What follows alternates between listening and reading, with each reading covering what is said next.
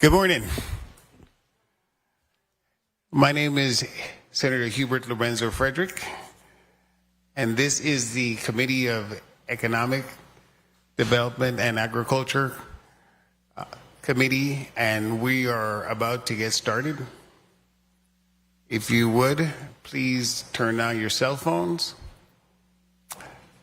We would like to welcome our listening and viewing audience, the beautiful people of the Virgin Islands.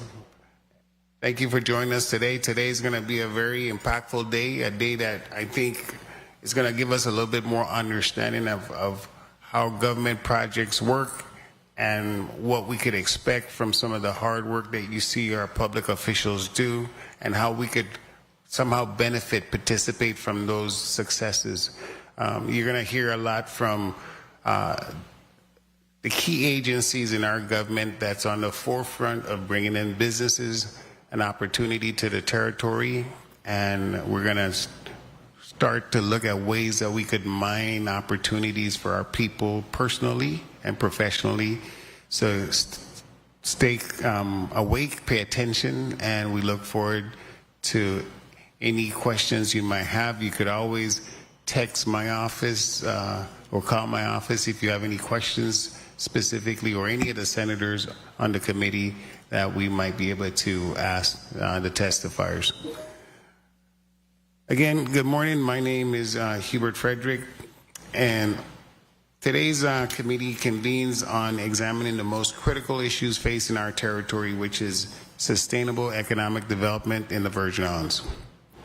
At a time when the territory has secured approximately $25 billion in federal funding, it's our responsibility to ensure that these resources are not only being obligated, but being expended for those resources that we need as a community, and obligated and expended in a way that strategically invests in real economic opportunities.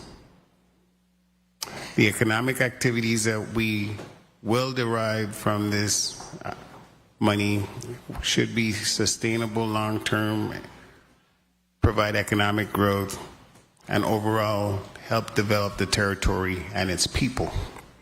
Today's hearing will be conducted in two blocks. The first would be focused on the central issue of sustainable economic development in the Virgin Islands, and which block one will introduce the committee's examination of how approximately $25 billion in federal funding is being translated in meaningful opportunity, highlighting current policies, programs, interagency coordination across critical sectors. Block two will serve as a continuation of that discussion, allowing the committee to further access any implementation issues, execution issues, any accountability matters, and to better understand how these federal awards are being leveraged to produce the most maximal measurable outcome for our community. This hearing is not simply about plans, it's about performance. The committee is seeking clear, data-driven insight into what is working, what can work, what's not working, and what must be involved to ensure that this unprecedented level of funding results in long-lasting, sustainable development across the territory and that our people ultimately benefits from this. I want to add something that's totally different from what we're going to discuss today. Today is my father's 90th birthday, and my old man made 90. And I'm very happy to see that he made 410, which is biblically longer than what's average. And we're glad to have him here in good spirit, mind. He still drives, and he's so quiet. My father is not like me. He's a very quiet and thinking man. And so what you see today is a reflection of my father, except the mouth. So let's do a mic check from the testifying boat. Let's start with my right, your left. Dr. George, please introduce yourself. Dr. Sophia George, University of the Virgin Islands. Test. Okay. Good morning, Eric Saunier, Executive Director, UVI Research and Technology Park. Good morning, everyone. Jennifer Matarangas-King, USVI Department of Tourism. Good morning, everyone. Alan E. Henneman, Assistant Commissioner, USVI Department of Tourism. Good morning, everyone. Wayne Biggs, Jr., Chief Executive Officer of the Virgin Islands Economic Development Authority.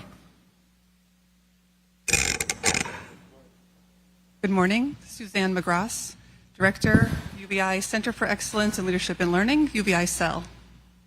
Good morning. Karen Jones, State Director, Virgin Islands Small Business Development Center. St. Thomas. Good morning. Halden Davies, Director, Bureau of Economic Research. Good morning. Bernicia Liebert, Senior Project Analyst of the Bureau of Economic Research. Great. It's good to know we have the numbers people behind us today that will help encapsulate some of the wonderful accomplishments that you're going to hear today. There are a lot of good things going on in our economy that people are not aware of. The assumption is things are bad. We're dealing with issues like WAPA, high gas prices and stuff like that. But overall, the economy is actually functioning well. And so you're going to hear from the respective agencies key indicators that prove that point. And don't get the press so frustrated over the news media with some of the inconveniences that every community face. The bottom line is that we have opportunity, we have jobs, and that the economy is growing. As the economy grows, there's more availability of capital, cash that circulates within the community, and thus businesses are able to hire more people, buy more goods, and the cycle continues. Consumers are able to spend their money. So those are the key economic indicators that we're going to be dealing with. Madam Clerk, roll call.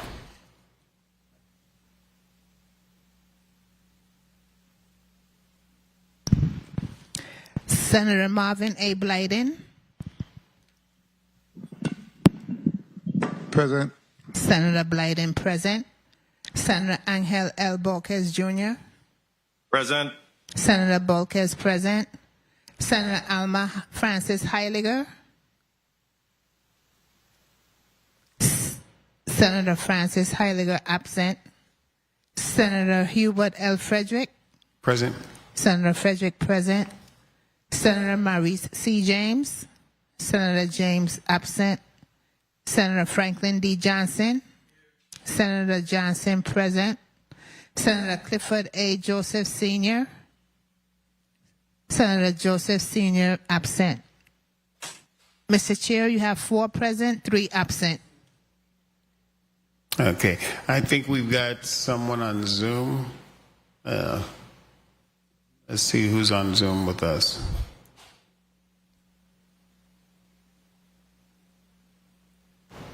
Good morning. This is Dr. Pamela Molinar-Worsey. I'm the Vice President of Student Success and Innovation at the University of the Virgin Islands. Thank you, Dr. Molinar-Worsey. All right. So we've got 4 present, 3 absent. Thank you very much, Madam Clerk. We're going to start our testimonies off with. Mr. Chair, can I have a point of information, please? Do we have any letters to be read into the record? Yes, Clerk? Mr. Madam Chair. Clerk? Yes, Mr. Chair. Honorable Hubert L. Frederick, Chair, Committee on Economic Development and Agriculture, 36th Legislature of the Virgin Islands, 3022 Estate Golden Rock, St. Croix, VI 00820. Dear Chairman Frederick, please be advised that I will be late in attending today's April 10th, 2026 Committee on Economic Development and Agriculture meeting scheduled to begin at 10 a.m. in the Fritz E. Lowitz Conference Room. I look forward to participating upon my arrival. Thank you for understanding and consideration. Respectfully, Senator Maurice C. James, Esquire. That's the end of the correspondence. Thank you very much, Madam Clerk. Point of information, Senator Marvin Blyden. Thank you, Mr. Chair. Mr. Chair, I was just inquiring in terms of the testifiers, but I don't see HFA here because they also have a lot of fellow funds that we are utilizing also with the recovery. So I was just inquiring if they have been, why were they not invited to this hearing? That's all. Thank you so much. Thank you very much, Senator Blyden. For the record, we did invite HFA, and unfortunately, they did not attend. So yesterday at WAPA, we had the same issue. So it seemed like this might be a trend.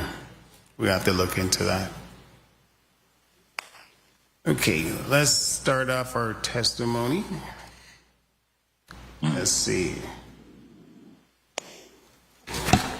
We're going to start with EDA.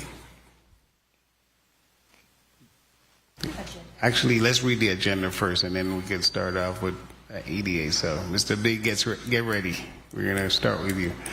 Madam Clerk, please read the agenda. The Committee on Economic Development and Agriculture has scheduled a hearing for Friday, April 10th, 2026 at 10 a.m. in the Fritz E. Lowitz Conference Room on St. Croix, Virgin Islands to provide testimony on the following. Block 1. The Committee on Economic Development and Agriculture will convene a hearing focused on sustainable economic development to receive testimony from government agencies, authorities, and institutional partners regarding policies, programs, and initiatives that supports long-term economic growth in the Virgin Islands. In light of the approximately $25 billion in federal awards secured by the territory, the hearing will examine how these resources are being translated into meaningful opportunity and measurable outcomes. The committee will assess cross-sector coordination related to land use and planning, workforce development, housing availability, infrastructure financing, innovation and research, disaster recovery, agriculture, tourism, and data-driven economic analysis, with particular attention to actions being taken to maximize the impact of these investments across communities, government agencies, for-profit enterprises, and nonprofit organizations. Invited testifiers, Honorable Jennifer Madurangas-King, Commissioner of VI Department of Tourism, Wayne L. Biggs, Jr., Chief Executive Officer, VI Economic Development Authority, Dr. Haldane Davies, Director, Bureau of Economic Research, Eric Saunier, Director, UVI Research and Technology Park, and Dr. Sophia George, President of the University of the Virgin Islands. Mr. Chair, that's the end of Block 1. Thank you, Madam Clerk. The chair recognizes Senator Clifford Joseph. Thank you for joining us. Madam Clerk, please note Senator Joseph as being present. All right, before we start, let's do make sure the testifiers speak clearly and with a moderate pace so that our stenographer, Joanne, could capture every word for the record. And let's have fun today. Please begin, Commissioner, CEO Biggs. I guess you're addressing me with that, huh? I usually speed talk. Anyhow, good day, Senator Hubert L. Frederick, Chairman, members of the Committee on Economic Development and Agriculture, the legislative staff, the Virgin Islands Economic Development Authority team, and the viewing and listening audience. I am Wayne Biggs Jr., Chief Executive Officer of the Virgin Islands Economic Development Authority. I would like to thank the committee chairman and members of the committee for inviting me to provide testimony regarding sustainable economic development, improving lives today while protecting the planet and resources for the future generations. The Virgin Islands Economic Development Authority is the umbrella organization which assumes, integrates, and unifies the functions of the following subsidiary entities: the Economic Development Bank, the Economic Development Commission, the Enterprise Zone Commission, and the Economic Development Park Corporation. It is a semi-autonomous governmental instrumentality responsible for the development, promotion, and enhancement of the economy of the United States Virgin Islands.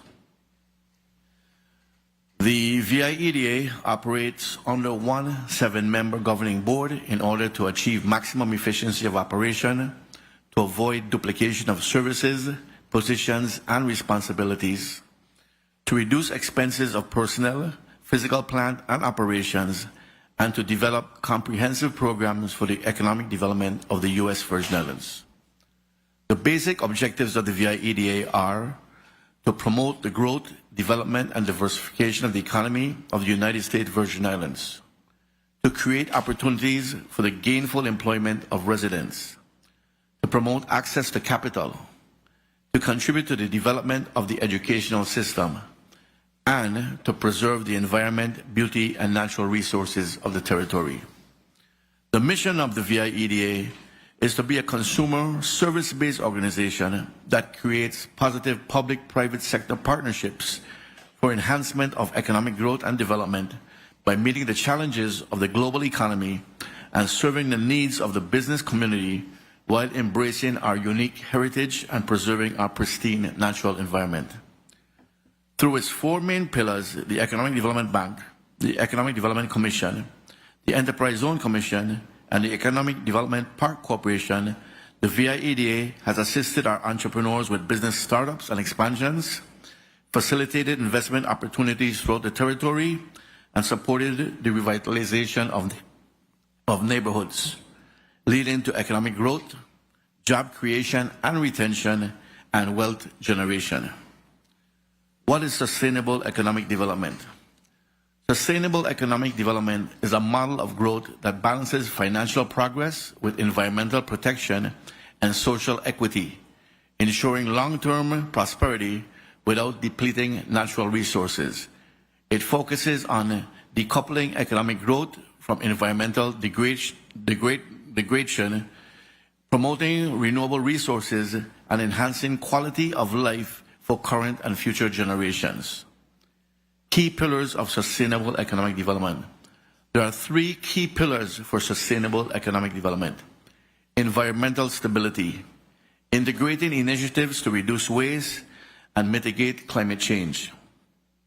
The key strategies for environmental sustainability are renewable energy transition, moving away from fossil fuels to renewable energy sources, which reduces climate change. Circular economic principles, implementing recycling and reusing practices. Resource management, efficiently using available resources such as land and water. The second pillar is social equity, improving health, education, and quality of life for all people, which serves as a core component of long-term development. The key components are fair access and opportunities, providing equal access to resources, education, healthcare, and employment for all, including marginalized communities. Inclusive decision-making, ensuring diverse, underrepresented voices, including indigenous populations, are involved in planning and governance.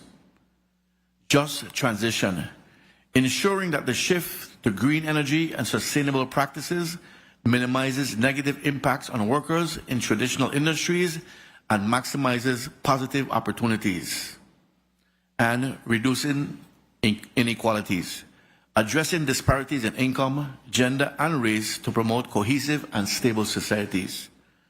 The third pillar is economic viability, fostering innovation, high-quality jobs, and resilient supply chains that remain profitable while being environmentally responsible. The key drivers for economic viability are cost savings and efficiency, transforming to sustainable practices such as energy efficiency and waste reduction, which directly lowers operating costs and improves profitability. Long-term resilience, investing in sustainable infrastructure, which reduces the long-term financial risks from climate disasters and economic viability. Competitive advantage. Sustainable business often enjoy a better reputation, attracting both conscientious consumers and investors, and job creation and innovation. The green economy drives innovation and creates local, stable jobs. VIEDA's economic development goal and strategy. VIEDA's overarching goal for the territory has always been one of sustainable economic development, maintaining growth without creating economic problems or complications. Its economic strategy integrates both environmental protection and social equity in an effort to create a stronger economy, better and more job opportunities, and long-term economic resilience. Vision 2040, the territory's 20-year economic strategic plan, unveiled on March 30, 2021, incorporates the pillars of sustainable economic development and will help guide sustainable economic growth in the U.S. Virgin Islands for the next 2 decades. The plan articulates a vision that puts quality of place and quality of life front and center. We want the territory to be a desirable place to live and for others to want to visit. To make that happen, the plan focuses on sustainable economic development that will best position us to be competitive in the world marketplace.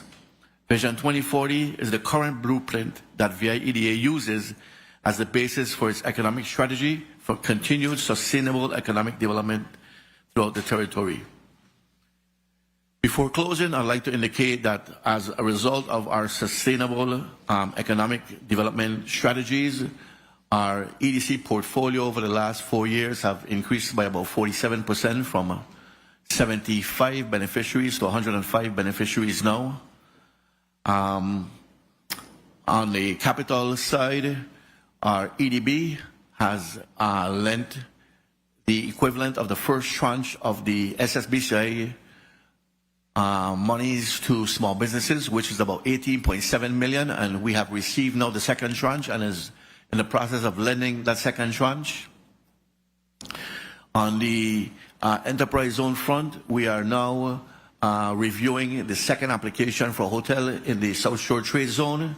We've purchased the Padilla building to create the Agro Processing Center in Frederickstead, and we continue to work with neighborhoods such as Savannah, Down Street, Garden Street, Up Street, Christiansen, and Frederickstead in revitalizing those areas. Additionally, we've gotten the governor to declare a commercial zone for the western side of Charlotte-Amalie and also for parts of Cruz Bay and St. John to continue economic development in those areas.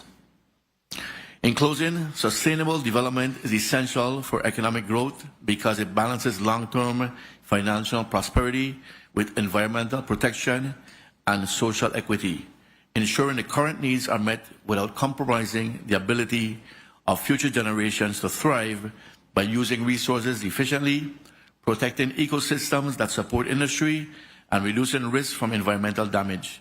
It fosters innovation, creates green jobs, and maintains the natural capital required for future economic activity. And as part of our review process, we always have a clause that indicates that the business that we're approving, whether it be on the business side as far as financing, EDC beneficiary, that it meets the ecological requirements of the Virgin Islands. So we practice that sustainable development as we're speaking here. So thank you for the opportunity to provide this testimony on behalf of the VIEDA, and I'm available to answer any questions you may have related to my testimony. Thank you very much, CEO Biggs. Very optimistic presentation, and looks like you guys are putting in the work like that. Madam Clerk, I think we have another letter in to us. Can you please read the letter? Honorable Hubert L. Frederick, 36th Legislature, Chairman on Economic Development and Agriculture. Greetings, Senator Frederick. Please note for the records, I will be tardy to the Committee on Economic Development and Agriculture, scheduled for 10 a.m. on Friday, April 10th, 2026, in the Fritz E. Lowetz Legislative Conference Room, due to a previously scheduled appointment. I will arrive as soon as possible. Thank you for your understanding. Regards, Senator Alma Francis Heiliger, 36th Legislature. Thank you very much, Madam Clerk. Just for the record, wanted to make sure that the public is aware that we did invite the Virgin Islands Finance Authority. Here's the letter. It was dated February the 26th, and they did not show up. But we did invite them to testify. Additionally, we also invited ODR on February the 26th, and the director did note to me yesterday that she was not going to be able to make it, but I'm just doing this in full disclosure that the public is aware that we did invite these respective agencies. Thank you very much. I think we're going to move to the next testimony, which would be Dr. Davies, Director of the Bureau of Economic Research. Good morning to the Honorable Hubert L. Frederick, Chairperson of the United States Virgin Islands 36th Legislature, Committee on Economic Development and Agriculture, other committee members, other members of the legislature present, legislative staff, fellow testifiers, members of the media, persons in the viewing and listening audience, ladies and gentlemen. My name is Haldane Davies, and I'm Director of the Bureau of Economic Research, Government of the United States Virgin Islands. With me today is Ms. Bernicia Liburd, Senior Project Analyst in the Bureau of Economic Research. I welcome the opportunity to provide testimony on sustainable economic development, improving lives today while protecting the planet and resources for future generations. Our foreparents took this matter seriously, and so must our and future generations, to ensure that while these beautiful and still pristine islands expand and modernize, preservation in the face of expansion must be maintained with thoughtful balance. This hearing today is in line with the 17 Sustainable Development Goals, SDGs, of the United Nations, adopted in 2015, of which the United States is a signatory. The SDGs aim to end poverty, protect the planet, and ensure peace and prosperity for all people by addressing the interconnected social, economic, and environmental challenges faced by societies around the world.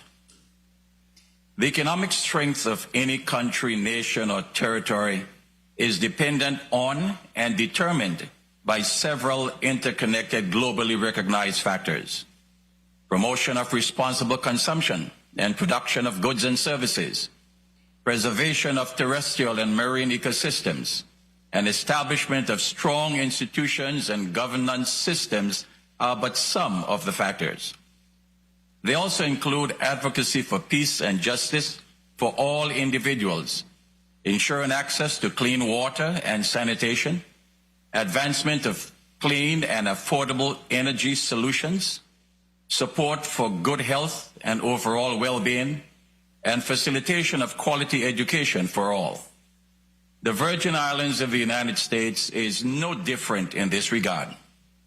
We need most, if not all, of these factors to be present and resonate across the territory in a manner that meets the needs of today while preserving resources for the future. According to the International Economic Development Council, IEDC, economic development is programs, policies, and activities that seek to improve the economic well-being and quality of life for a community by creating and retaining jobs and providing a stable tax base. End of quote. This includes business attraction, business retention and expansion, education and workforce development, infrastructure development, including water and waste management, affordable and reliable energy and communication systems, excellent health care and insurance coverage, and a strategic approach to investment promotion. It also means a revenue and spending strategy supported by business-friendly legislation, efficient and effective processes, and a balanced governance mindset that keeps the growth and well-being of people at the forefront of every agenda. It is important that the territory adopts a clearly stated definition of economic development and, by extension, sustainable economic development that honors tradition and culture while specifying drivers that advance the well-being of Virgin Islanders across generations. Intergenerational equity must be preserved by not spending and developing enough today that there is too much for tomorrow, or by spending and developing too much today that there is not enough to replenish and sustain tomorrow.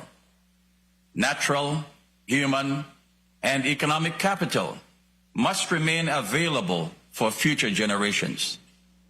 Sustainability must be incorporated into responsible corporate and government decision-making, and the continued transition to renewable energy, solar, wind, geothermal, power must be maintained. We need to focus more on economic resilience and stability and social equity and inclusiveness to ensure economic gains are shared fairly, thus leading to healthcare, education, social mobility, including housing, and decent work for all. With respect to our current economic situation, the territory's GDP stands at approximately $5.2 billion estimated, which is up from $3.9 billion in 2018. Inflation continues to be a challenge, rising to 7.6% in 2025, up from 7.1% in 2024, due primarily to a 22% increase in housing costs. When compared to 2025, inflation rates of 5.1% in Washington, D.C., 5% in Hawaii, and 4% in California, Washington State, and Massachusetts, shipping costs play a significant role in our rate of inflation. The lowest recent inflation was recorded at 3% in 2019. In addition, we must be mindful of having monitoring systems in place to avoid or limit greedflation. Greedflation is the economic concept that corporations and vendors exploit inflationary periods to hike prices far beyond their rising cost, knowing that consumers will expect higher prices, thus boosting inflation even more. Visitor arrivals have rebounded from a pandemic-era low of 0.8 million in 2021 to 2.7 million in 2025, on par with 2015 performance. Cruise arrivals on St. Croix increased from 3.8 thousand in 2021 to 241,000 in 2025. Civilian employment has remained generally steady at 40,000, and the unemployment rate has been constant at 3.6% since 2023. Overall, the economy is stable and resilient, especially considering strong visitor arrivals, persistent low unemployment, and significant infrastructure development. Private sector investments in both districts are also contributing to the strength and robustness of the economy. However, we must remain mindful that long-term stability and growth is tempered by high energy cost, labor shortage from a dwindling population, and our ever-present vulnerability to natural disasters. We must improve our cash flow situation, better manage expenditure, and reduce revenue leakage through stronger regulated enforcement of shared services. We must focus more on real property appraisal, revenue collections, parity in marine/maritime opportunities across the Greater Virgin Islands, and the possible phased implementation of a consumption tax on sales and services. This measure would help to further capture an additional 2 to 3% of revenue dedicated to specific purposes for a determined period from visitors and residents, while making our energy systems more cost-effective and reliable. Sustainable economic development must be at the forefront of what we do in the USVI. The Virgin Islands Virtual Information System, otherwise known as VIVIS, is currently undergoing a comprehensive audit to assess current functionality and identify areas for improvement. The goal is to reconstitute and strengthen partnerships with key data providers and stakeholders, to revamp and expand the existing online portal, to improve user experience, and integrate additional data points that inform the public and support decision-making processes, while linking the birth to workforce and sunset data pipelines.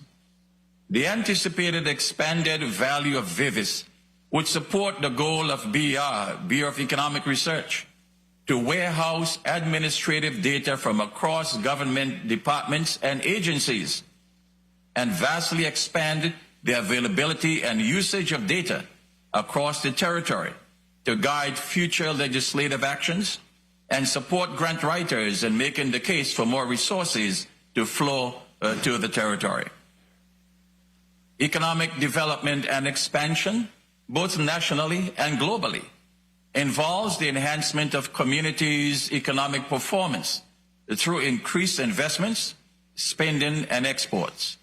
This is achieved by strengthening existing businesses and attracting new entities that generate well-paying employment opportunities, while simultaneously prioritizing environmental sustainability, as mentioned earlier by CEO Biggs. To make these happen, governments, legislatures, and civil society work closely together to agree on a vision for sustainable economic development.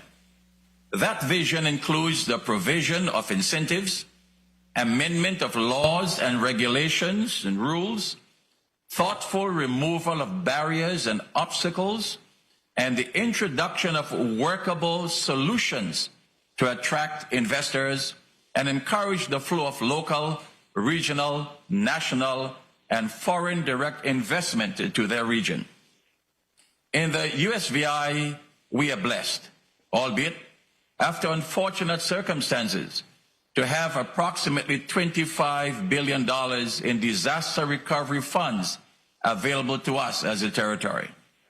This is a windfall we did not see coming, and we should harness every effort to ensure each dollar is effectively and appropriately spent within the prescribed timeline. Not even $1 should be left on the table. Therefore, Now is the time for a continued cooperative approach by the executive and legislative branches of government to forge ahead with the collective foresight and vision to maximize our potential and responsibly utilize the billions of dollars, public and private at hand, for the good of the people. We are being watched and assessed far and wide by residents, visitors, funders, investors, and the diaspora to see how we responded to the realities of this opportune time. We have made progress, but more is needed. This is a unique time for more innovative thinking, thoughtful communication, skillful risk-taking, bold leadership, entrepreneurial action, and responsible stewardship to be the hallmark of this territory. The establishment of the Super Project Management Office, Super PMO, and the Office of Disaster Recovery is a tangible example of creative insight for project bundles and execution.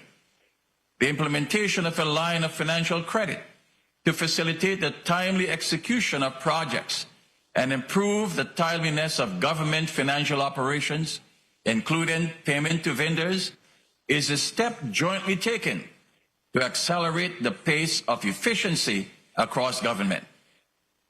Additional revenue receipts through improved collection of corporate, excise, individual, gross receipts, property, and other taxes will also help to provide salary adjustments, improve healthcare and education, upgrade water and sewer systems, repair infrastructure, ensure reliable and affordable energy, and absorb the territorial debt, which has been reduced by 25% from $2.2 billion to $1.6 billion over the last 7 years. Although we may not like debt, it represents approximately 30% of our GDP, which is well below the 120% national debt to GDP of the United States and the 80% debt to GDP of the European Union. In 2023, the USVI imported $4.1 billion, down from $4.8 billion in 2022, and exported $3.9 billion in goods and services. In 2024, $3.6 billion, same as in 2021, was imported, and $2.58 billion exported in goods and services. Higher exports than imports are usually an indicator of a stronger economy, and the more we can do by facilitating sustainable development opportunities, the stronger our economy will become. Getting the oil refinery into full operation, although somewhat controversial, will significantly boost exports and improve the economic and financial position of the territory. Thus, development opportunities through the USVI Economic Development Authority in the declared economic zones, a UVI Research and Technology Park, and direct government negotiated initiatives should continually be encouraged and monitored. Modernization of the laws, rules, and regulations governing these entities should also occur to better meet the needs of free trade and opportunity zones together with other evolving global economic development trends. If we continue to snooze, we will lose to the stiff regional and global competition. As we are faced with growth and expansion opportunities, we need to thoughtfully amend laws, rules, regulations, processes, and procedures to meet the demands of the times in a sustainable economic development manner. Whether it be in the areas of core law, VI code, coastal zone management, historic preservation, permitting, procurement, or leadership and management, creative adjustments are needed to provide a stronger and more resilient society. Our Caribbean neighbors are forging ahead with new and innovative approaches and products and we cannot afford to be left behind. Our people expect and deserve the best from us, who have been placed in positions of trust and leadership to innovatively and responsibly steer and steward our ship to safe harbor. Tourism, which is a service export, is a greater Virgin Islands staple. And while efforts are afoot to further diversify the economy, much attention must be given to the product to ensure the strategic preservation and expansion of this economic pillar of our society. Service exports are funded on money spent by visitors on services like food, accommodation, local goods, transportation, and attractions. Other service exports include consulting, international students enrolled at the University of the Virgin Islands, healthcare/medical tourism services, arts and entertainment, intellectual property registration, open international maritime flag registrations, and financial services, among others. We must continue to invest strategically in workforce development, infrastructure improvement, housing, resource and technology utilization, and business development.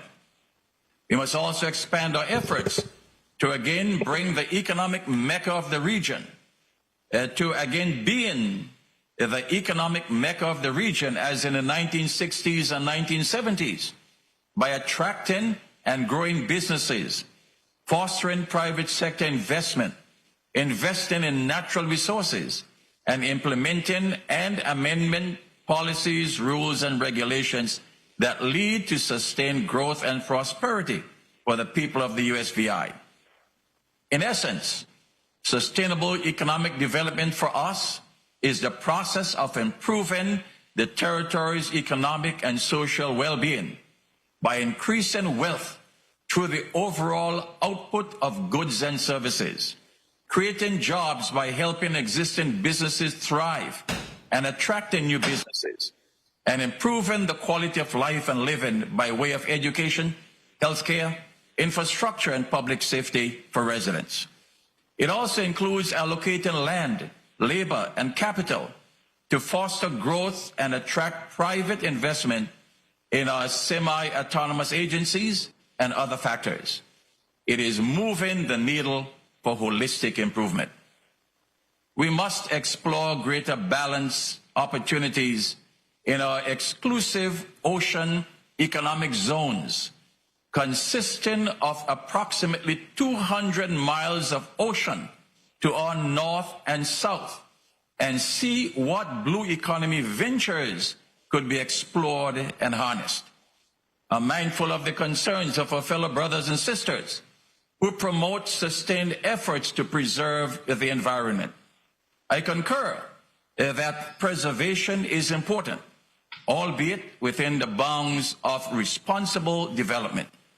Just as we need population growth and housing expansion, we also need to establish more water-based attractions, enact legislation to attract more bareboat and term charter companies, build more marinas and boatyards, adjust fees and enhance incentives, and arrive at a place of parity for USVI and BVI tourism through a collaborative MOU, perhaps similar to what exists between Puerto Rico and the Dominican Republic. In summary, sustainable economic development is a prudent and thoughtful approach to economic growth that provides balance between meeting current needs while protecting future resources. It is a balance between creating prosperity and opportunities, assuring safety for everyone, improving health and education outcomes, improving infrastructure, ensuring equal opportunities, conserving natural resources, and mitigating climate change, all while protecting ecosystems. It is a long-term vision that seeks to improve the quality of life and living for everyone across the territory by fostering growth that is socially inclusive, environmentally sound, and economically viable. Both now and in the future. Now is the time for gentle, honest, open, specific talk, otherwise referred to as ghost conversations, to advance the goals and aspirations of this territory. Let us do it and exercise our potential, capacity, and capability to significantly move the needle of sustainable progress along the path of prosperity with improved life and living for residents and visitors alike. The direct, indirect, and induced economic impact would be significant. The Bureau of Economic Research remains fully committed to doing its part to assist in the economic research, development, and expansion of the territory of which sustainable economic development is pertinent. The task ahead is great, and we all have significant work to do to continuously improve the quality of life and living for our residents and visitors. We applaud the efforts of this august body to emphasize the importance of a balanced approach to economic development in the interests of Virgin Islanders and those who visit our shores. As always, the challenges along the path are many, but the vision to create and improve the Virgin Islands is achievable. Thank you, Senator Frederick, for your stewardship in holding this hearing and for keeping the economic well-being of our territory high on the agenda of the 36th legislature. It is certainly an investment of time and resources that will pay great dividends in the years to come. We welcome the opportunity to answer any questions regarding this important hearing. Thank you for your attention. Thank you very much, Dr. Haldane Davies, Director of the Bureau of Economic Research. I am floored. Very, very comprehensive testimony, Dr. Davies. Very, very comprehensive. A lot to unwrap when we have that opportunity. Next up, we'll hear from our illustrious Commissioner of Tourism, Jennifer Matarangas King. Good morning. Chairman of the Economic Development and Agriculture Committee, Honorable Senator Hubert L. Frederick, committee members, senators of the 36th Legislature of the U.S. Virgin Islands, legislative staff, members of the media, and those joining us today. I'm Commissioner Jennifer Matarangas King, here pursuant to your request to speak on sustainable economic development and the vital role that tourism plays in shaping the future of the U.S. Virgin Islands. In the chamber with me today is Alani Henneman, Assistant Commissioner, who leads our marketing team. Tourism is a cornerstone of our economy, but more importantly, it is a key driver of economic opportunity across our islands. It supports jobs, fuels small businesses, and generates critical revenue that sustains our broader economy. As such, our responsibility is great, and it's not only to grow tourism, but to ensure that growth is strategic, inclusive, and delivers long-term economic benefit to our people. I think most people know over the last few months we have been talking about vested interests and making sure that our community understands that whether or not you're in the tourism industry, we're a tourism destination, and we all have a vested interest in making sure that we represent as an amazing destination. That responsibility is especially important as we continue to see strong demand. We are very happy. A couple of days ago, we issued a press release that showed that the first quarter of 2026 alone, we welcomed a record 388,000 visitors, and that's someone online. Someone said, "Well, does that include cruise ships?" No, that's airlift. An increase of 12% year over year and 6% over 2024 levels. St. Thomas continues to lead this growth with arrivals of up to 15% year over year and 11% over 2024, while St. Croix saw a 2% increase year over year. I do want to say something about that because there's a whole lot of conversation about St. Croix Airlift and some of the challenges, But I will say that we are working very closely on ensuring that, as obviously St. Croix is challenged because we don't have as many accommodations as St. Thomas.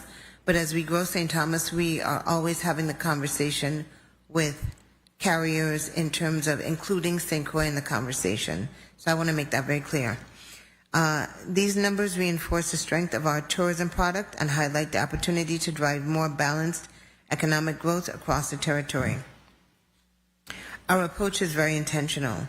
We're focused on sustainable economic development, growth that strengthens our economy, expands opportunities for our residents, and ensures long-term stability for the territory. Today, that work is guided by a few key priorities. First, we are focused on driving economic impact across our communities. Tourism must benefit more than just our core visitor areas. It must create opportunities for local entrepreneurs, small businesses, and cultural practitioners. Through strategic festivals, sponsorships, and activations, we are promoting and preserving the traditions that define us, while generating revenue and visibility for local artisans, vendors, and performers. This approach ensures that the economic benefits of tourism are distributed more broadly throughout our community. One of the things that I always say is, I want to be sure that people understand that we're a tourism destination, so it's not just the people who are in the hotels or the restaurants or the typically thought of locations that when people think of tourism, well, that's a tourism thing. Tourism affects all of us. And I think that's very, very important to note, and I think that will inform how we operate. Second, we are strengthening our workforce and investing in the next generation.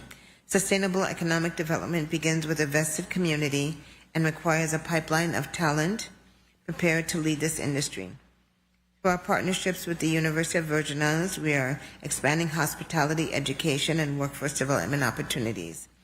In addition, collaborations with organizations such as the Caribbean Tourism Organization and the Florida Caribbean Cruise Association, we're introducing our youth to the wide range of careers within tourism, helping to build a skilled, competitive, and locally rooted workforce that understands the importance of both economic and environmental sustainability. Third, we are strategically positioning and marketing the destination to drive quality growth. This includes attracting visitors who are seeking authentic, culturally rich, and experience-driven, off-the-beaten-path travel. By aligning our marketing efforts with higher value experiences, including ecotourism, wellness, and cultural immersion, we are increasing visitor spend, extending the length of stay, and maximizing economic return while maintaining the integrity of our product. Fourth, we continue to support and enhance key sectors that contribute to our tourism economy, including our marine and yachting industries, through collaboration with partners such as the Virgin Islands Professional Charter Association, the Department of Planning and Natural Resources, and the St. Croix and St. Thomas Yacht Clubs. We are advancing initiatives that strengthen marine tourism, support local businesses, and create economic activity through regattas, charter operations, and related services. Finally, we recognize that protecting our natural assets is directly tied to our economic success. Our beaches, waters, and landscapes are not only part of our identity, they're economic drivers. Efforts to promote responsible tourism and protect these resources ensure that we remain competitive as a destination and can sustain visitation over the long term. As we look ahead, sustainable economic development is about building an economy that is resilient, inclusive, and positioned for long-term growth. Tourism will always continue to play a central role in that effort, but it must be managed in a way that delivers real and lasting benefits to the people of the Virgin Islands. We're committed to doing this work in partnership with the legislature, our local partners, our communities, and our industry stakeholders to ensure that we're not only growing, but growing in a way that strengthens our economy and supports our people. Before I wrap up, I always like to make sure that I give kudos to our small but mighty team at the Department of Tourism. We are one of the smallest departments. I think a lot of times people think that because we do big events and big things that we're huge. We are literally one of the smallest departments with fewer than 40 employees, including Assistant Commissioner Alani Henneman, who has been there for decades doing an amazing job. So I'm going to give kudos to our team. Right now, we have a group of people who are over at the VI Literary Festival. So even as we're here, we have a lot going on. And these are all things that are really focusing on the work that we do and really showing and showcasing us as a destination.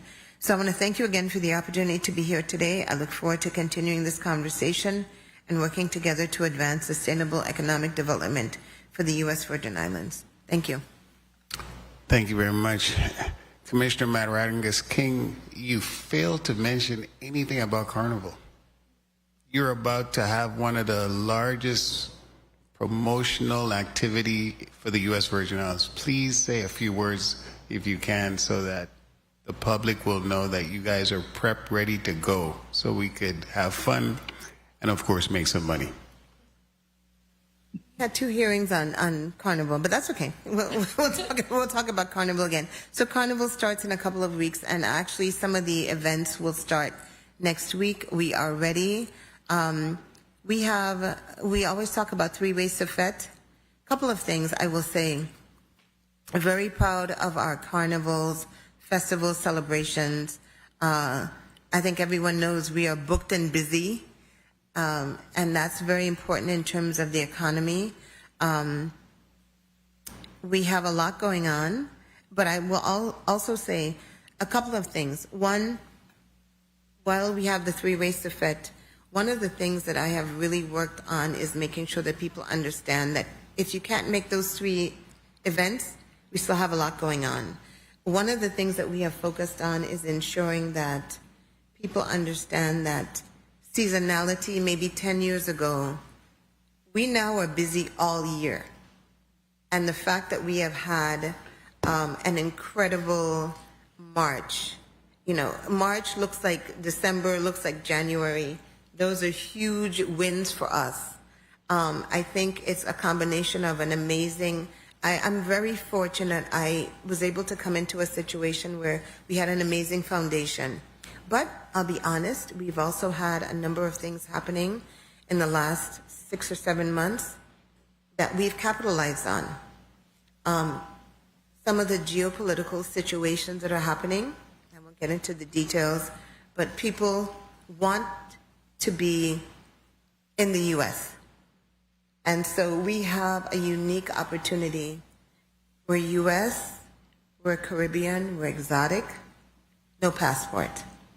And so while people are concerned about traveling other places, and I've talked to a lot of people, I met a couple of people, I'm always out talking to people. I met some people from Canada yesterday who said, we want to be here. And so we are always, and I think I will give a lot of kudos to Assistant Commissioner Henneman, we're always looking at the marketing. What are people saying? How are they feeling? In a couple of months ago when Southwest came in, the second Southwest trip, I was there greeting people. And we realized, so you have the geopolitical situation. And I met a gentleman. I said, welcome. How are you doing? Why are you here? I'd just like to know why people are here. What are they thinking? And he said, I'm from Wisconsin. I didn't plan to be here. I planned to go to Florida, but Florida's cold. And so, ding ding, climate change, people who used to vacation in Florida, Georgia, Texas, it's cold now. People are making different decisions. So we have a responsibility to pivot once we get new information, and that's one thing I will say about the team. And even before I came on board, data. We listened to what people, I was like, oh, okay.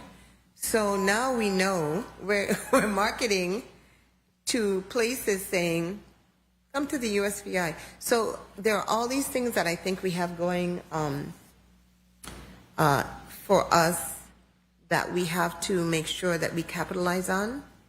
So I know you asked me about Carnival. So Carnival's coming up. It's going to be great. It's going to be fabulous. That's it for Carnival. If you may, Commissioner, I know Yes. we don't have all the dates here together, but I just pulled some out of my phone. April 18th is the Queen Show. Yes. April 26th to May 2nd is the week of Carnival. And before we leave, I'll confirm the Junior Calypso show dates so the public can know the events to look forward to. Awesome. Thank you so much. Right, and I know you did ask a question before we came here. So there's always a conversation about acts and who's playing. So 75% of the people who are performing are local talent. Awesome. And that includes, I think people focus on the village, but they forget there's the food fair and there are the shows, and 75% of our talent is local. Wonderful. Okay. That's the kind of report I like. It's just uplifting. There's a lot of possibilities. It's growing. 388,000. Lovely. You guys keep working. Yes. Just And- make sure we capture the data. Make sure we Absolutely. capture it. And if And you give it to have- Dr. Davies. No, absolutely no. And we work very closely with BER. But the other thing I think it's important to know, we are constantly, so I know we haven't gotten to you yet, but we are very excited about some of the new collaborations that we've had. We're working with Shamari Moorhead, who is from our town, Frederickson, and he's capturing a lot of the data, doing surveys, but also making sure that before you even get to the village, you have a sense of the schematic. So we're doing some of those things, but more importantly, working closely with the RT Park and the fact that we have, and I know I won't steal your thunder, but we have a great opportunity to support entrepreneurs and the microloan program, which was a hit on St. Croix and is going well in St. Thomas. So I'll let Eric talk about that. But, constantly looking at, we have great foundations, but how can we really step up the game every year? Thank you very much, Commissioner. I'm so excited. Every time I introduce the next agency, I feel just as excited as the prior one. So I just want you guys to know you guys are my favorites. Dr. Davies, everybody. I mean, I like that because you guys bring in the money. If you bring in the money, I want to hear from you. Okay? All right. Next up, we got the RT Park Director, Eric Saunier. You may proceed with your testimony. All right. Good morning. Good morning, Chairman Frederick, honorable members of the Committee on Economic Development and Agriculture, my fellow testifiers, and members of the listening and viewing public. Thank you for the opportunity to testify on behalf of the University of the Virgin Islands Research and Technology Park regarding the strategic use and reprogramming of federal resources to advance sustainable economic development in the Virgin Islands. The RT Park case study.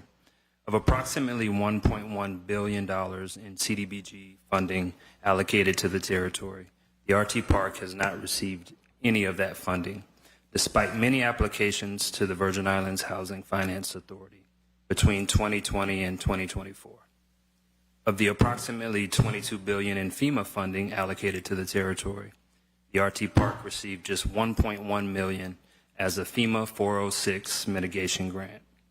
Comparatively, this is a minuscule amount. However, while modest in scale, this small allocation provided an important reference point. It allowed us to evaluate how effectively we, as an organization, can deploy federal funding and positively impact Virgin Islanders through the deliberate alignment of environmental stewardship, economic prosperity, and the deployment of equitable educational and workforce development opportunities.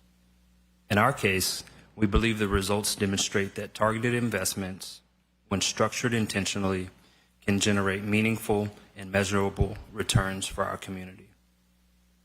Through the $1.1 million FEMA 406 mitigation grant, the RT Park implemented a project that was delivered on time and on budget, while also producing impact well beyond its original scope. In less than 1 year, that single investment enabled us to build a resilient solar energy system while simultaneously forming meaningful partnerships through our Spark initiative. And this was with the Virgin Islands Energy Office, the University of the Virgin Islands, and the UVI Caribbean Green Technology Center.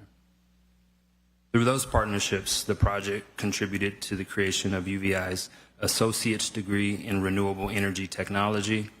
It supported scholarship opportunities for students entering that field, and it expanded access to hands-on technical training. In addition, the project supported the installation of electric vehicle charging infrastructure, further enhancing its public benefit. What began as a mitigation project ultimately grew into an opportunity for us to become environmental stewards by reducing our dependence on fossil fuel-based electricity.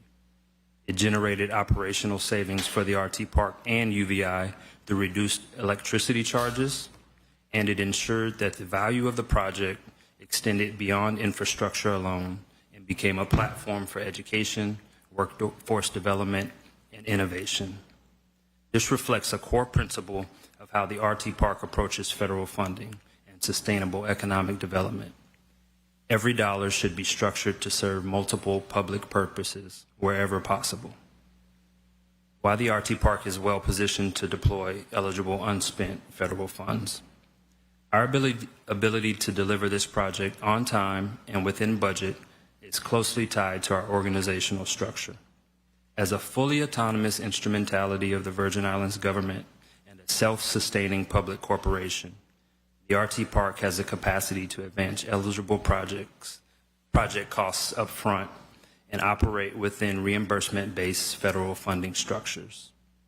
This allows us to move projects forward without relying on general fund appropriations and without creating delays in procurement, equipment acquisition, or contractor payment. That flexibility is significant. It enables us to absorb the timing challenges often associated with federal funded infrastructure development projects in the territory, while maintaining project continuity and reducing the risk of implementation delays. For these reasons, and because of the RT Park's demonstrated ability to connect infrastructure investments to broader long-term economic and community outcomes, we are well positioned to assist the territory in deploying eligible, unspent federal funds in a timely, accountable, and high-impact manner. Projects that we have that are ready to launch. So if provided access to additional federal funding, the RT Park is prepared to immediately advance 2 high-impact initiatives that will build directly on our demonstrated ability to deploy capital effectively and generate measurable outcomes. Conference Center, agriculture research, workforce development, and business infrastructure. The first initiative is a mixed-use economic development project on St. Croix that reflects a comprehensive approach to agriculture, innovation, and economic growth. This project is designed on a 25-acre site originally conveyed to the UVI Research and Technology Park through the 34th Legislature back in 2021. The project has a strong emphasis on agriculture research, workforce development, and business infrastructure. At its core, the project integrates several complementary components into a single ecosystem. It includes a conference center that can attract regional events and serve as a resiliency hub during emergencies, as well as a commercial kitchen space and value-added product facility that allow local farmers and producers to process, package, and export goods. The site also incorporates an ag tech research and quality testing facility in partnership with the University of the Virgin Islands, along with demonstration farms and agriculture R&D fields that create both educational opportunities and pathways for new farmers to enter the sector. This project is designed to address multiple structural gaps at once. It supports local food production, it strengthens supply chains, and it creates opportunities for value-added manufacturing and provides the physical infrastructure needed for entrepreneurship and workforce training. It also aligns directly with broader territorial priorities around food security, economic diversification, and resilience. the expansion of the RT Park Community Impact Fund, the CIF. The second project that we have is the expansion of the RT Park Community Impact Fund, which is a 501c3 organization created by the UVI Research and Technology Park back in 2021. In fact, the initial $5 million investment to start the CIF's Catalyst Fund, which is a revolving loan program developed to support business growth, job creation, and economic development in the territory, was also allocated by the 34th Legislature of the USVI through Act 8464. The CIF addresses a critical challenge in the U.S. Virgin Islands, which is access to capital for local entrepreneurs, small businesses, and community-based organizations. The fund has already demonstrated strong demand and disciplined execution. So between October 2025 and January 2026, which is 4 months, the CIF deployed 13 loans and 2 grants for a total of approximately $1.3 million. And this is part of the program that the Commissioner just mentioned.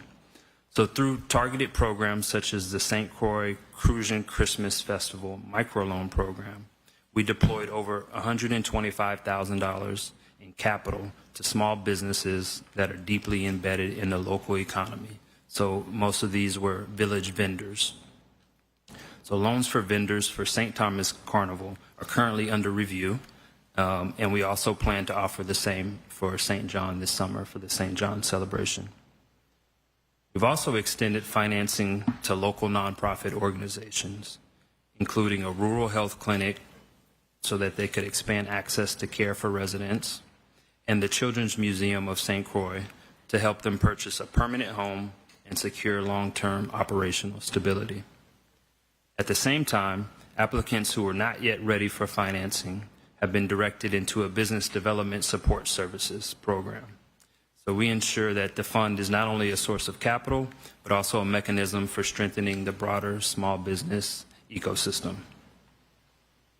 These efforts have positioned the CIF to apply for certification to the U.S. Department of Treasury as a Community Development Financial Institution, or otherwise known as a CDFI.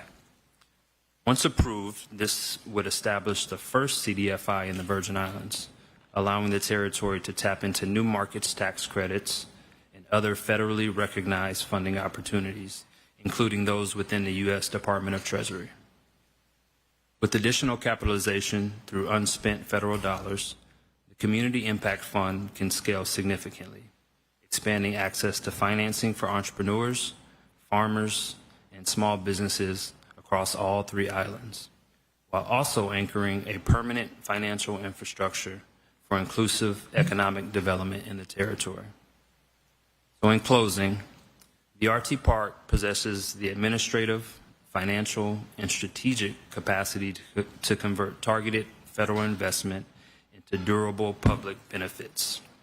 As the territory continues to evaluate the status of allocated funding and the possibility that certain projects may not advance on schedule, the RT Park respectfully requests consideration as a capable implementing partner for eligible unspent or reprogrammable federal funds. Again, thank you. Thank you very much, Director Saunier. Your organization, I'm immensely impressed, and I want you guys to keep up the good work. You're heading in the right direction, and absolutely more funding would be awesome, especially on the ag side too. Sounier. And our last presenter, not the worst, the best, all right? Dr. Sophia George, University of the Virgin Islands, please. Oh, before you begin, sorry, I want to recognize non-committee member Senator Carla Joseph. You're just a recognition. Hail up. Thanks for joining us today. Thank you. Good morning, Honorable Chairman Senator Frederick, members of the committee, including Senator Johnson, legislative staff, fellow testifiers, and the viewing public. Good day. Again, I am Dr. Sophia George, President of the University of the Virgin Islands and proud alumna. I have here with me today Dr. Suzanne McGrath, Director of UVI Cell, Mrs. Karen Jones, Director of the Virgin Islands Small Business Development Center, who are here in person with me, and online I also have with me Dr. Pamela Molnar-Wersey, our Vice President of Student Success and Innovation, and Dr. Greg Guanell, our Director of the Caribbean Green Technology Center. Thank you again for the opportunity to testify on behalf of the University of the Virgin Islands regarding sustainable economic development, workforce advancement, research, and data-informed decision-making. I sincerely commend this body for recognizing that sustainable economic development must improve lives today while safeguarding the resources and systems that will sustain future generations. As the territory's only public institution of higher education and a proud historically black land-grant university and the only HBCU in the Caribbean, the University of the Virgin Islands serves as an anchor institution for workforce development, applied research, innovation, and technical partnership. Our role is not only to educate, but to strengthen the territory's long-term capacity to plan, to implement, and to sustain economic progress.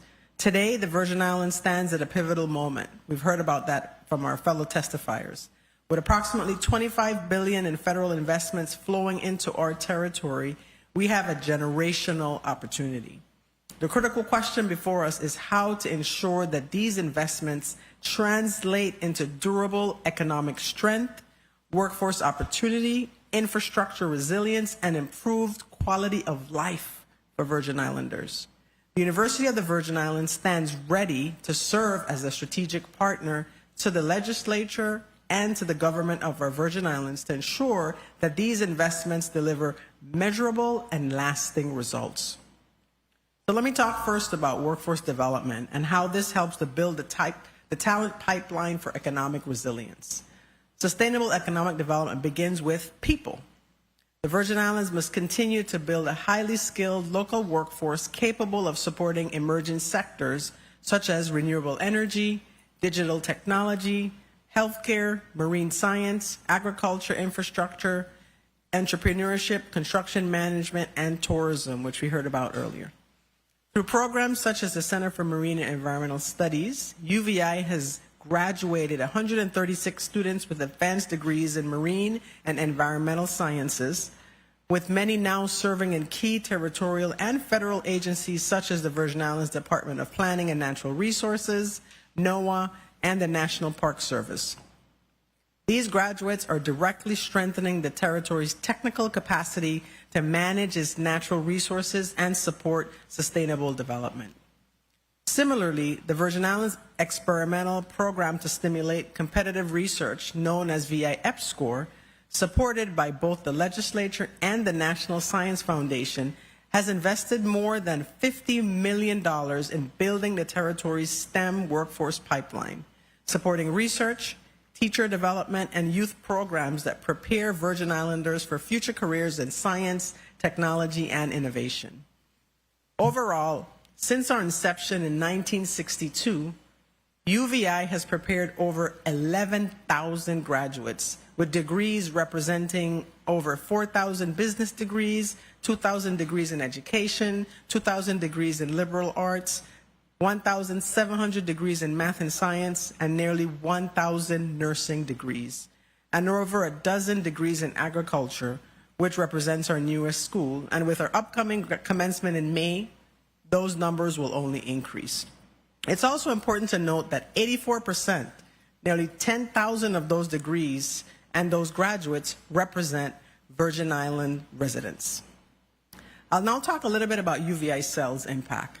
The university's Center for Excellence in Leadership and Learning further strengthens workforce readiness through continuing education, technical certification, and entrepreneurship training aligned with the territory's economic needs.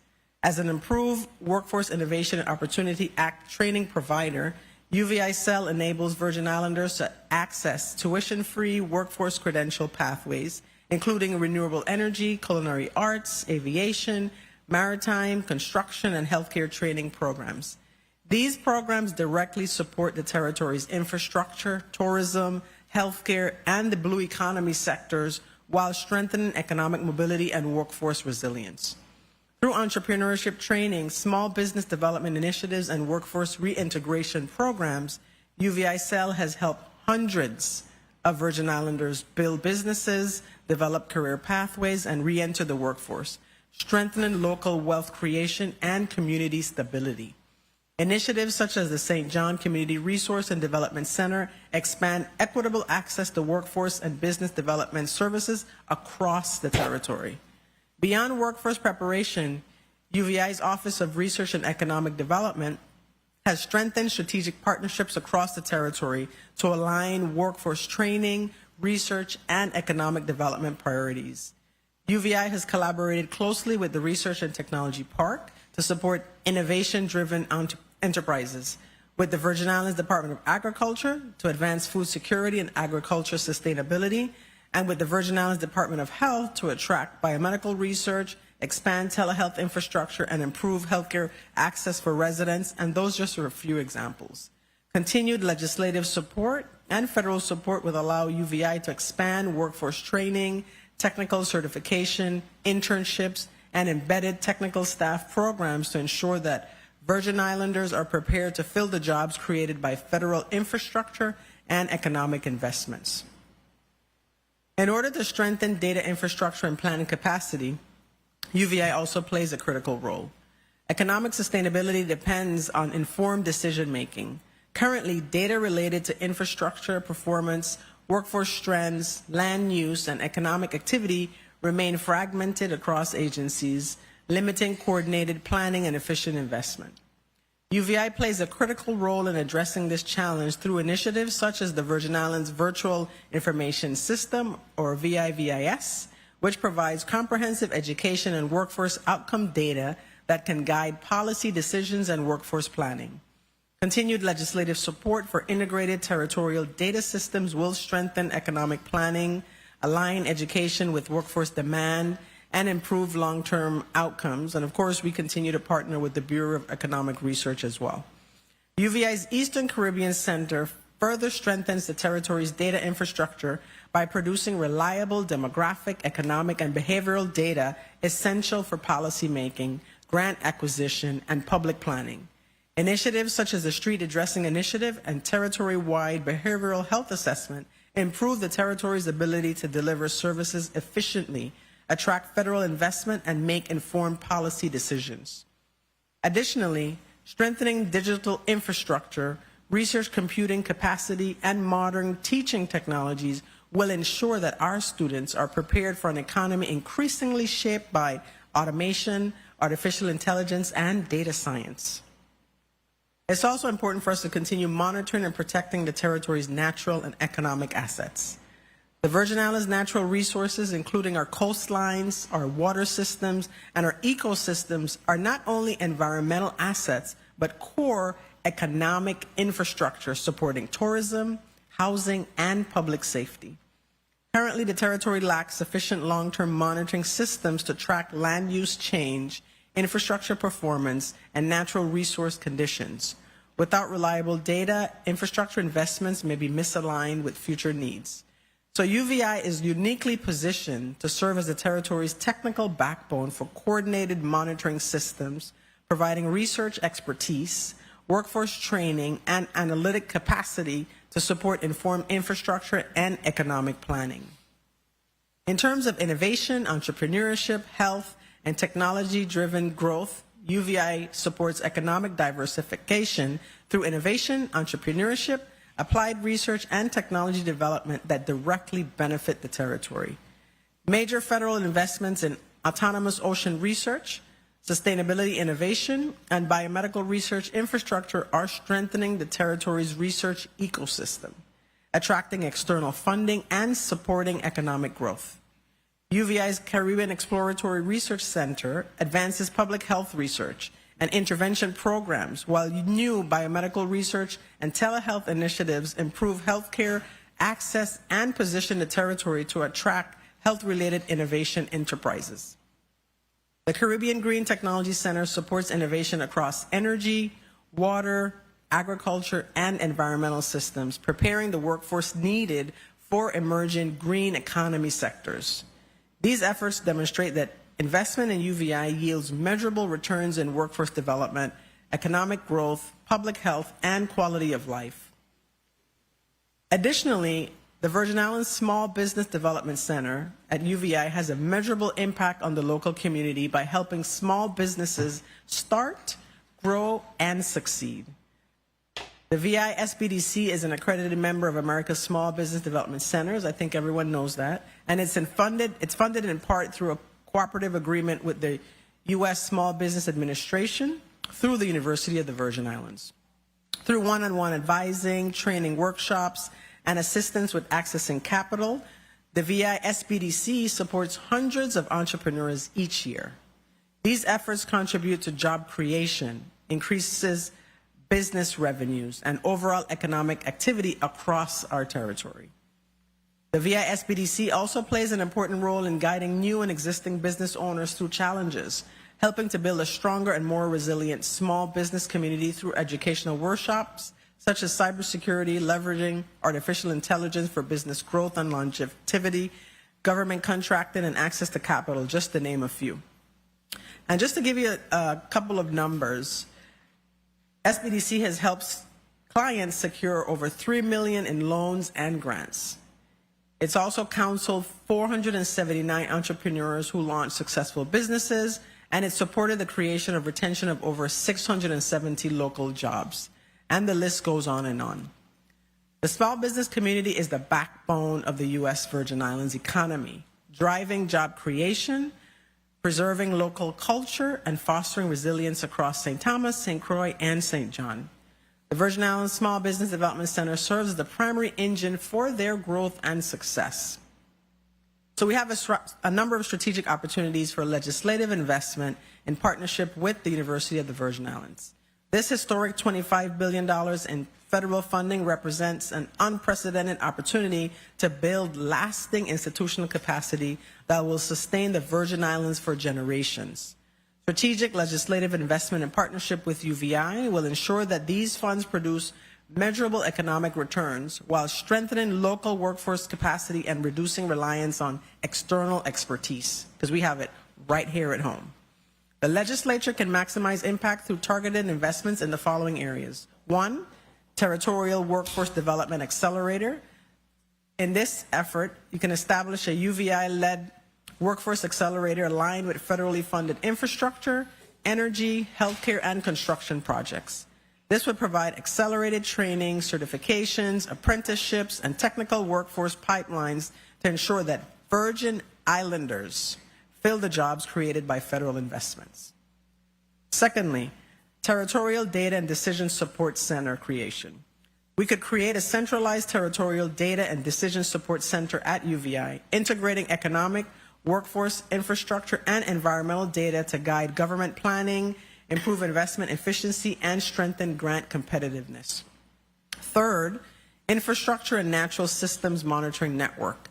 Invest in a UVI-led territorial monitoring network to track infrastructure performance, coastal resilience, water systems, and land use changes. This will ensure that infrastructure investments are protected and maintained efficiently over time. Fourth, Innovation and Entrepreneurship Expansion Hub. Expand UVI's innovation ecosystem, including business incubators, entrepreneurship training, and applied research commercialization to support local business growth, attract external investment, and diversify the territory's economy. This would expand our already existing work with the UVI Research and Technology Park, our great partnership with VI Economic Development Authority, and many others. Fifth, healthcare, telehealth, and biomedical workforce development. Strengthen UVI's biomedical research and healthcare workforce programs to improve healthcare access and expand telehealth services, and position the territory as a regional center for health education. What I often like to say is health is wealth. We can't talk about sustainable economic development without talking about the foundational health asset of our people and our workforce. Sixth, embedded technical expertise for government and infrastructure projects. Establish formal programs placing UVI-trained technical professionals with government agencies to support infrastructure implementation, performance monitoring, and long-term sustainability of federally funded projects. These strategic investments will ensure that federal funding builds permanent local capacity, strengthens economic resilience, and creates sustainable opportunity for Virgin Islanders. So these strategic recommendations for legislative action, in order to maximize the impact of federal investments and ensure sustainable economic growth, the University of the Virgin Islands respectfully recommends continued investment in workforce development, territorial data systems, infrastructure monitoring, innovation capacity, and formal partnership frameworks that position UVI as a core implementation partner supporting the territory's long-term economic success. In closing, sustainable economic development requires vision, coordination, and sustained investment in people, knowledge, and institutional capacity. The University of the Virgin Islands stands ready to partner with the legislature and all of our other GVI agencies to ensure that the unprecedented resources now available here in the territory are transformed into lasting economic strength, workforce opportunity, and improved quality of life for all. Together, we can build a Virgin Islands that's resilient, prosperous, and prepared for the future. Thank you for your leadership and your commitment of the people of the Virgin Islands, and I look forward to your questions and continued collaboration. Thank you very much, Dr. Sophia George. What amazes me is how these agencies are interconnected. You know, we've got 3 lenders here today, micro lenders, which is awesome. Well, one is a little larger than micro. But this is what we need. We need to see how we could pool these resources, how the community could understand what's available for them and not feel dejected because you go to one agency and they tell you no and you stop. You go to the bank, they tell you no and you stop. There are other places to go. And this is very important that we present this opportunity today. And we're going to dig deeper. The chair, Madam Clerk, please recognize Senator Nova Lee Francis Jr., a non-committee member, and also Carla Joseph, as I said previously, for joining us. Thank you very much. He's eaten my head off enough, so I learned now. Thank you so much. This is what we're about today. We're bridging the gaps between big money sent out, being awarded to the Virgin Islands, and the agencies that are involved or available to assist us with making sure that the local community is able to benefit from these opportunities. So please pay attention to this. I know it sounds like a lot of information. Some people might go, it's too much, but no, it's important to know what the numbers say and what these agencies are doing so you can see that there's a lot going on in the Virgin Islands, but people don't realize the complexities of these systems. And we're going to help figure it out for them. I want to use this moment to plug something important that this committee and my office is sponsoring. Media, please. Next month, May the 22nd, we're going to have the 2026 Economic Development Summit, which will specifically deal with how do we bridge these opportunities of generational wealth, transformational wealth into opportunities for our local people. So please visit. It's going to be at the UVI Center, and it's going to start at 7 p.m. until like 7 a.m. and till 5 p.m. or so. We're going to have breakfast, and then we're going to have lunch, and the event is going to be free. We're really encouraging all entrepreneurs, business people, businesses, everybody to come on out. Let's see how we could secure some opportunities. These agencies that you see before me, they will be there as well with their expertise to help guide you in the right direction. So we're bringing government to the people. And that's what people complain about. You know, they don't know. People aren't saying anything to them.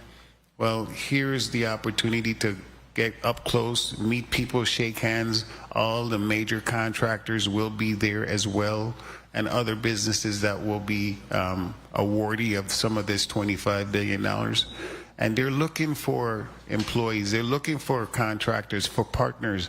So don't think you're gonna be just going there for a job. Hopefully, you're going there for a lot more than a job. I'm trying to build businesses and opportunities. But if you need a job, fine, you could come too. So let's remember, it's going to be May the 22nd at 7 a.m.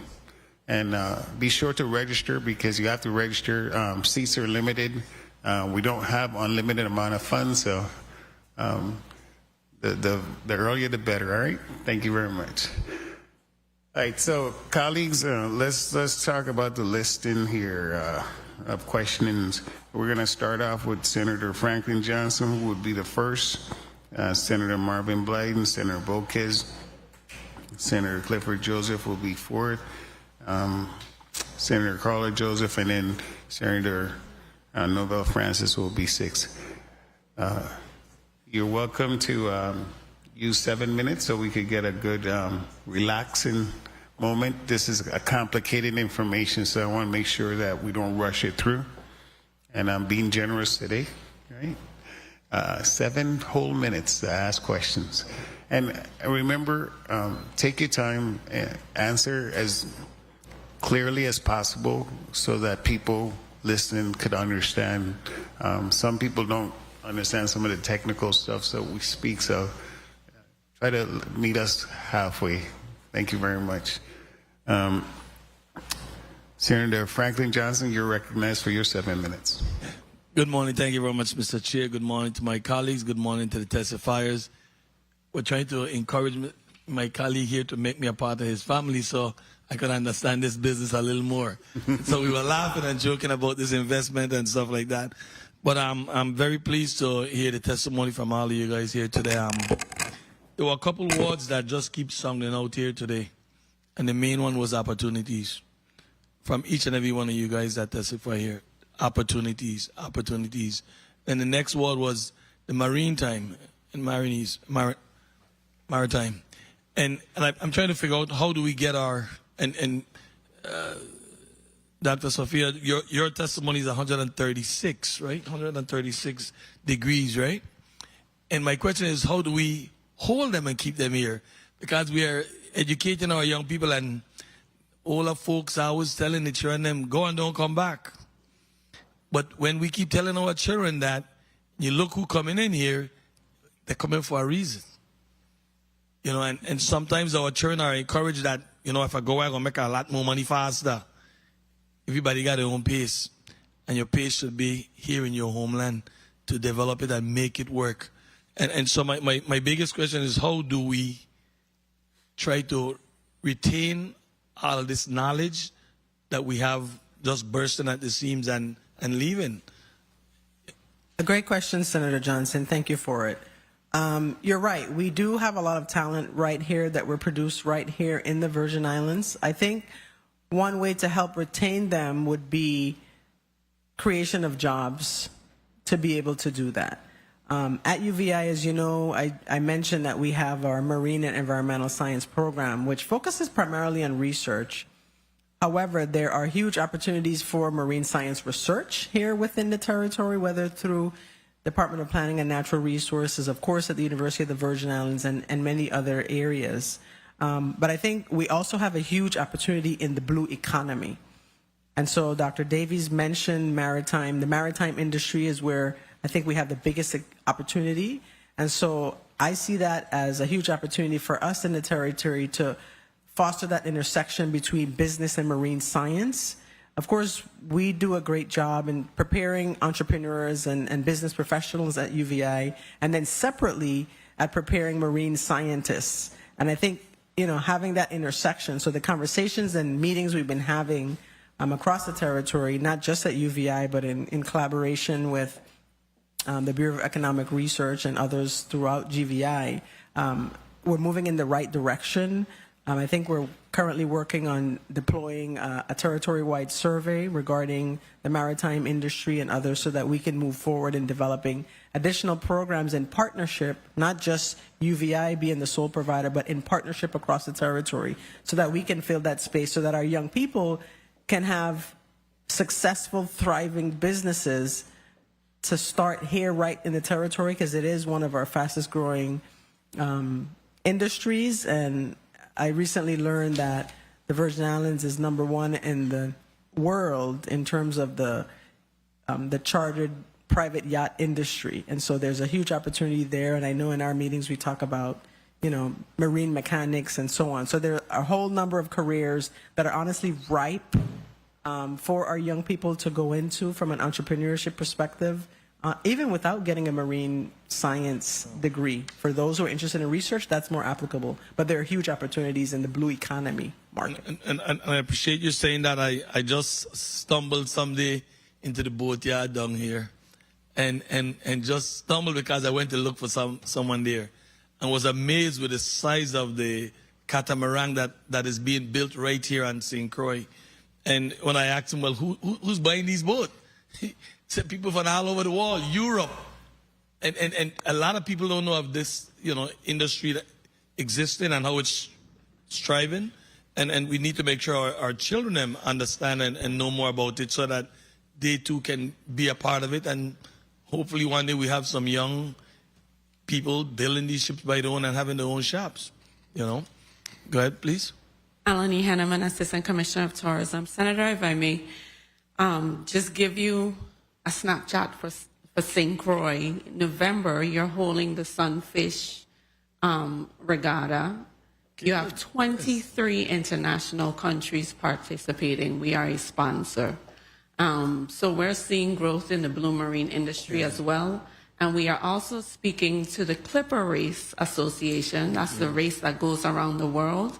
And they are interested in having St. Thomas and St. Croix be their spot in 2028. So that growth you're seeing is directly tied to the partnerships between the yacht clubs, the charter yacht leagues, and UVI, because I speak to VIPCA about programs that we can now bring to UVI in terms of, looking at the boat yards and programs to facilitate the actual infrastructure for that blue marine community. I have to put something to block them from seeing my questions because it seems as if you just take one right out of the book. And why it came to me, because I know we used to have some big regatta here before, and for some reason it went down. So it's very encouraging to hear it coming back alive because it's important. We're just surrounded by water. What are we going to do? Ignore it? Allow someone else to come and capitalize? So I'm glad to hear that. 1 minute. Go ahead, Mr. Biggs. Yeah, I'm going to assume that the boatyard you're speaking about is Gold Coast Yachts. Yes. And I will say that they're an EDC beneficiary and they've been around for a tremendous amount of time here in the territory. They build catamarans for all the resorts around the world. They're the ones who have built the ferry that goes between St. Croix and St. Thomas. And they have some patents in reference to a variety of different things. So not only are they building boats, but the science behind it, boat building, they're also creating some, patents in relationship to catamarans and boat building. So my understanding, if you order a boat for them now, it takes about 5 years because of how it's backed up. But they're also doing a lot of training of local individuals in reference to the boat building business. So if you go to their facilities, and they have facilities in Industrial Park as well as here and over in Salt River, you will see a lot of local residents participating in their boat building process. Yes, I would, like I said, when I went there, the size of the catamaran that they're building right down here is humongous. It's real, and it's just, I said, by accident, going to look for someone. But I kind of know it was a boatyard building there, but I never thought it would have had the magnitude and size of catamaran that they're building there, and then find out that it's worldwide. Folks are coming and ordering, and now you're telling me that they even backed up behind. Yeah, and if I may truly share, they were boat builders in the world. I think it's 2019 they won the Boat Builder of the World Award in reference. Oh, good to hear. I think Commissioner have something else to say. Yes, so good afternoon. I think one of the things that I'm really proud of our team really working on is having the conversation with students, younger students, before they even get to college, about opportunities. One of the things that we found, and we have an amazing team that's been going in, we're doing FBLA, we're going into the schools. I'm sure many of you have seen that community engagement. having the conversation about all the things that are possible with tourism. And it looks a lot of different ways. One of the things we found, you have a lot of students who think the only thing that we do is carnival and festivals. That's 3 times a year, but every single day we are actually taking care of 20, 30,000 visitors. And you know what that looks like is very complicated.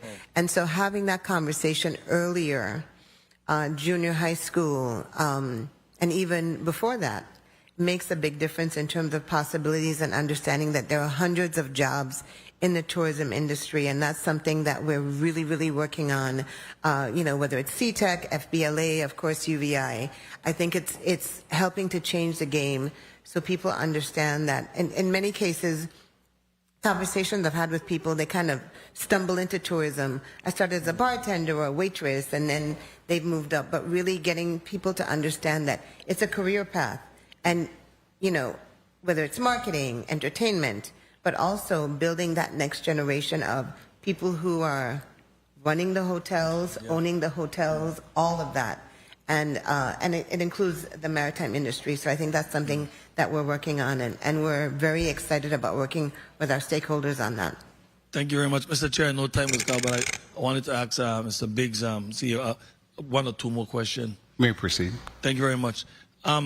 You spoke about some EDC benefits. I think you say it went from 75 to 105. Yes. I would like for you to emphasize a little bit on what some of those new companies that came here is doing, and talk a little bit about your loan program, because there's a lot of folks, as the chair said, when the bank said, no, you got other places to go. And there's a lot of folks want to start up their own little business, want to be an entrepreneur, and they don't know where to go and what they need to do in order to be eligible for those small grants that you have.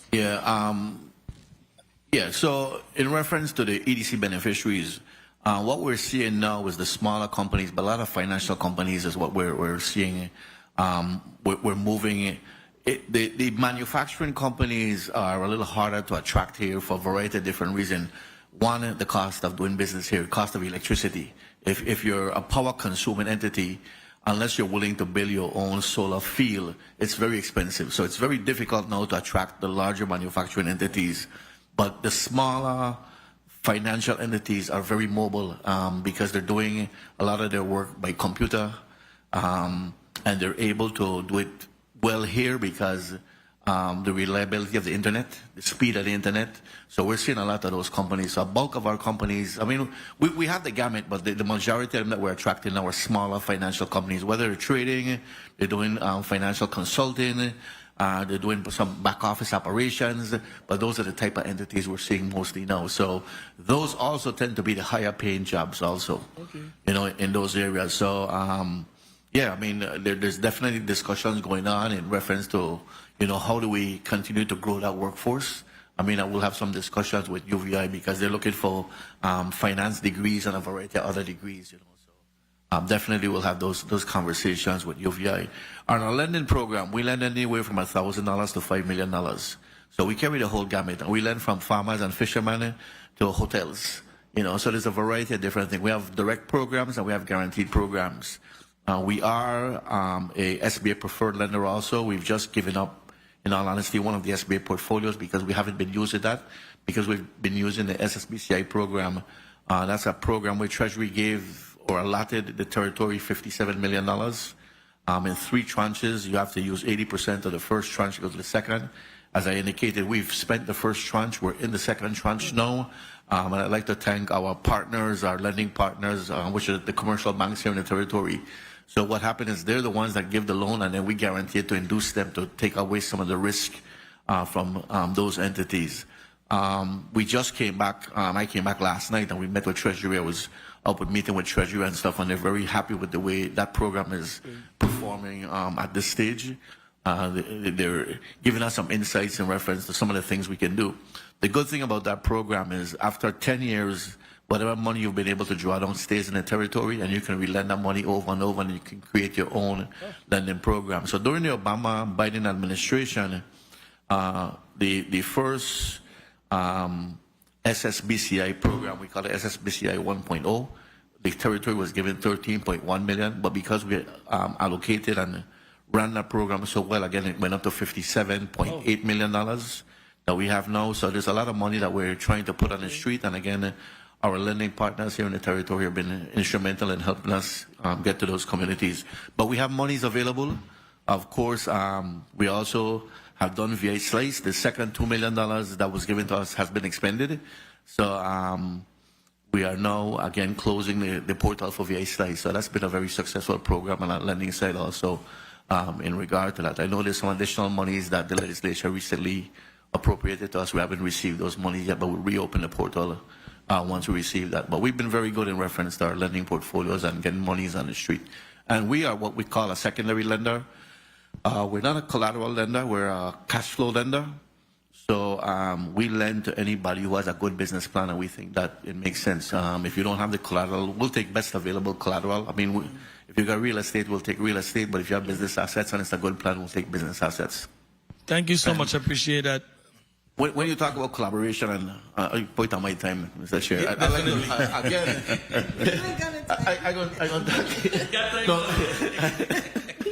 but all of these are my colleagues, and we collaborate. I collaborate with all of these individuals, including Dr. Davies over on the other side. As a matter of fact, me and Dr. Davies just signed an MOA in reference to exchanging information. But I really want to congratulate and give some kudos to the SBDC. They've been our partner for a long time, and they've done a lot of business plans for the businesses that we see. And they've also done a lot of technical and administrative assistance to those businesses also. So I wanted to thank Director Jones and her team for continuing to service the business community. Thank you very much. Thank you very much, Senator Johnson, for your 7 minutes. Full disclosure, I was an advisory board member for the SBDC for many years with before Ms. Jones was the director, so I'm biased towards a lot of this. When I worked for one of the commercial banks here as a commercial lender, I was fortunate to place over $10 million in 5 or 4 loans with the help of the EDA as well. So these programs work. For people who are interested in or serious about getting monies for their businesses, there are opportunities available. Yes, there's a lot of paperwork. Yes, there's a process. Yes, you have to have good credit. Yes, you have to have a way to repay the loan because these are not free money. So there's some requirements that you have to meet, but it's there.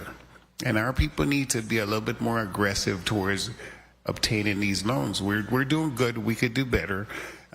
With the amount of business activities that's going to be hitting this economy over the next 9 years, you really need to make sure you're well capitalized. You have enough money to expand your business to accommodate the growth that will be occurring. We're going to be hit with a tsunami of business activities over the next 9 years, minimum. We need to prepare you, the community, for this opportunity. And here are some excellent agencies that you should be partnering with, getting familiar with, knowing what they provide, so that this will help you with your cash flow needs, your capital needs, and even business expertise need that you have. I mean, and the data you need to make decisions. Should I buy this type of equipment? Should I hire 7 more people? All this stuff you could easily get help with the expertise that's available to you right in front of us. So I'm asking you to take this opportunity to seriously review this tape with some business people, go over it, and start calling these agencies for assistance. Commissioner Matarangas-King. I just want to say something. I think that the RT Park team, they're being very modest about the work that they're doing, because beyond providing the microloans, they're also working with a coach who works with people to ensure that when you take the loan, you know what to do with it, how to manage it. And I think that's an extra step that has been very, very helpful. And I think it should be commended. So I just wanted to give them kudos for not just providing the loan, but ensuring that you can pay it back so it's sustainable. And so I just want to thank them for all the work that they've been doing. And it's been a great collaboration with the Department of Tourism and specifically the Division of Festivals. To add to that, I think the first tranche was for festival this past December, right? And it was $2,000 was the maximum amount of the loan. 15,000. So- 15,000. Correct. So, Okay, for the boot owner, it was what, 15,000 as well? Up to 15,000. Yes. And how much money did we expend? Total 125,000 to roughly 8 vendors for the Crucian Christmas Festival. Our team right now is evaluating, I believe, 5 or 6 loans for the St. Thomas Carnival, so offering the same opportunity. And for people who are home listening, the viewing audience, to wrap your head around the types of things that we're doing is microloans, so anywhere from $2,000 to $15,000. If you run a booth in festival or the village, and let's say that you maxed out last year, your top revenue number was $10,000, and it's because you have one fryer. This is an opportunity for you to invest in your business ahead of the festival, ahead of Carnival, so that you can purchase a second fryer, and whatever you made last year, you can hopefully double or triple that amount. So. By the way, Commissioner Matarangas King, do we have the numbers of people who visited us for Carnival last year? Because this will help the boot owners know how to plan for the volume of anticipated people that might come to the village. I can get that information to you. Yeah. Okay. I can get that to you. It was up from last year or from the prior year? A 25 was a sustained year, so it was slightly down, but roughly during this peak period of time, which is great to see that we don't have any slow season right now. So if you just look at Saturday to Saturday, weekends alone bring in about 7,000 to 8,000 people. And then through the week, you're looking at minimum 3,000 people per day until Friday, Saturday, Sunday again. So it's roughly almost 30,000 people in the territory. And I think that's an important point to note, because I think back in the day, there was a sense of you have peak periods where things are good, festival, Carnival. If you look at it, when you look at the numbers for the last few years, we're steady. July is busy. July may not be as busy as March, but it's not the slump that used to happen maybe 10 years ago. And I think a lot of it has to do with a number of things that are going on. Once again, no passport required. That's huge. Some of the other geopolitical things that are happening, but just our marketing efforts. And so, we're a great destination. But I also think, too, beyond the 3 ways to fete, we have, especially on St. Croix, we have some kind of festival every month. And letting people know if you missed festival for December, January, there's AgriFest. There's always something happening on all the islands. And I think that's something that we're really promoting. And so you're seeing it's more of a flattening of the curve. So it's not just 2 or 3 times a year that you're going to eat well. All throughout the year, we're going to do okay. Thank you very much. The chair recognizes Senator Blyden. You're recognized for your 7 minutes.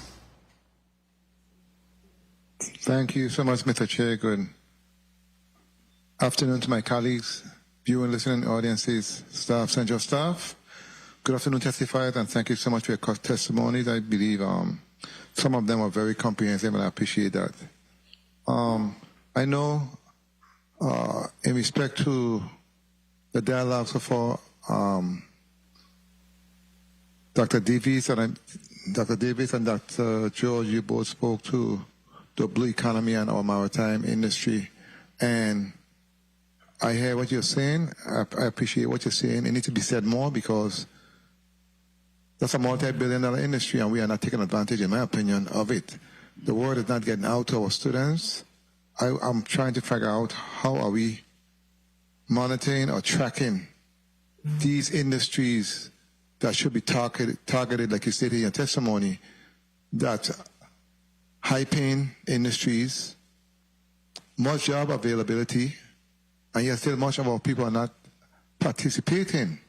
So my question is in terms of I have a feeling what needs to be done in terms of our students and also those that are at our university. How do we get them, steer them toward these industries as a second option, because there's availability.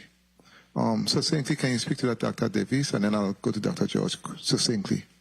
All right, thank you, Senator Halden Davies, Director of Bureau of Economic Research.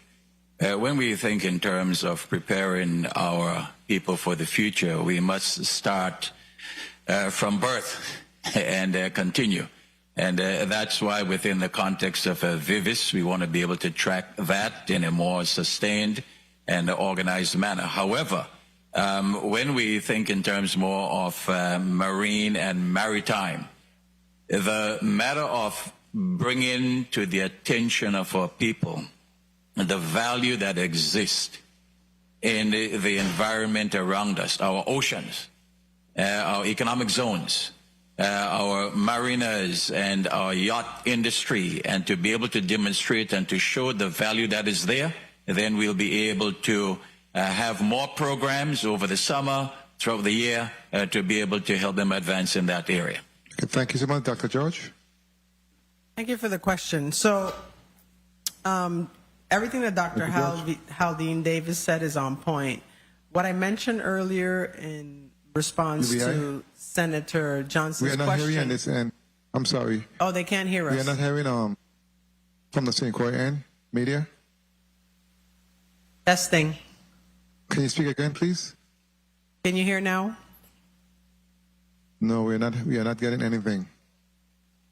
Mr. Chair? I think it's on the St. Thomas end. That's what we're hearing. Yeah, so. we are hearing you. Can you hear me? We are hearing you, but we are not hearing. Oh, okay, well, Testifier. all right. Let's take a 1 minute recess and see if we can straighten out this. The Committee of Economic Development and Agriculture will be in recess for 1 minute. If you need to use the restroom or...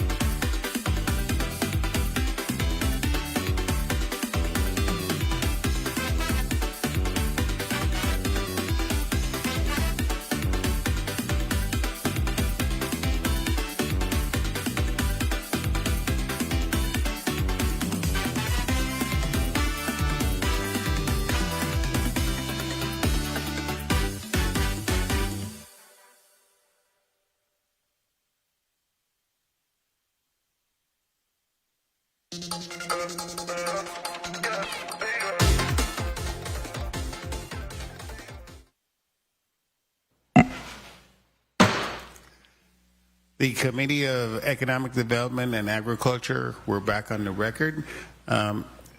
We would like to recognize committee member Senator Alma Francis Holliger. Thank you so much. We got your letter. So next up, in terms of senators, would be the Honorable Senator Fredericks. The Honorable Marvin A. Blyden will continue his line of questioning. I think you're down to 5 minutes or 4 minutes. No, I need to clear my time for. Okay, go ahead. That's fine. Okay, thank you so much. Thank you so much, Senator. Dr. George, you may please respond to the question.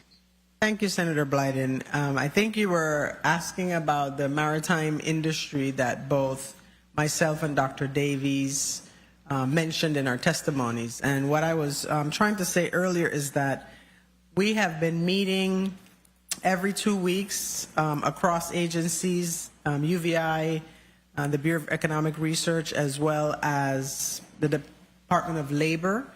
Our meeting is building the VI Maritime Industry Apprenticeship Pipeline to discuss the very topic that we've been discussing at hand in ways that all of these agencies can partner together to develop training opportunities, whether it's through apprenticeships, but also through formal degree programs. Of course, us as the only degree awarding institution.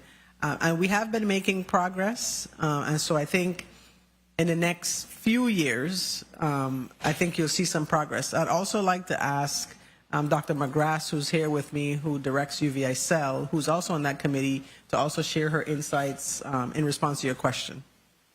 Yes. Good afternoon. Dr. George, I appreciate that, but in addition to that, I was really speaking to our young people, the schools. As Dr. Davies said it, we need to start from young. That's where it starts. The interest starts.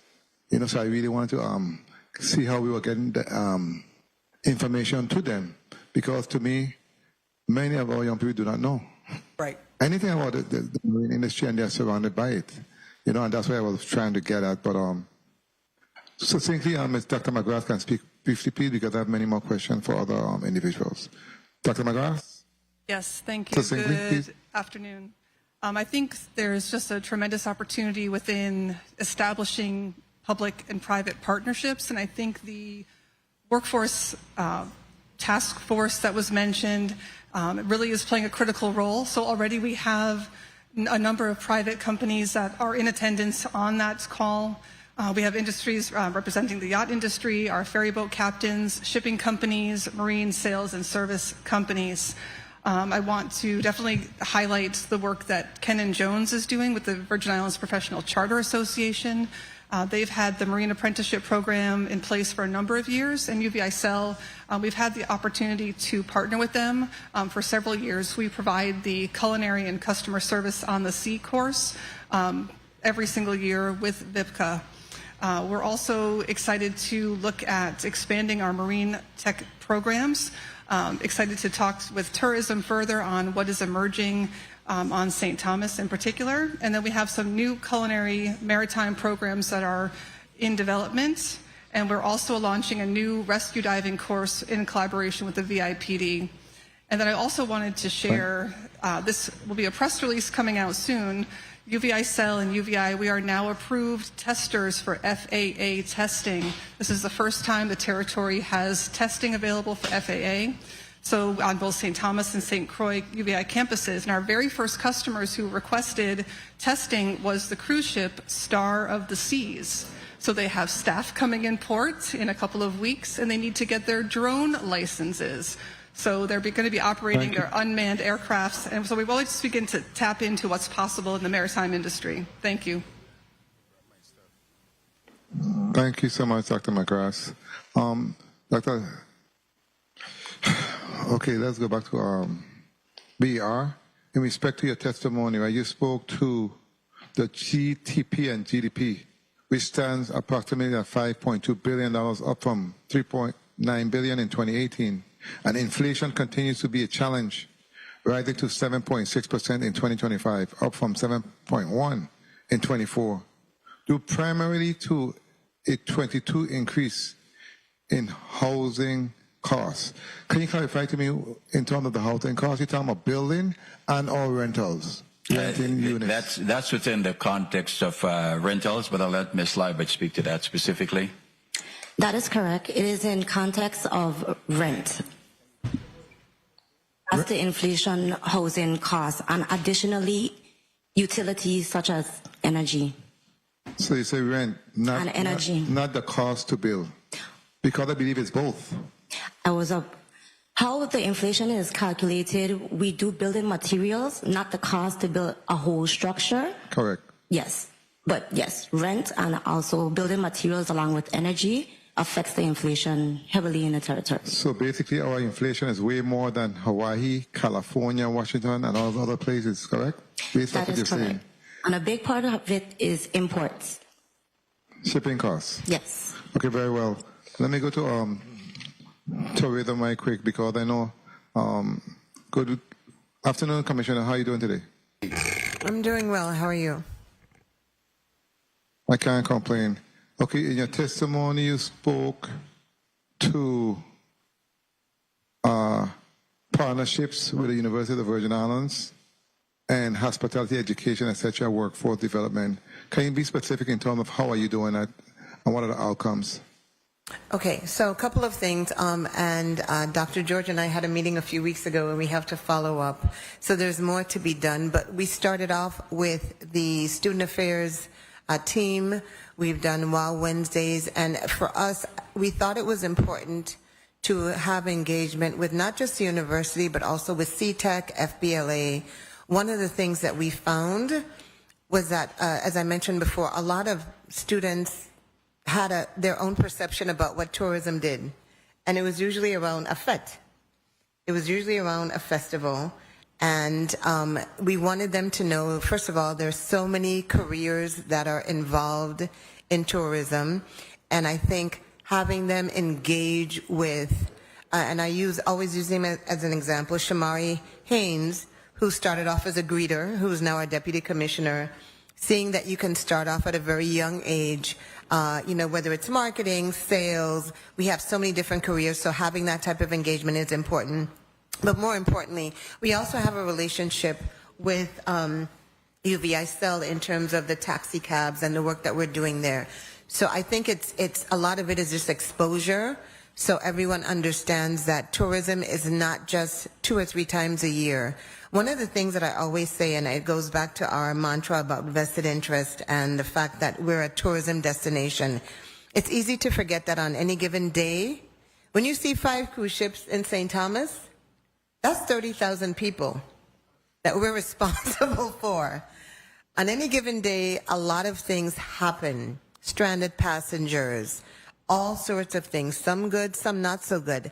And I think we have done an amazing job of managing all of that when people, flights are stuck. It's our team that's managing it, our visitor experience team. And so giving everyone a better understanding of what we do on a day-to-day basis, not just 2 or 3 times a year, I think is very important. And also having students from a very young age understand that they can be a part of that. And also, once they understand that there are opportunities, thinking about not just being a part of the industry, but also leading the industry, whether it's running a hotel or owning a restaurant or being an entrepreneur. I think that's an important part of the conversation that perhaps has been missing for a while.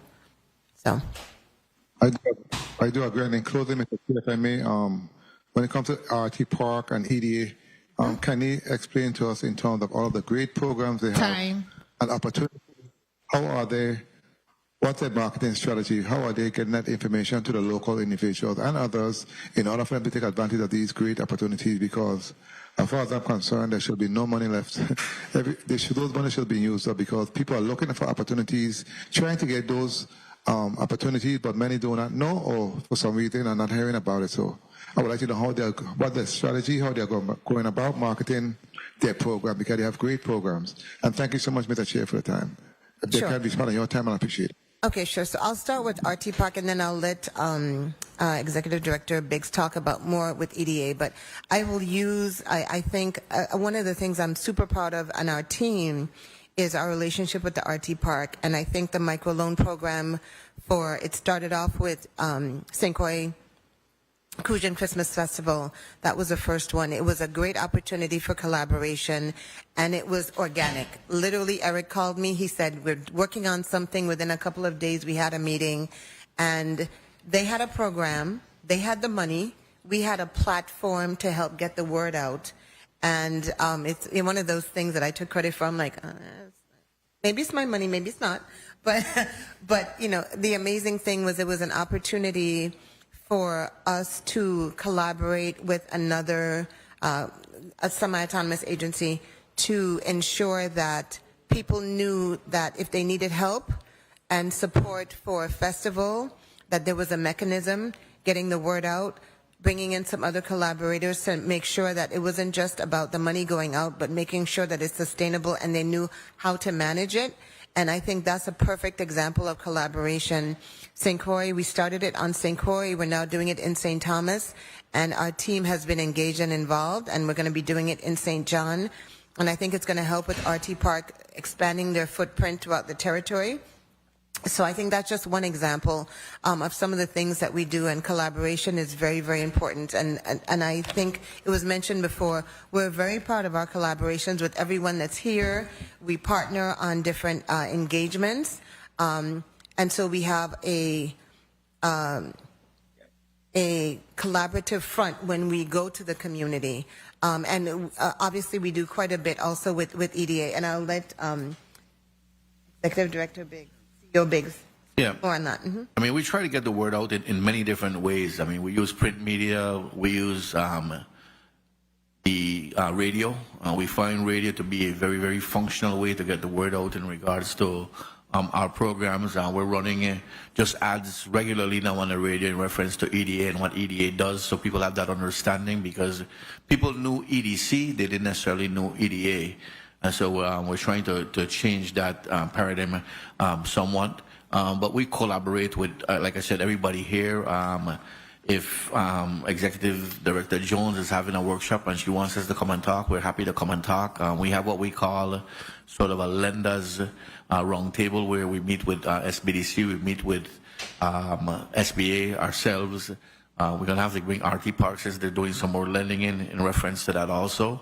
But there's a variety of different ways. We will talk at Rotary. We will talk at the PTA meeting. We go into schools with FBLA to let them know the type of things we're doing and to encourage them in reference to entrepreneurship and to do a little more risk-taking in life in regards to creating a business or an app or something that can generate income.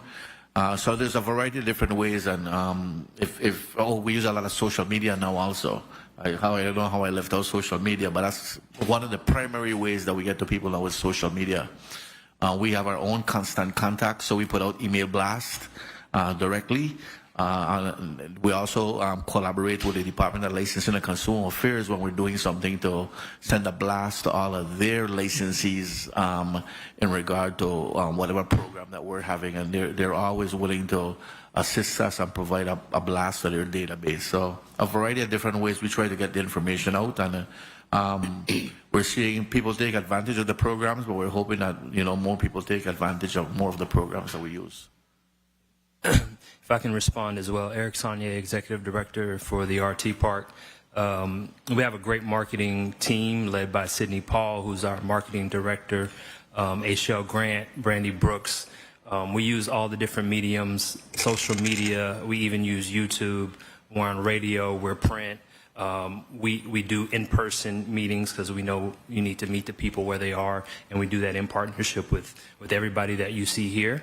And then I want to follow up on a question that Senator Blyden asked before about how do we get the youth involved in the blue economy and agriculture. And I don't think people really think about the youth when they think about the RT Park, but we're trying to change that perspective. We now have, I would probably say we're the largest youth STEM engagement organization outside of the Department of Education in the territory now. We have an after-school STEM-based learning program in every single public K-8 school in the territory. So if from 3rd grade to 8th grade, if you want to participate in a STEM program after school, it's free and you can do it through the RT Park. We also have a summer camp that we launched last year. We're going to launch again this year. We do it on the campus of UVI, both in St. Thomas and St. Croix. And the idea is that we're engaging the youth starting in 3rd grade, even before that, so that they can be interested in some of the fields we're talking about today. And we have 7 different modules, and it covers everything from coding and robotics. When we start talking about agriculture, right? So we introduce the youth to farming at a young age so they can learn to love it, and then the same with the blue economy. So we do marine biology, we do coral reef restoration, we do a lot of things, again, starting at a young age so that they can find out what they're interested in, and then we can follow them and help guide them as they go through middle school, high school, hopefully to UVI, and then to work with some of our RT Park clients. So we're participating in that at the earliest ages possible.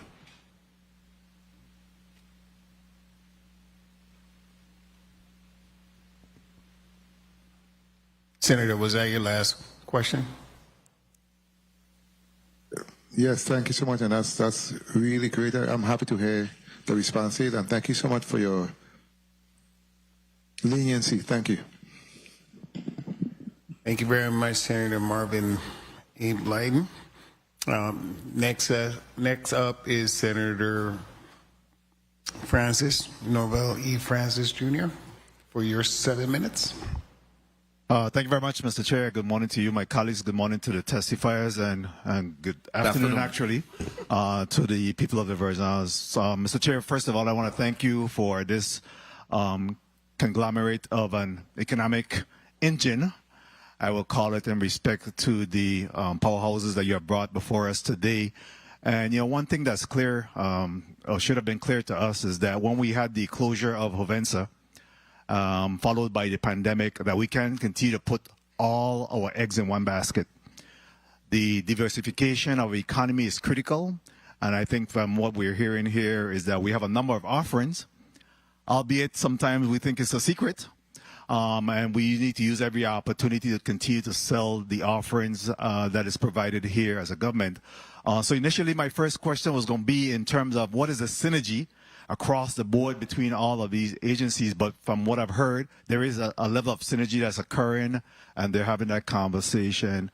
And I just implore that we need to continue to have these conversations, market it, and make it available to the public, because they continue to be considered our best kept secrets, and we really need to get that information out. So I wanted to start from that backdrop.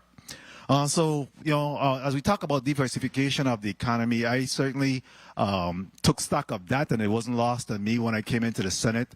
You know, certainly we worked feverishly to move the South Shore Enterprise Zone into place, and we're still hoping and praying that that really takes off, because I truly believe that there is some significant opportunities within the South Shore Enterprise Zone, as well as to work with the RT Park for the Catalyst Fund. I heard Mr. Sanier mention that in his testimony today. The Catalyst Fund that we provided $5 million initially as seed money to support, you know, some of the businesses in the Virgin Islands, as well as $1 million that went to the Shore Enterprise Zone for the marketing. And there was a grand plan for that, where we were hoping that under the CDBG, that there will be an additional $30 million that would have gone towards the Catalyst Fund to continue to support that. I'm hearing that we're drawing close on that respect, and because of everything else that happened, we have moved away from being able to have that $30 million available to us so that we could continue to support our small businesses in our community. And that's why a lot of times when I hear about the funding that we're expending with WAPR and all these other areas, is that, you know, that is coming as a sacrifice to a lot of the initiative that were earmarked to address some of the grand scheme of things that we have spoken about. Vision 2040. You know, we have all of these plans, and to me, the importance is how do we then implement?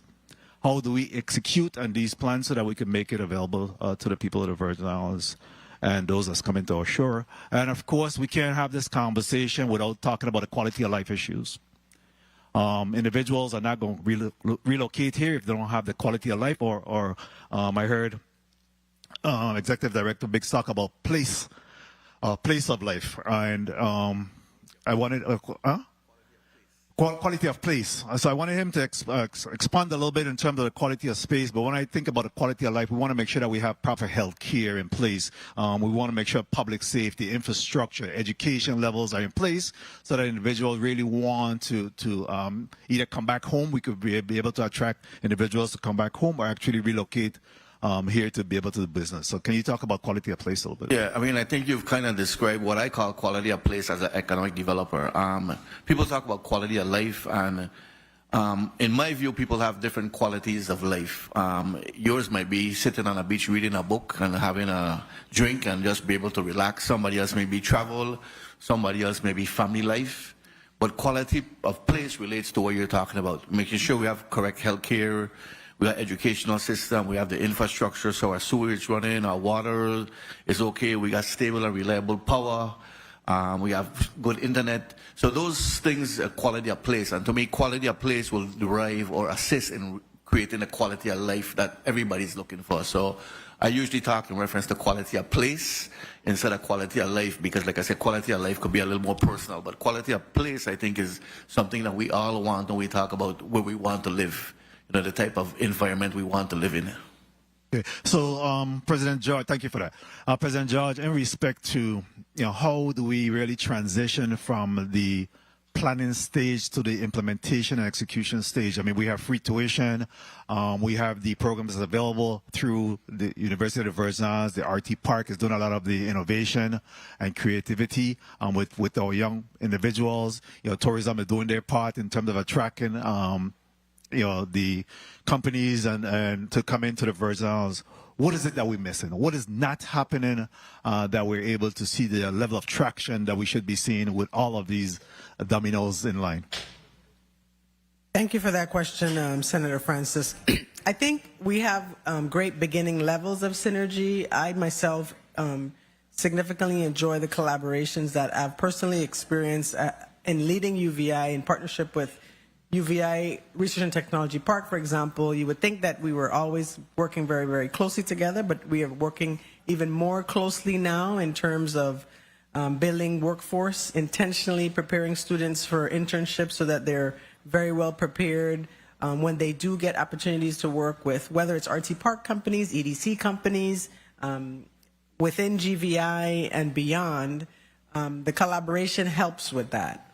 And so we've also, of course, been able to collaborate very broadly with EDA as well, right? RT Park and EDA are not competitors. They are collaborators. And I think that's been made more clear. I think everyone sees that in the work that happens together. And our students are very eager to engage with both agencies. And then more recently, right, working very closely with VI Department of Tourism and how our students can partner with them. Because as Commissioner Matarangas-King mentioned, the tourism industry is very broad. We do have a hospitality and tourism management program, and when we talk about tourism, we talk about working in front office, back office, finances, running hotels, but also everything and every area that tourists touch in terms of marine industry as well. And so the collaboration is key, and resources are key. And when I talk about resources, I'm talking about human resources and talent. We do have a lot of talent here in the territory that's helping us to move that forward and continue to further develop the talent that we have as well. And then I'm also talking about financial resources. It's very hard. I don't know how to make wine out of water, and my agriculture department has not yet grown a money tree, if you will.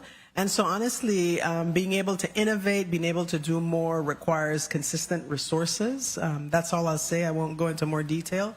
But we're able to do as much as we can with what we have available to us, and also to be creative and come up with ways to advance these agendas that we're talking about without financial resources, but that also then requires people to do more with less. And that's a theme that I hear throughout the territory, to be honest, including at my own institution. And so that's something I want to make sure that we're also not burning our people out while we're still moving forward and progressing and advancing economic development. Because we have the talent right here, honestly, to do what we need to be able to do, but we also don't want to burn our people out so that the brain drain continues. So we're making progress, but more is needed, and we need more resources to sustain that. Very well, thank you for that. And there's always the issue of the chicken or the eggs, right? Which one comes first?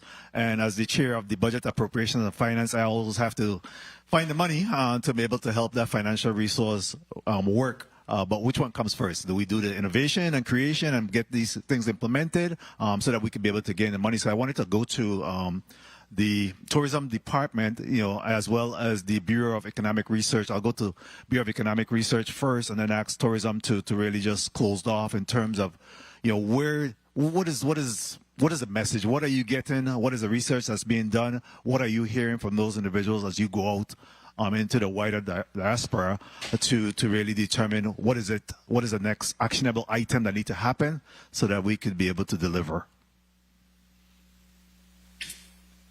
Thank you, Senator, for your question. Haldane Davies, Bureau of Economic Research. People tend to look at the opportunities that are meaningful for them.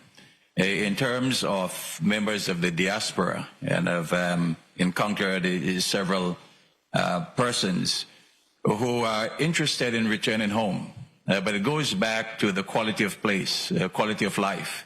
The opportunities that they would have when they leave where they are to come back to us here, healthcare, being able to be compensated at a certain level that will keep their way of living quite stable. It may not be at the same, but that's one particular area.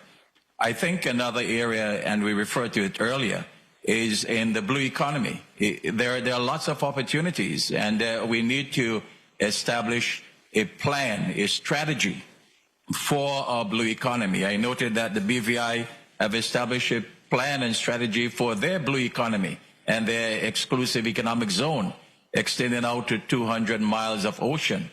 And when you think that we have similar opportunities with their extensions, both north and south as well, we need to look at that more closely and to be able to provide a guide moving forward.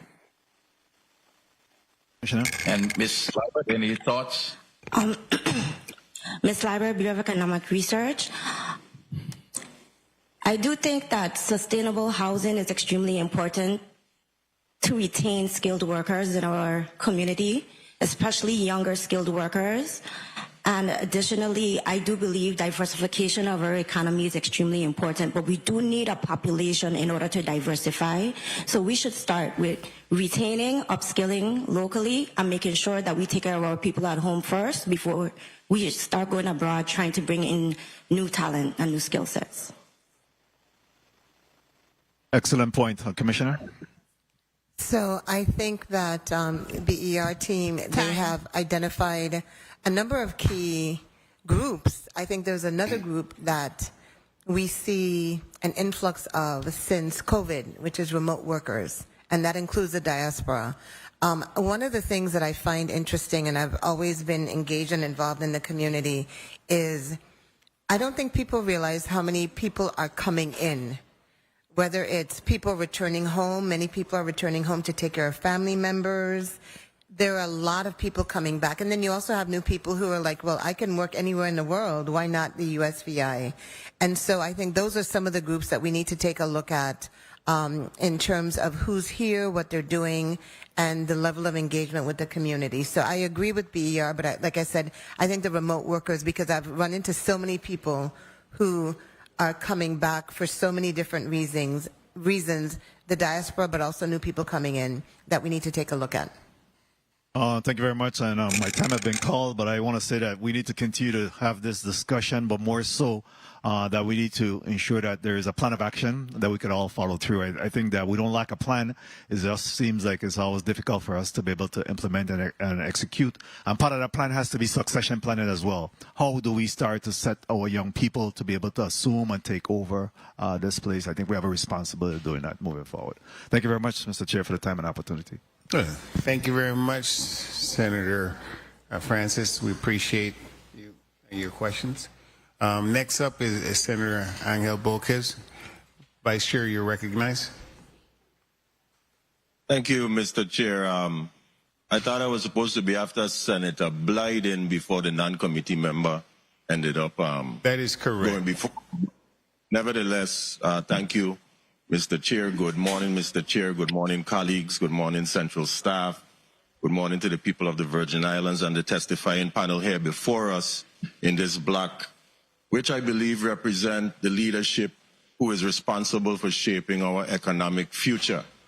And with billions of dollars that are now available to the Virgin Islands, it is exceptionally clear that we must translate this into real jobs, real opportunities, and measurable results for the people of the Virgin Islands. And this is a defining moment in our territory where we have about $25 billion on the line. And our focus is basically to ensure that the planning, the policy, and the investment is actually aligned with producing outcomes that is actually visible and accountable for the people of the Virgin Islands. And while we talk about planning and outreach, I believe that is nothing if there is no performance behind of it. The performance and the implementation is the catalyst to making sure or assuring that these things actually get to where they need to be. When we talked about the blue economy, I just wanted to say that in the 35th legislature of the Virgin Islands, Bill number 35-0133, which became Act number 8817, established an educational scholarship administered by the Board of Education to support Virgin Islands residents pursuing careers in the maritime industry. And, you know, with the help of my colleagues, we were able to make that into law. So when we talk about providing blue economy opportunities for our young people, that exists. I actually had a conversation with Port Captain O'Reilly, who is the husband of former Senator Nellie O'Reilly, who is now having a very difficult time finding port captains to replace him because he's about to retire. And this is a job that starts at $200,000 a year starting, okay? And, you know, we really need to encourage our young people to capitalize on our blue economy. It is something that we have not paid particular attention to. And I believe that if we were to maximize our efforts in this area, we would start to see a lot of economic benefits here for our people. So let's continue that good work and provide that support. I wanted to start it off with a question to the EDA, to CEO Biggs.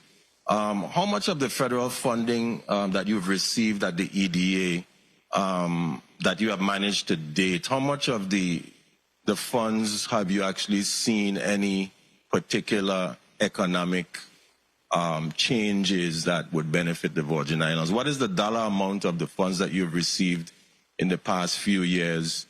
Do you have that data or information I don't have the available right now? data, readily available to me. I can talk a little bit in reference to, we don't necessarily get a lot of federal funding. We do small grants, for instance, for historic preservation and working within our enterprise zones. We got a grant that we expended fully, about $640,000 for Vision 2040.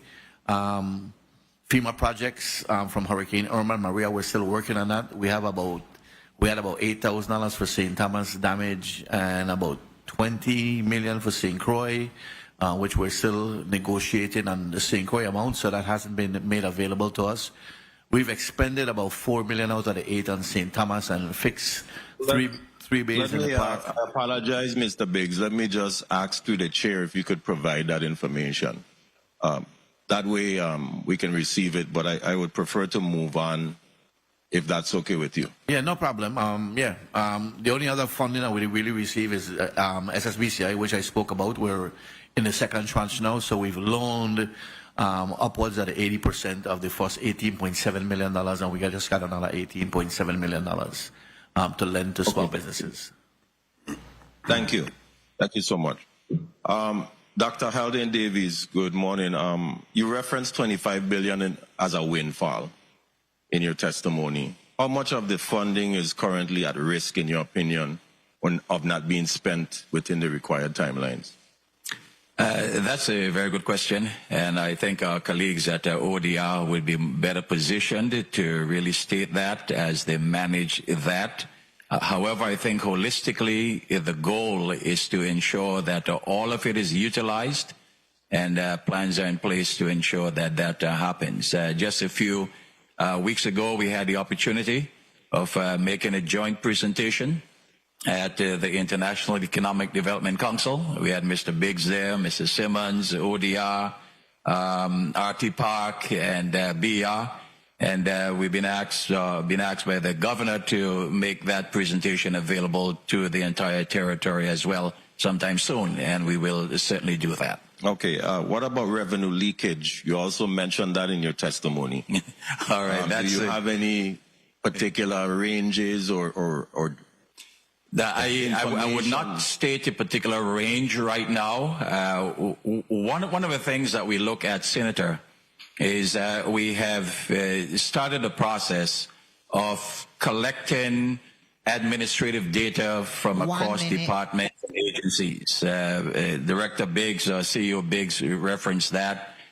We work with a number of agencies and departments thus far that have provided or shared or approved the MOU that we have with them. And we dig into that data. We look at that information and compare from one department or one agency to the other, and we're seeing a whole lot of different types of information where we can do much better than we're doing right now to improve our collections, whether property taxes, other taxes, the shared economy, with a number of Airbnbs, over 5,000, but when we go to DLCA, it's only about 500 registered.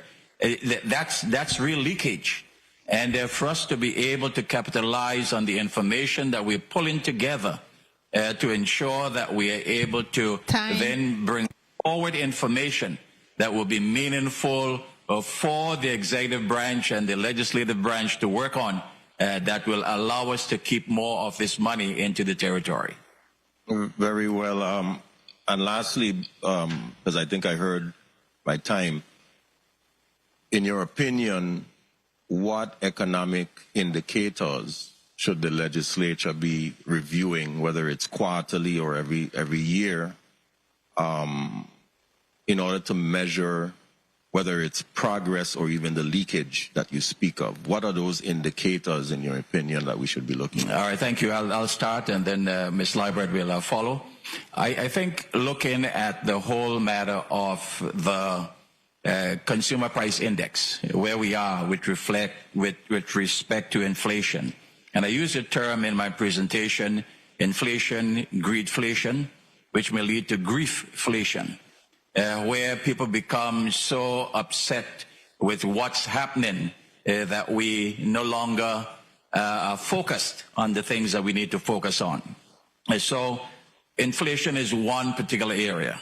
Of course, yes, the GDP is a great measure and indicator as to where we are within the balance of the economy. What we need to look at also is having more emphasis on economic impact analyses to see jobs created, how much money people earned, how they spend the money that they earned, on what products they have spent these monies, and what contributions have been made to the entire economic output for the territory, as well as contributions to the GDP. So I'll stay there for now. Ms. Liebert? To add to what Dr. Davies was just saying, I do think tracking emerging industries is extremely important, because emerging industries gives us some insight on job creations and where we could go in diversification of our economy. Revenues versus business license, that's a great place to start. I do think also population tracking on a more granular level would be extremely helpful with data-driven decision making, because those are all the factors that contribute to the GDP and contribute to these industries that in turn gives us our revenues. So thank you. Thank you for that, and thank you for the time, Mr. Chair. Thank you very much, Senator Angel Bocas Jr. This is a quick little segment I'm starting called From the Streets. These questions came to us directly from folks who work on the street, so they wanted me to ask this question. These series of questions, but I'm going to do it between the questioning from the senators. But real quick, and this is micro responses, if you would, please. Department of Tourism, it says, how is the Virgin Islands Department of Tourism currently supporting local vendors in areas like Frederickstead during the cruise ship days? And are there plans in place to expand the vending opportunities beyond those days? Quick. Okay, so we have been collaborating with key stakeholders, including our town, Frederickstead. As a matter of fact, Shamari Moorhead has been a key stakeholder for us, not just for initiatives in Frederickstead, but actually he's working closely with us for all of our festivals, providing data, doing surveys, all of that. A couple of things. I think that we have been able to pivot. I think over the last 8 months, we have really staffed up, and I'll just use, Fred, you asked about Frederickstead specifically.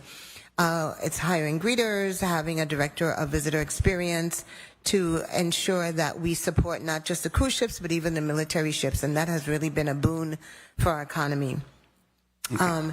Regarding support for vendors opportunities, and opportunities, I think that's an ongoing conversation in terms of getting feedback from them. And like I said, working closely with our town, Frederickstead, in terms of any concerns, any issues. That's a good portal in terms of us supporting them. But having resources dedicated to, we have an office in Frederickstead, we have one in Christiansted, but having resources that are there on the ground, engaged and involved, I think makes a huge difference. Okay, next question real quick. What systems are in place to ensure that small businesses, especially new entrepreneurs, first-time vendors, have fair and equitable access to vending opportunities, particularly in the high-trafficked tourist areas?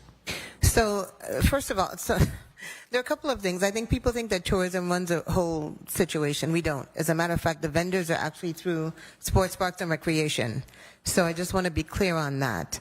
We provide support in terms of sharing information and, as I mentioned before, ensuring that our director of visitor experience engages with the team, but we don't actually hire the vendors. That's through sports parks and recreation. So I think some of it is just a matter of education, so people realize we don't run the whole show.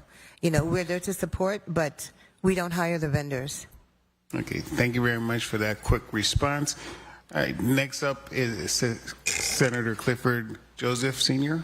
You're up for your 7 minutes. Thank you, Mr. Chair, and good morning, or good afternoon to everyone. Good afternoon, and thank you guys for the testimonies. I will agree with my counterpart saying that opportunities after listening to the testimonies. But I smile, I look around the room, and I see not only opportunity, but I see talent. I see over 200 years of experience through the panel, like between here and St. Thomas. And I stopped, I smiled to myself, and I said, well, what breaks other folks who was already here in the territory and working? And if I come and I ask each one of you guys this one question, vendor payments, all I want to say, we submit all our work, we submit all our paperwork. So if it's nothing else that could kill an opportunity is when a job is done and a person can't get paid. That's a sure. So I sit down and I listen and I listen and I listen, but I just know to myself, because again, if I go down the line and I ask each one of you, who is in charge of an agency, what does vendor payments look like? I mean, it might be your fault still, but I'm saying when we say we're working together, we got to be holistically and work all the way across the board to make sure this is not a problem. Go ahead, Mr. Biggs. Yeah, I am semi-autonomous, so I'm going to say it a little differently probably than central government, but usually we get net 30 and we try to pay net 10 because we understand the need of cash flow for small businesses. and we support small businesses. We lend to small businesses. So we try to do net 10, and I would say all our vendor parents are currently. So I can't talk for the individuals who are part of central government, but I would imagine RT Park and UVA are probably similar to me, where the fact that you have our own finance department allows us to kind of manage a little differently than central government. Wonderful, wonderful. But I'm just saying overall, I'm just saying, even given the opportunity, I just letting you know that that's the breaking point with us. Outside of our building our infrastructure in the island, I'm just saying it's hard.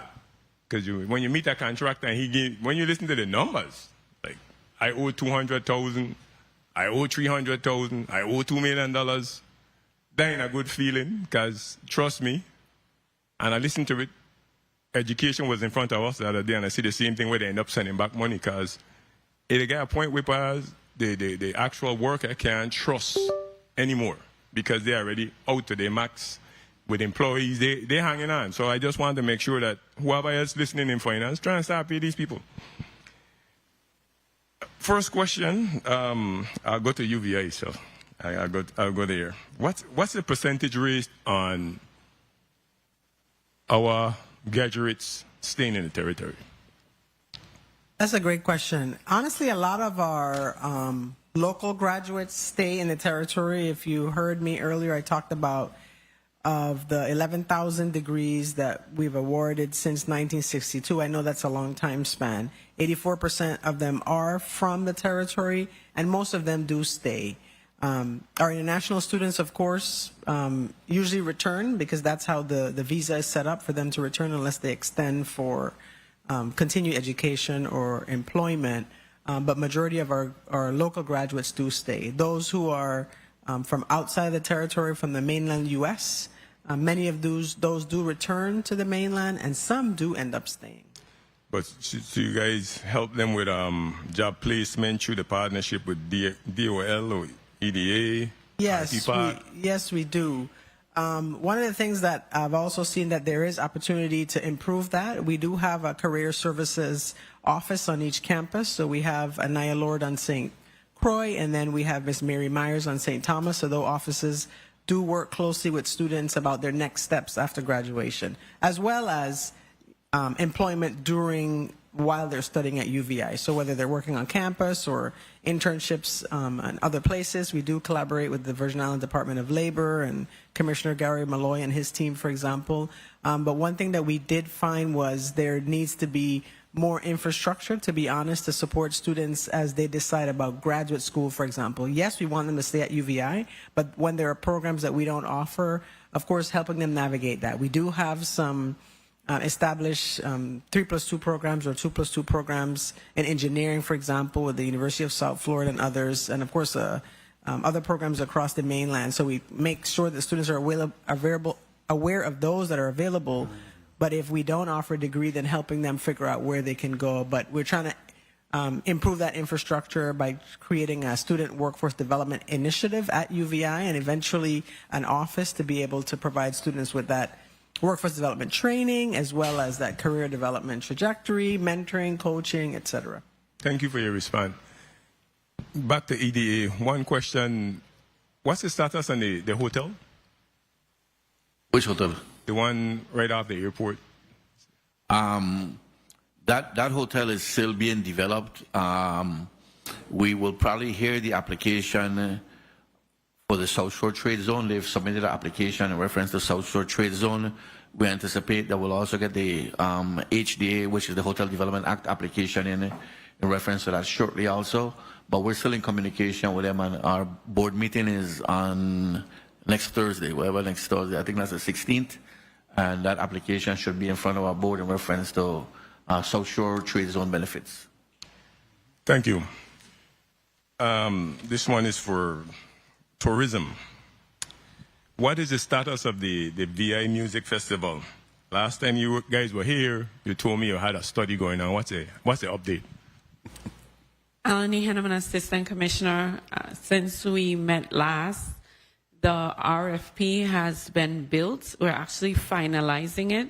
So within the next month or two, it will go out through PMP to open up honestly, I don't foresee it happening in 2026, but it'll probably go out for 2027, just based on timelines. So, explain a little more on that. So we went through the brand study. We got all the information. We scrubbed it. We went through creating the RFP. We're finalizing the RFP now internally with all the, descriptions, all the things that are necessary to build a sound music festival. Okay. And so now we'll share it with PMP in the next, I would say the next month, more than likely, and then it will go out to bid. And if I may, thank you for that response. If I may, Mr. Chair, the next question I have for you guys is, what specific development results from having achieved through UVI and tourism, like on the job market? Well, I will say the engagement is relatively recent. I would say within the last 9 months in terms of full engagement. So I can't say that, I think awareness is important, number one. Number two, we are getting ready for the summer with the LIFT program. So we're looking at this as an opportunity to start the pathway to internships, engagement. Even one of the first events we did was Wow Wednesday, and we encouraged students to volunteer for St. Croix Festival because we wanted people to have the opportunity to be in the space, to work with partners to see how this really works, like the real work of it. It's not all fun and games.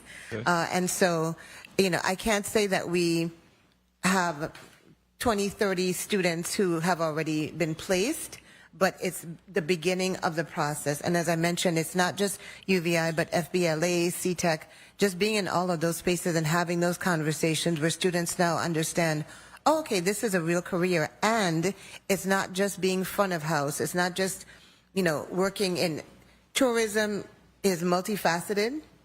Mm-hmm. There are so many different jobs.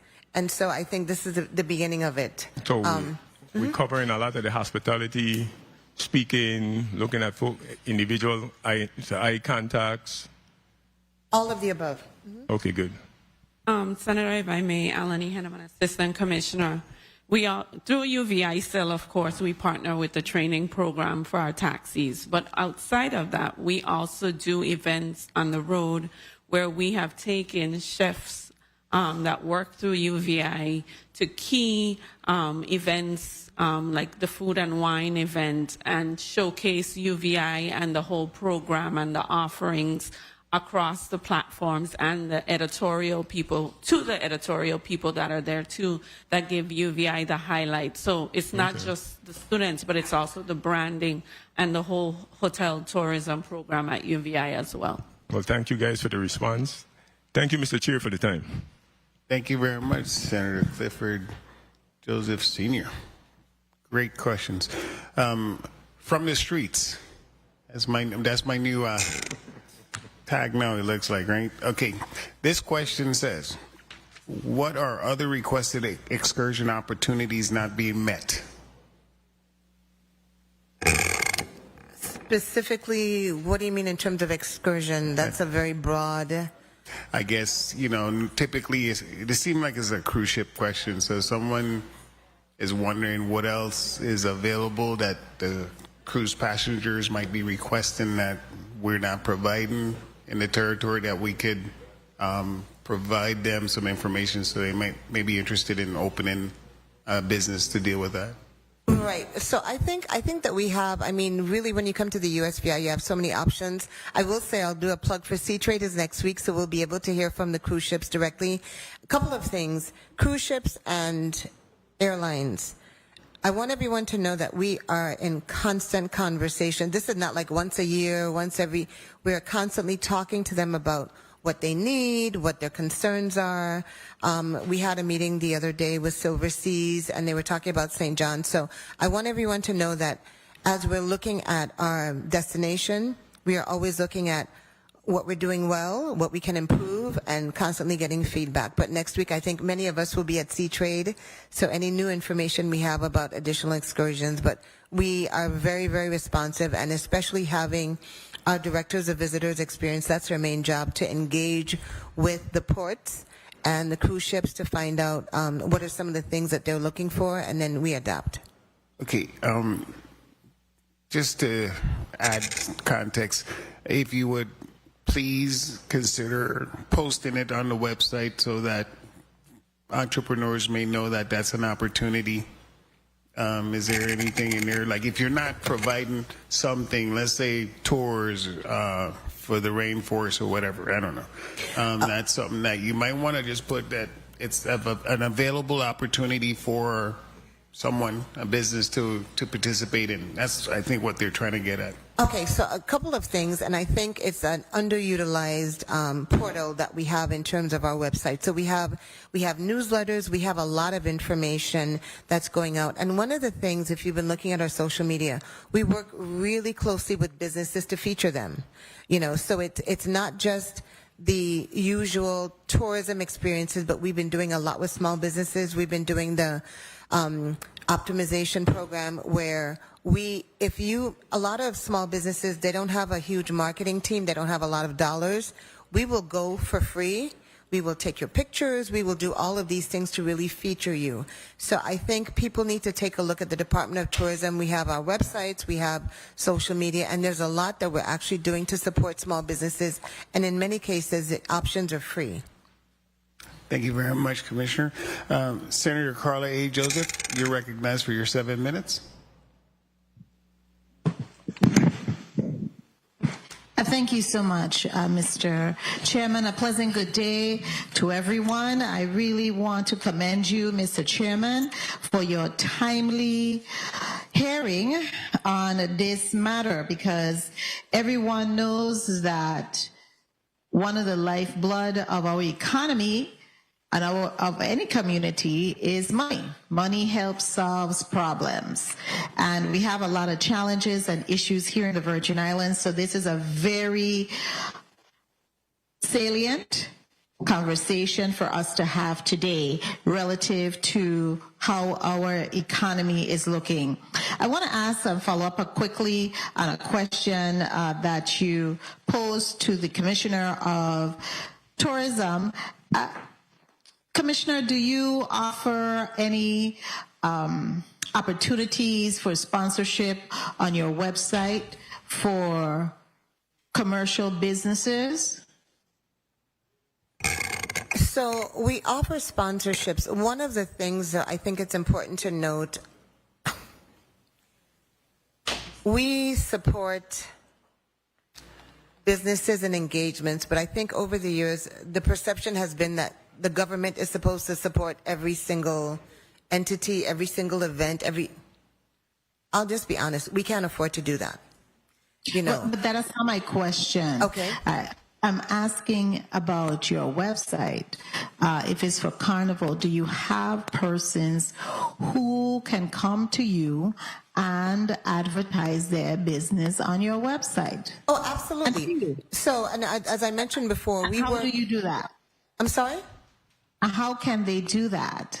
So, yeah, if there is a business that has, and we have, if you check our website and our social media, we have been offering a lot of in-kind support and marketing for events that are supplemental to the village and Carnival. So we have been doing that. You send us an email, and we will work with businesses, because we understand, once again, going back to not everyone has a huge marketing team or large marketing budget, and we will be happy to work with you. So absolutely.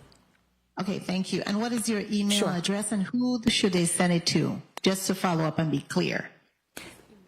Yeah. So you can send it to, in St. Thomas, you can send it to Alani Henneman.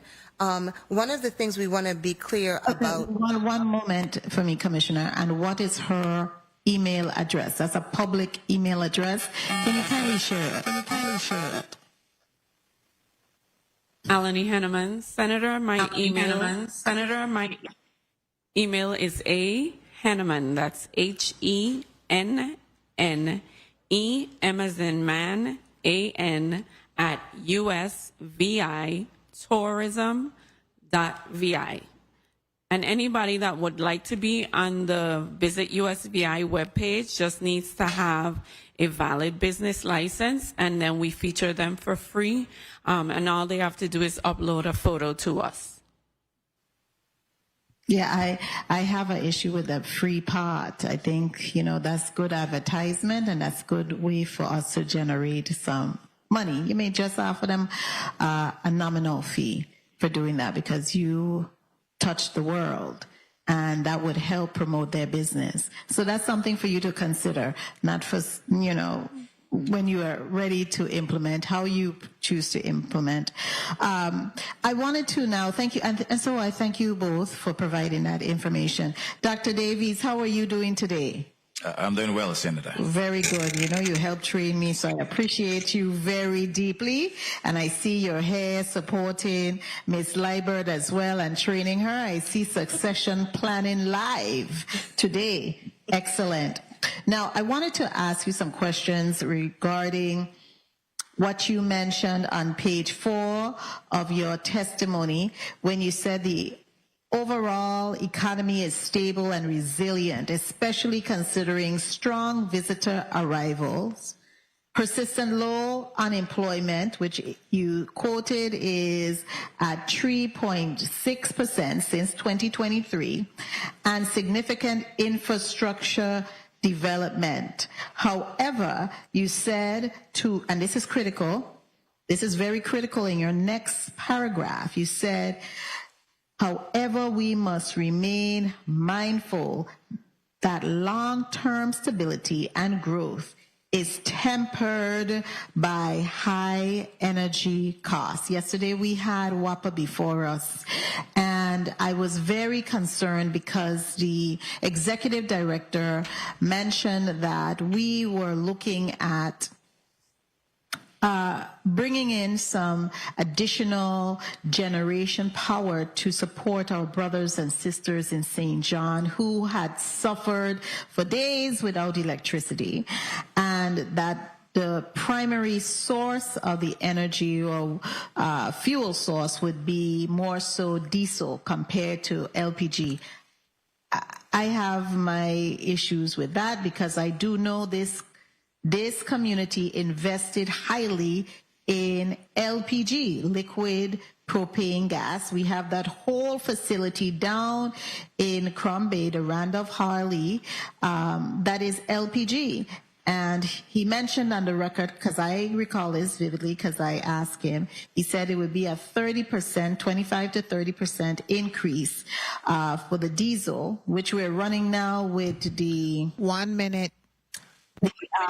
Generation. Oh, I got 1 minute already. Anyhow, so I want to ask you, how do you see that we can be able, as a community, to reduce these high, what you're saying, energy costs? Because energy is what's going to fuel our economy. All right, thank you for your question. I think one of the key things for us to look at is, as a government, we are required to ensure that services are provided. It doesn't say that we are required to ensure that these services are provided by government or by a government entity. And for us to look for opportunities to have, at times, public-private opportunities where we can go forward and join with others to expend the funds in these areas would be quite meaningful. And it's not just here in the territory. When we look at the development of data centers across the country, many communities are up in arms about data centers coming to their area that will increase their energy cost. And of course, within the context of our cost here, any particular economy that will do well always pay attention to energy cost, because it's not only for the homeowners, the residents, but businesses that will need to operate. And if the overhead is way beyond them with respect to energy costs, they won't be able to survive. So if there's an increase in fuel cost, yes, that part of the bill may see an increase. Although you may still be consuming the same amount of current.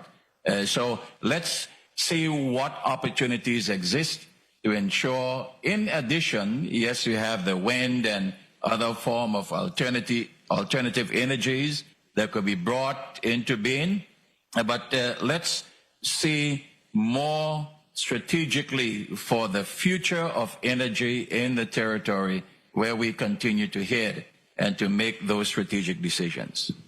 Thank you, and that's one of what I was getting at. Mr. Chairman, I do know that my time was called. I would like to be able to follow up with the next question and also have Ms. Liebert feed in. Oh, you're very gracious. Thank you.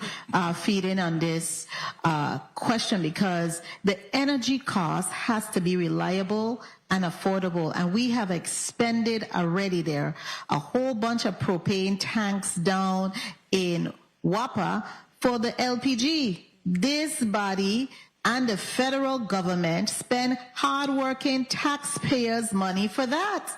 And so we can't change that trajectory to go back to diesel now and have that increased cost when businesses are closing. So, Ms. Liebert, would you like to elaborate on that?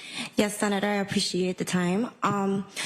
I do think that honing in on renewable energy is very important. I know that GVI has already been taking active steps for renewable energy, but I do believe that renewable energy will reduce long-term costs, improve reliance on fuels, and bring down the cost of businesses having to rely on so much diesel fuel for energy, you know. So I do think that if, as individuals, we decided to consume a little bit less or choose to consume a little bit wisely, you know, I think that that would help the problem right now.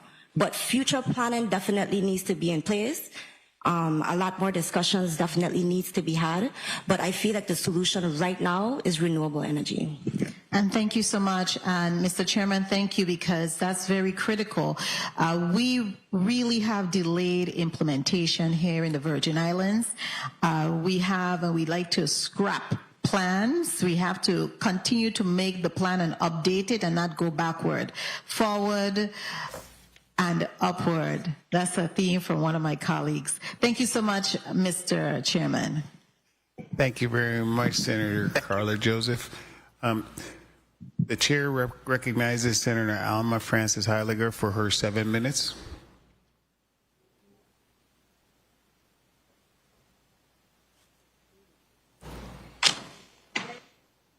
Senator Heiliger, you're recognized. Again. Thank you. The mic was off, so I had to wait. Thank you so much to my colleagues. Good day to the territory. Good morning. Good afternoon. Hello to the testifiers. I hope everyone is well. To the staff. My first set of questions, I'm going to try to deal with tourism. One of the things, I want to ask a quick question. What do you guys do from a tourism standpoint after the fact? I know we spend a lot of money trying to get tourists here, but what do we do after the fact? And the reason why this stood out for me, I initially saw a photograph of a line of people wrapped around at the airport. I initially thought it was AI. I'm not going to lie to you.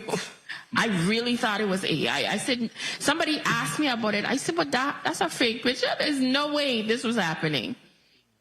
Until I realized it actually was our reality.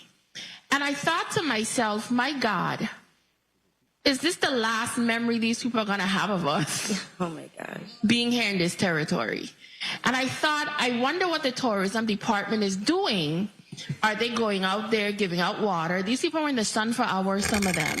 Are they doing anything after the fact to make sure that when these people get on this plane, they have somewhat of a different mindset versus the very last thing of them standing out in the hot sun trying to get on a plane and leaving? What did you guys do in regards to a situation like that? Or did you partner with Port Authority? Did you guys do anything specifically? What are some of your exit programs and plans when tourists are leaving the territory?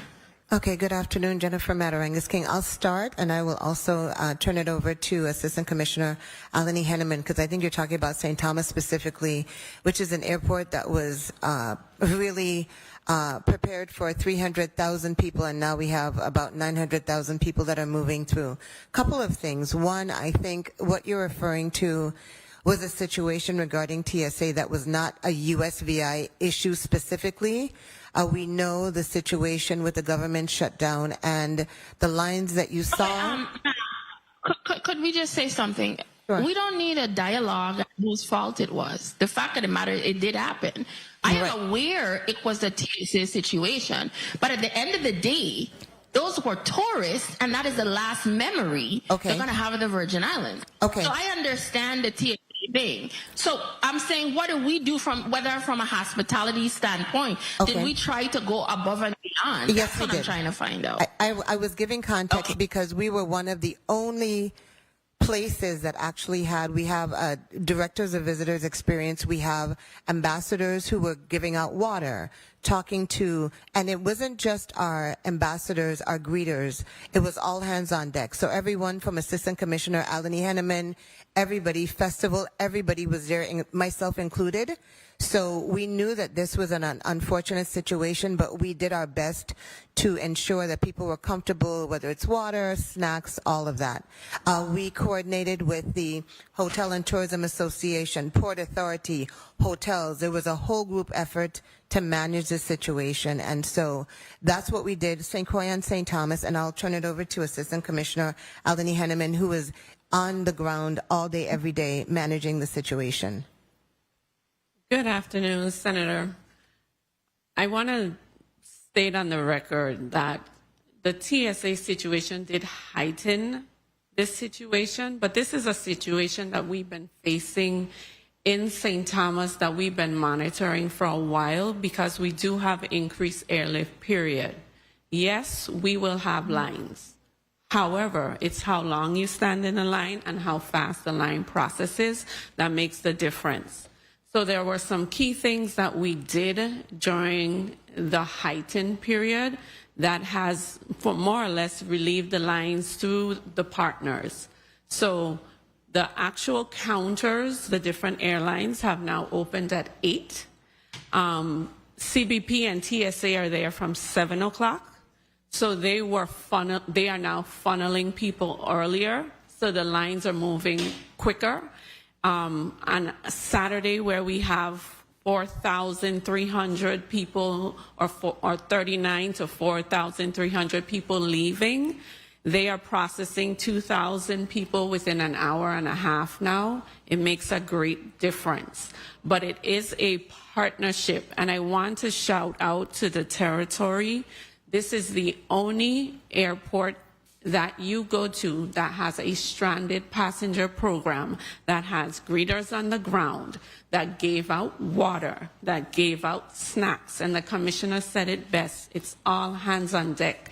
Our greeters were there. The director of festival was there. The assistant to the marketing director was there. When our team activates stranded passenger programs, every person in our department is activated. So that last experience for most of the passengers came with a positive because they're familiar with airports, and they also know that when you're stranded in Miami or Texas or Houston or wherever else in the world, nobody comes with water, nobody speaks to you, nobody engages you and explains what's happening. So I know the lines were intimidating. We don't mind the lines. It's the processing. Hold on. Y'all explaining to me why things happen. I just wanted to know what you guys did. I'm running out of time. Thank you. My next question I want to ask, in regards to, you spoke about sustainability. What does sustainability mean to the tourism department?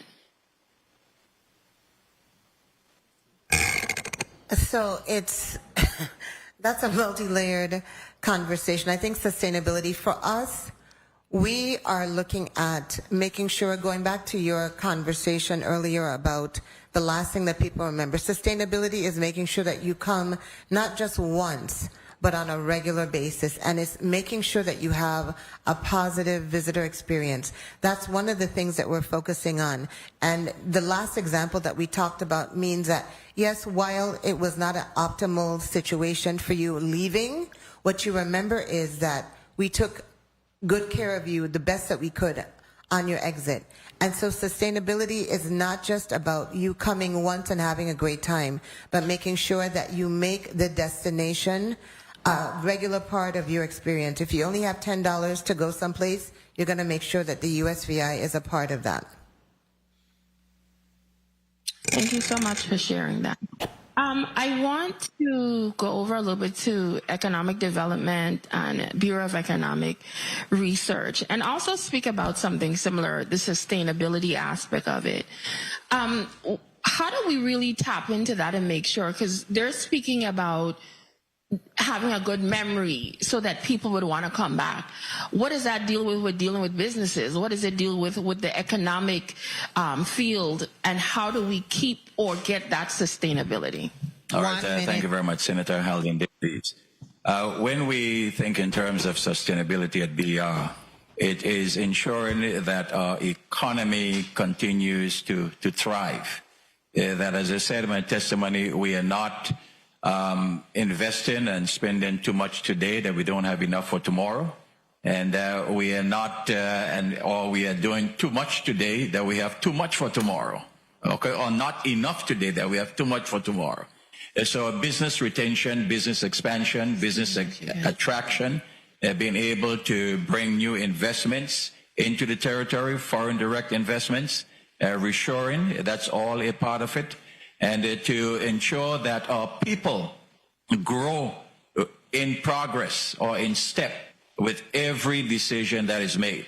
Because even though we may have consultants that may come and share with us from time to time, I want to always make sure that we have local individuals in lockstep with them so that that information, that knowledge transfer could occur, and that we'll be able to have the resources locally to help to continue to support the activities. So moving from the present into the future. Any thoughts, Ms. Library? May I add, Senator, I also think that streamlining the procurement process helps sustain business and the quicker turnover of investments into the territory. Additionally, I think access to data and data optimization, finding new ways to make the data transparent and accessible to investors and the public alike. Okay, thank you. Mr. Biggs, do you have anything to add? Yeah, I mean, I think they've covered it well. We talk about business expansion and retention, so sustainability is a big part in reference to once we attract the entity here, it's easier to keep them here than to potentially attract another entity in that place. So we try to make sure that they have a good experience, whether it be their licensure, registering the business, but also, I mean, when you talk about sustainability for economic development, you're talking about innovation, adding, as I indicated, part of the 3 pillars. We've been active in reference to renewable energy, the renewable energy facilities that are coming on are EDC beneficiaries. We've now have an entity that's called Replastic that's moving into the industrial park that's doing recycling. So there's a variety of elements that goes into sustainability in regard to that. So I think Dr. Davies and Ms. Leibert has covered most of the areas, but I think those are also areas that we look for. Things that can continue to grow the economy. How can we diversify the economy? How can we create additional opportunities for residents and be inclusive as we create those opportunities? Thank you. Mr. Chair, I did hear the time call. May I ask one more question? Yes, Senator, please continue. Thank you. When it was spoken about greedflation, have you guys been able to identify any businesses, types of businesses? I'm not saying call anybody's name. I'm just saying, give me, what do you guys do about it, and what kind of impact do you think that would have on our community as a whole when it comes to, our economic growth? All right, a very good question. There are active steps being taken, as I've noted, with Department of Licensing and Consumer Affairs to have weekly prices as stated. I know they do it on a monthly basis, and they're considering doing it on a weekly basis now. And from the standpoint of the Consumer Price Index, that is a calculation that takes into consideration a variety. A large basket is about close to what, maybe 1,500 items that we review every month to be able to have a solid CPI calculation. Although we have prices that will come in on a regular basis, that's only a part of it. We still have to ensure that the weights are there and that we apply the necessary analysis to get to the right figure. Okay. And a great example of greedflation would be, for example, gas prices going up. But we know the cost of fuel went down, but the prices are still up. So that's what we consider greedflation. So we were working with the LCA to try to come up with a systemic way of trying to encourage, or should I say influence, prices to move with what the economy is doing. Well, that is a perfect example. And I know whether it's myself and my constituents talk about this one quite a bit. You know, whenever we hear oil costs shoot up, instantly the gas prices go up, but then it goes from $100 a barrel, it dropped down to 60, but the gas price stays the same. So we sometimes we're a little bit confused, but I do understand what you're saying. And thank you, Mr. Chair, for giving me the additional time. I want to thank the Tourism Department. I did appreciate their responses, as well as those from the Economic Development, as well as the Bureau of Economic Research. Thank you. Thank you very much, Senator Alma Heiliger. I wanted to ask Dr. Davey one question that I had with your testimony, specifically page 4, third paragraph. I want to make sure I understand this clearly, what you're saying. If you would refer to the third sentence, we talked about we must focus more on real property appraisal, revenue collections, partly in marine and maritime opportunities across the Greater Virgin Islands. And here's where it gets confused. And the possible phase implementation of a consumption tax on sales and services. This measure would help further capture additional 2 to 3% of revenues dedicated to the specific purposes for a determined time for visitors and residents, while making our energy system more cost-effective and reliable. Are you suggesting a sales tax for WAPA or a sales tax, period? Thank you, Senator. Within this particular context, it would be period, a sales tax, period. The residents of this territory continue to bear the brunt of the cost. And we have millions of visitors that come each year. Yes, the hotels, the taxi operators, the tour operators, and others would have benefit. But beyond that, we need to ensure that our infrastructure is in place. Our roads are kept up to date so that we avoid potholes and a number of other things that's needed. So having that close to 3 million or 2.7 million persons participate in that cost as well, I think is going to be quite meaningful for us. And it may only be, as many jurisdictions do, have a particular tax for a certain period of time, whether it's for 5 years, 10 years, 15 years, as the case may be, or if this territory feels that it's important to transition to another form of revenue generation, then that could be considered. Okay. However, we'll have to do it within the bonds of the confines of the law. Because keep in mind, excuse me, Dr. Davis, keep in mind that we currently tax a lot of things right now, too many things. We've got an EDA program that we actually don't tax as much because we're trying to encourage businesses to come. So you're suggesting another 3 to 5%, 2 to 3%, pardon me, that could impact all that? No, it's graduated, Senator, and we can speak more specifically on this so that we'll be able to have a greater balance. As you've noted within the same paragraph, I've talked a lot about leakage. One may be assessed for a particular level of taxes, whether property or individual or gross receipts or what have you.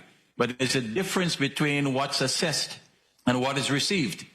Okay? So as we look at this holistically, within the context of ensuring that we are still consistent with the rules and regulations of the IRS, for us to be able to retain the taxes that are collected, that it will give us that greater and better advantage to ensure that holistic approach to revenue collection and the sources that we have for those revenues, I think it will be meaningful for the territory. So, I let you explain yourself, and I'm hearing that we have to raise taxes on our visitors and our residents because of our inability to capture the current taxes we have.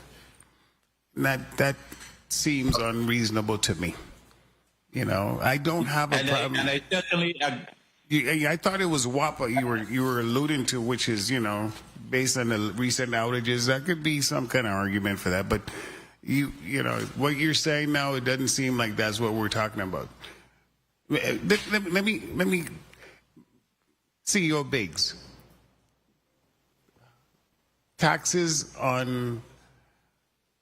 Additional taxes will do what to your program?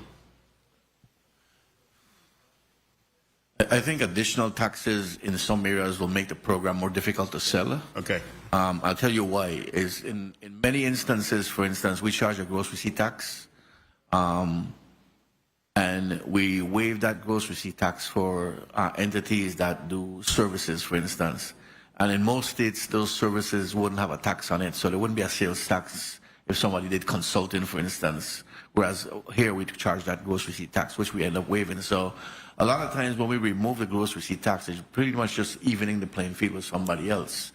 The biggest problem we have is the cost of doing business here. And that's really energy cost and cost of rents and that sort of stuff. So, again, we don't necessarily do the funny math. We had zero, and if we attract somebody, we get a 10%, plus we get an influx of the global income that's taxed fully. We get the payroll wages that they pay. We get the charitable contributions that are grant. I mean, there's a variety of different things that we get that makes up some of that difference that we're giving for getting that money to come here in the territory. So I think if we created additional taxes on my program, I think you'll have a difficulty, and probably the same for the RT Parks and our programs are very similar. Everybody thinks we're giving stuff away, but we look at it that we're actually getting correct stuff. Commissioner Matarangas King, an additional tax on our visitors what do you think the impact would be to our competitiveness in the tourism market?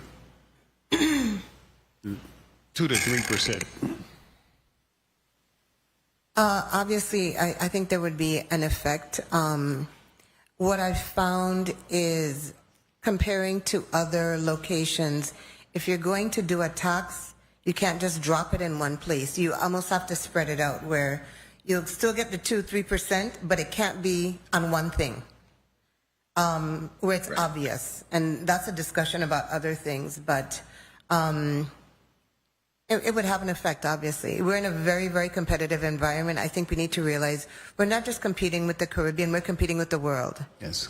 We're competing with Florida, Key West. We're competing with a lot of places, so we have to be mindful of any changes that we make and how it's going to affect visitors.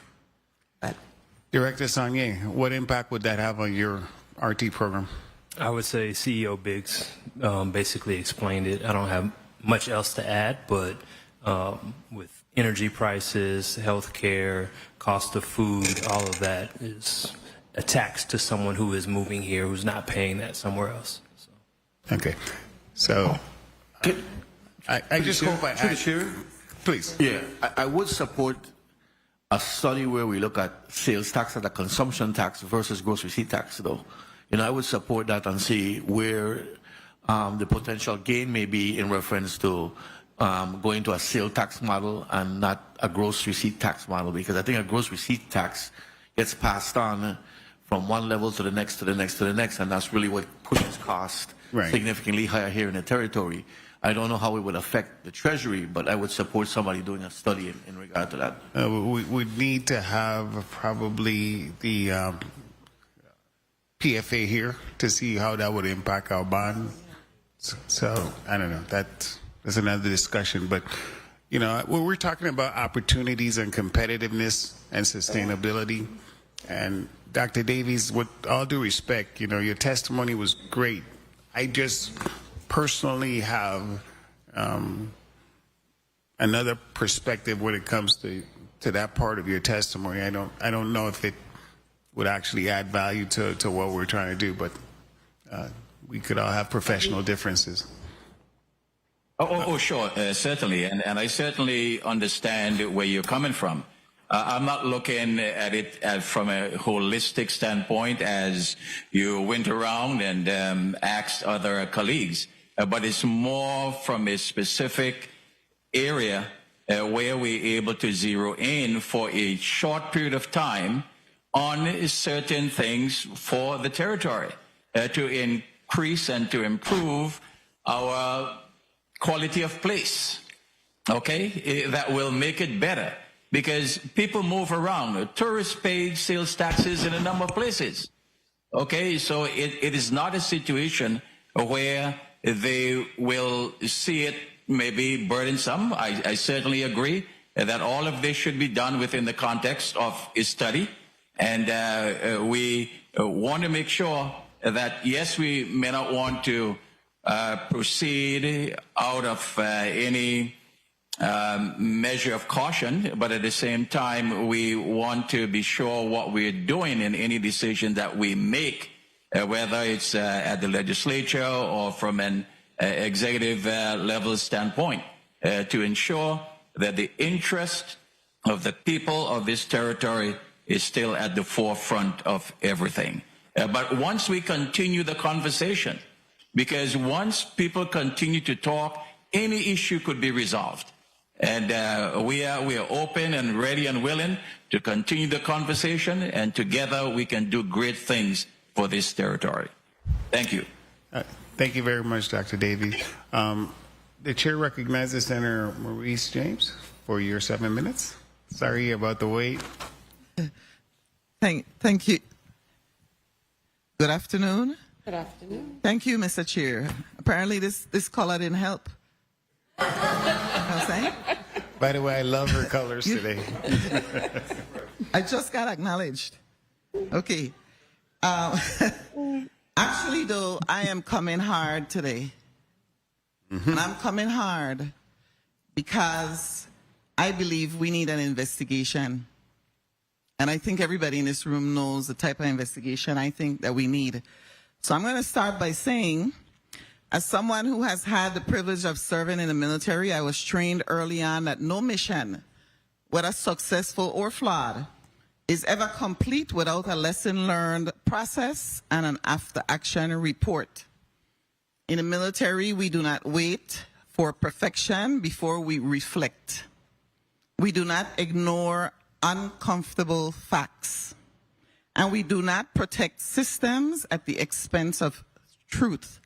Instead, we ask hard questions. What happened? Why did it happen? What did we miss? And most importantly, how do we ensure it never happens again? Because in that environment, failure to learn is failure to lead. The continued global attention surrounding the Jeffrey Epstein matter has placed our territory under intense scrutiny. While much of the focus has been on one individual, this broader and more important question is institutional. What does this reveal about our systems of governance? This is not a comfortable conversation, but a necessary one. So I'm going to start by saying this. We're going to look at systems. Every time you're in front of me, I'm going to look at every single agency and department that I believe needs to look at itself when it comes to the Epstein matter. And that includes a few of you sitting here today, starting with EDA, UVI, Attorney General, Department of Planning and Natural Resources, Police, Election System, Port Authority. Because I think you all can agree that we cannot fix what we refuse to examine. And I am only looking at systems, and I want to strengthen our tax incentive programs. So we have to ask, how are we measuring success and who is truly benefiting? If we are going to forego hundreds of millions in public revenue, then we must be able to demonstrate clearly and without ambiguity that the people of the Virgin Islands are receiving a return that justifies the sacrifice. Tax incentives are not gifts. They're not. So these questions, so they're really focusing on EDA and RT Park. Okay? I'm going to start with one that is easy in a sense, because I see Mr. Alexander sitting at the CEO, the director, CEO, executive director for the Virgin Islands Housing Authority. So I'm going to use this example because I'm trying to fix, right, the system and hold us accountable. If someone is a sex offender, you know what's interesting? They can't be admitted to public housing. And I think he will agree with me when he comes up here. They cannot be admitted to public housing. The federal law is clear that it prohibits any individual who is subject to a lifetime registration requirement under a sex offender registration program. So with ED, I was looking at how can we fix this to prevent it from happening? Because we're bringing beneficiaries in here, but we need to vet them, right? And we need to make sure that we're not giving benefits to people who don't deserve. If a resident of the Virgin Islands cannot get the benefit of public housing because they are on a sex offender list, why is an EDC beneficiary getting the benefits when they are also a sex offender? So I decided to look at other territories, at other jurisdictions that have actually dealt with this. And so I'm going to ask both EDA, the CEO for EDA, and the director for RT Park. Do you have a bad actor disqualification standard and our criminal background and reputational risk evaluated? And I will start with RT Park. Sure, I can go first. So, good afternoon, Eric Saunier, Executive Director of the RT Park. Yes, we do. We have an entire life cycle policy manual where, from being introduced to a potential RT Park client to the initial 15 years of the original park tenant agreement, there's an entire policy manual around compliance and how we handle some of the things that you're talking about today. We use an independent third party to do background checks, and then we use an independent outside legal counsel to review those background checks, and then we have our own internal legal counsel who then reviews the decisions made from the individuals doing the background check, and then the outside legal counsel who reviews the background check information as well. And you've read any of the historical information. This individual that you're talking about did apply to the RT Park, and because of some of the things that I'm talking about, was not let into the RT Park. So yes, we do have these things in place, and then we also have a substantial or significant KYC policy, know your customer policy. So at any point, if we have any inclination that someone is a bad actor, we can go through the same background check policy at any time, conduct the same reviews, and make a determination. Every park tenant agreement has clauses that even if you do something that could damage the reputation of the RT Park, the territory, the University of the Virgin Islands, we can legally remove you from the RT Park. So we have all these things in place. Okay, that's good to know, and I'm sure you probably mirror that, but I need to know, and the people of the Virgin Islands need to know that our systems are in place to. Yeah, we do a address comprehensive background check on all our all our applicants, in regard to, and anybody who's added on after the application process. We do a complete background check, and we do have a process that persons can be removed. We call it a show cause, where they go to a show cause in front of the board, and the board makes the determination whether they're going to remove them from the program or not. So those things are there.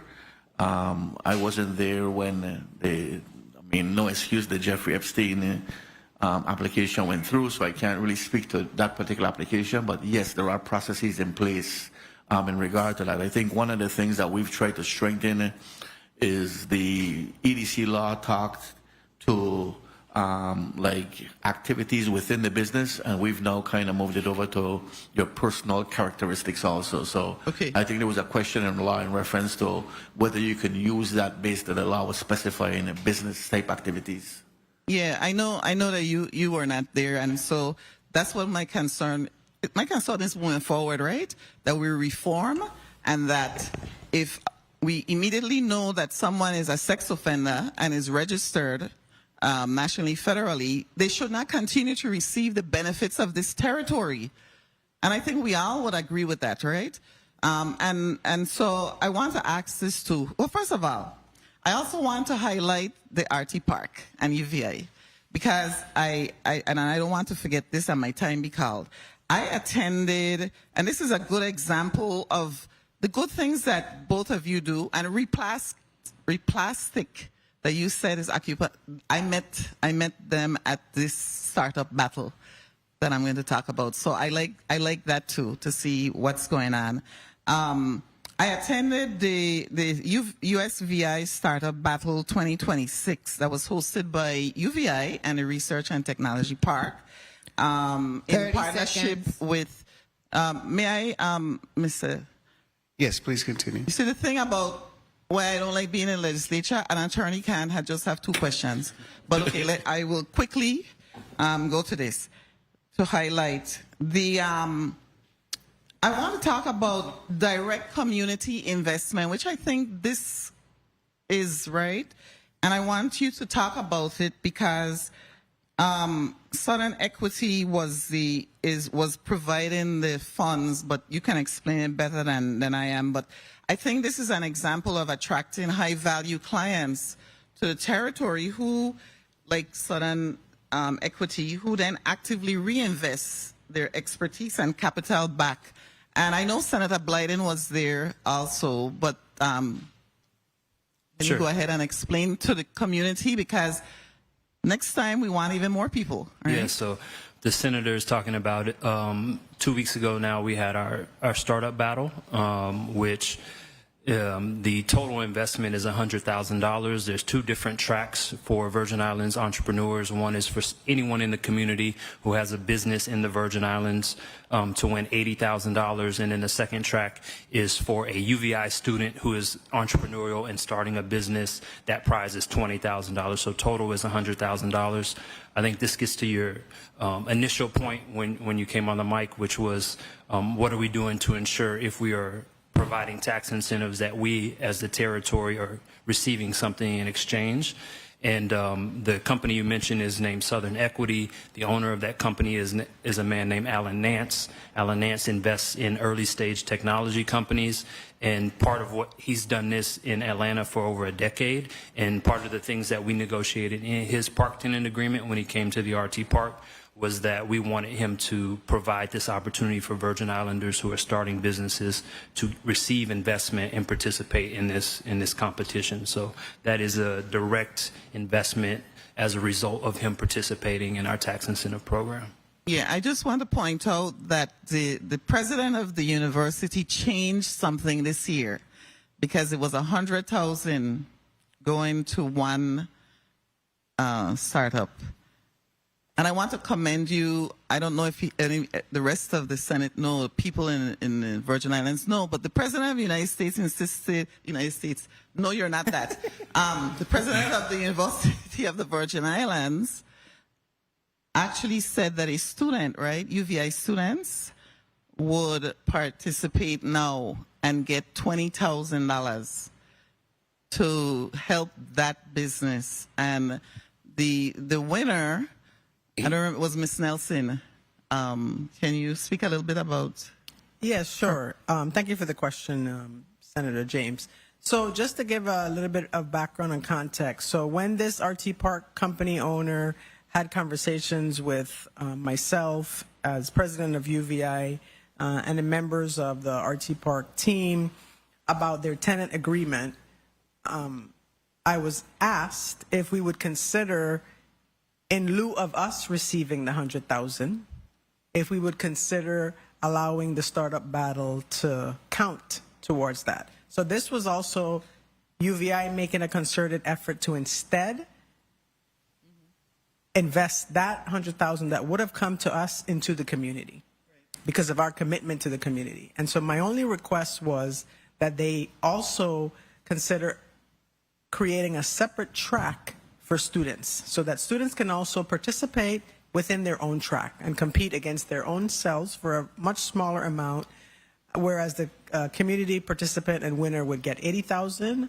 Whichever student entrepreneur was able to be successful would get $20,000. I think that was well received by the community of UVI student entrepreneurs, and of course this company as well. I think it was a very successful startup battle and shows UVI's commitment to supporting the community and community development.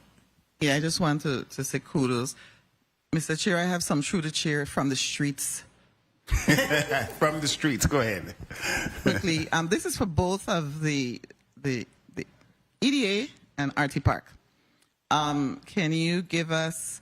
I would like the legislature, well, and me particularly, to receive information on, for example, detailed reporting on charitable contributions and scholarship obligations for beneficiaries of the programs, if it applies to you. Do you maintain an equivalent level of reporting for workforce data, including local hires, non-local hires, and waivers? Can you provide a breakdown of all active beneficiaries by category as defined in statute, including the number of companies and the industries they represent? And can the authority provide a list of waivers granted to EDC beneficiaries for non-resident workers, including the number of waivers granted per company, the positions for which waivers were granted, and the justification provided for each waiver? I think we need to know that. And what percentage of beneficiaries are local versus external investors? And I'll send them to you. Well, the chair will send them to you, but I can also follow up. And Thank can I you. just, for the public, they can visit our website, uvirtpark.net, and we have a section called Year in Review, and we cover anything that you just mentioned that's applicable to us. We cover it in our Year in Review, so it's on our website, including all of the RT Park companies. Yeah, we have a list of the beneficiaries by category and everything on ours also. Our website, some of the other data that you're asking about waivers and stuff, we have to go in and look at internally. But yeah, we could provide that information. It'll take a few minutes, but we could provide that information. Thank you, Mr. Chair. I appreciate it. Thank you very much, Senator Maurice James. I wanted to just do a quick wrap up. We've extended our time with this block, and if each testifier would take a minute to summarize your take on today's hearing, whatever key elements you want to share with us. And I want to thank you very much for all the awesome information you gave us today. And I look forward to speaking with you guys next month. And yeah, just go ahead and wrap up, and then we can start the second block. Thank you very much. If I may go first, Mr. Chair, I have a 2:00 meeting that I'm late for. We'll work this way down. When that way, we come this way. I think, honestly, I appreciated the opportunity to come together with my fellow testifiers here in front of the legislature and this specific committee on Economic Development and Agriculture. I think it was a very important and very timely convening. And what I got out of it is that the Virgin Islands economic development situation does have hope. It is doing well. It could be a lot better if we continue to work together in a very coordinated effort. I do think that the senators here today also highlighted the importance of having a written plan. So I think coming up with a number of action steps and action items following today's meeting, following up on the very important questions that were asked by the senators and the responses that were provided by my fellow testifiers here. I am personally committed on behalf of UVI, as well as all of our entities that we talked about here today in terms of UVI Cell, SBDC, and all of the other centers at UVI that I mentioned, are very committed to collaborating with everyone here, even those who weren't able to make it today, ODR, VI FHA, for example. We're committed and looking forward to follow up on next steps. So thank you very much for the opportunity. Thank you very much, Dr. George. Director Saunier. Good afternoon. Thank you again for the opportunity to come and present to this group. The only thing I want to highlight is that I do think the viewing audience probably thinks that we all work in silos, but as you could have heard today, we, at least I can speak for the RT Park, are in partnership with every single person that you see in this row today, and it's only beginning. We're investing in our partnerships, we're working together, and we're trying to come up with new creative ways to improve economic development in the territory. So just want to say thank you for the opportunity, and glad I got to spend today with this group. Good afternoon. You stole all my comments. But I would like to say thank you for the opportunity to be here today. And I do think that's the biggest message for the community, to know that we are working together. You know, we have a very small but mighty team at tourism, and we're constantly reaching out to our partners, resources, ideas, ways to collaborate, using our platforms, working closely with them. And so I think, if nothing else, I think people understand that we're not working in silos. We are working together, and we're constantly trying to figure out how to improve things. It's a challenge sometimes, but I think we have some great minds at the table, and collaboration is going to be key as we move forward. Thank you. And thank you for the 75% support to the local folks from the streets. From the street. Good afternoon, Senator. I'd like to say thank you as well, Alan E. Henneman, Department of Tourism. I think the key takeaway today is collaboration, and because 2026 is slated to be the best record numbers for the Department of Tourism in the history of the Department of Tourism, I think that the infrastructure is key, so we have to work with our partners, roads, the airport. I mean, we are bringing home the meat, but our partners have to be able to sustain, and without being able to sustain the growth within the infrastructure, it stymies our ability to grow. So the most important thing is that we continue to collaborate so that we can continue to promote the U.S. Virgin Islands as a key marquee destination.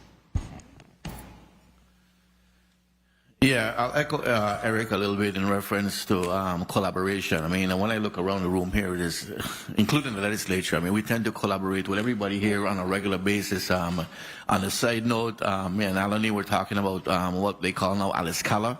Several years ago, they invited us to a conference that was called Chris and then Nabhood.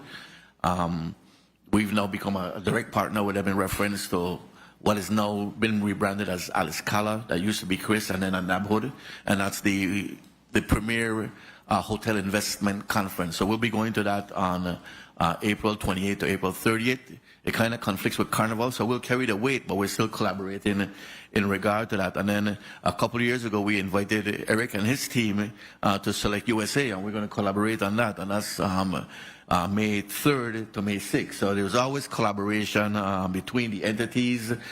We work regularly with CEL. They've done a lot of stuff for us. They've done an impact analysis for us, a compensation study, agro-processing feasibility study. So there's a lot of things we've done with the teams.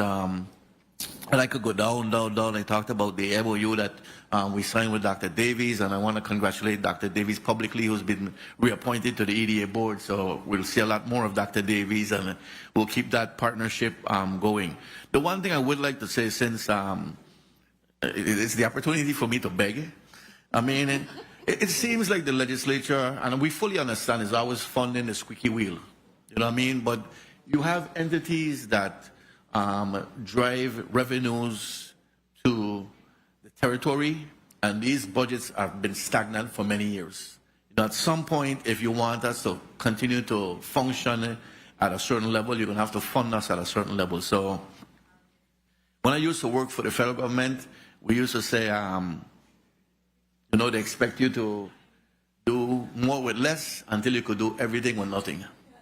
You know, and it's really diminishing returns, because every year we got to increase payrolls, cost of working, the operation goes up, but our budget does not reflect those additional costs. So again, I asked at the revenue estimating conference, and since I have the finance chair here, I'm going to beg for another $500,000 for staffing and another $10 million to create an equity investment fund.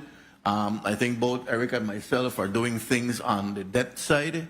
But there's really a need for equity investing in some of these projects, you know. So we like to create that equity investment fund somewhere along the way where we can assist in moving projects forward.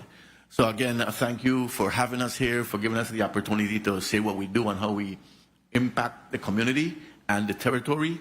And we look forward to working with everybody at the table and the legislature moving forward. Thank you very much, CEO Wayne Biggs. Dr. Helen Nice Davies, please. All right, thank you, Mr. Chair, for taking the opportunity to have this very important hearing. Sustainable economic development is key to the future of this territory. We have different views and opinions across this territory as to what should be done and what should not be done. But having good conversation that's meaningful and that's thoughtful would allow us to progress. I stated in my testimony a number of things that we may need to seriously consider, and I trust that the conversations will continue to move in those directions, as well as other directions that you would have in mind, as well as others. BER remains committed to the work that is called to do to review the data. We certainly appreciate all of the collaboration with our various departments and agencies in getting information to us for us to analyze, to assess, and to recommend pathways forward to be able to address the challenges that we have. All of the recommendations may not always be easy. Some may be tough. We'll have to have thoughtful conversations around them so that we are not shortchanged in any way for this territory and our people and moving forward. We continue to work with our partners on putting together a revenue estimating model for the territory that will be much more comprehensive than what we have right now. We're also working on a price study that will bring us closer to see exactly what's happening across the territory with prices at every level, and to ensure that the quality of life and living of place that we have for our people moving forward is one that would be productive, that would allow people to not only think that progress is being made, but to experience that progress in their homes, in their educational advancement and housing advancement and a number of other areas. And that's why BER will continue to remain focused on the data, on the analyses, so that the recommendations made will be sound and solid, and we can have good conversations around them. Thank you, Mr. Chair. Thank you very much, Dr. Haldane Davies, BER. Appreciate your testimony today. Right now, we're going to... Ms. Liebert will just come in briefly, Mr. Chair, if that's okay with you. Absolutely. Ms. Liebert, please. I would just like to emphasize that sustainable economic development is about inclusive growth, environmental responsibility, strong institutions, and improved quality of life. So that's going to take bold leadership, cooperation between the executive and the legislative branches, and innovative thinking. I just want to say that we spoke a lot about WAPA, but the territory's strongest resource is the people. So collaboration, transparency, and data-driven decision-making should bring us closer to the mark of the success of the territory. Thank you. Thank you very much. And media, I'd like to post again that next month, May the 22nd, this committee in my office will be sponsoring, along with some of these wonderful agencies that testify today, our 2026 Economic Development Summit at the University of the Virgin Islands from 7:30 a.m. to 5 p.m. This is where you actually get to see, touch, and feel the money. This is where the agencies, the businesses that are here that have been awarded all this huge hundreds of millions of dollars will be there. We need to come prepared for trying to solicit our own businesses. Bring your business cards, meet and greet these people. We'll be providing breakfast and also lunch. And this is for the community. This is for the community to actually see what it's like to find opportunities for your business to grow. Don't sit back and wait for other people to come, take all the money, and then leave. And then you're going to come to us and say, Senator, why are you doing? This is up to you to step up to the plate. Get your business ready. There's so much expertise in front of you. They will help your business too. They've said it. They'll coach you. They'll provide financing for you, whatever you need. So let's show them VI love and go in there and make some money and grow our business and hire our people. Thank you very much. The Committee of Economic Development and Agriculture is in recess for 5 minutes.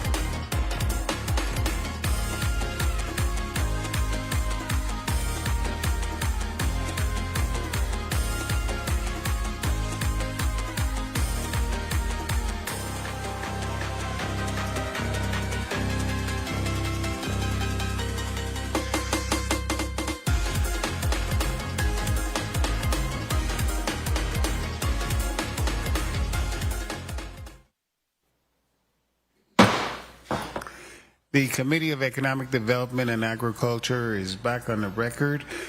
Pleasant good afternoon, everyone. This is block 2 of today's committee meeting, and we've got a whole new panel of testifiers. We're still talking about the initial discussion, which is the economic impact of these $25 billion of federal funds that the territory is receiving and how that will impact our community and how we could benefit from this as Virgin Islanders.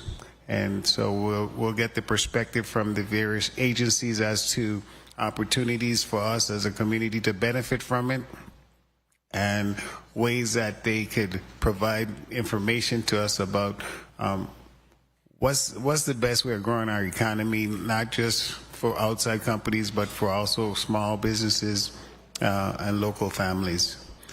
Madam Clerk, if you would, please read Block 2.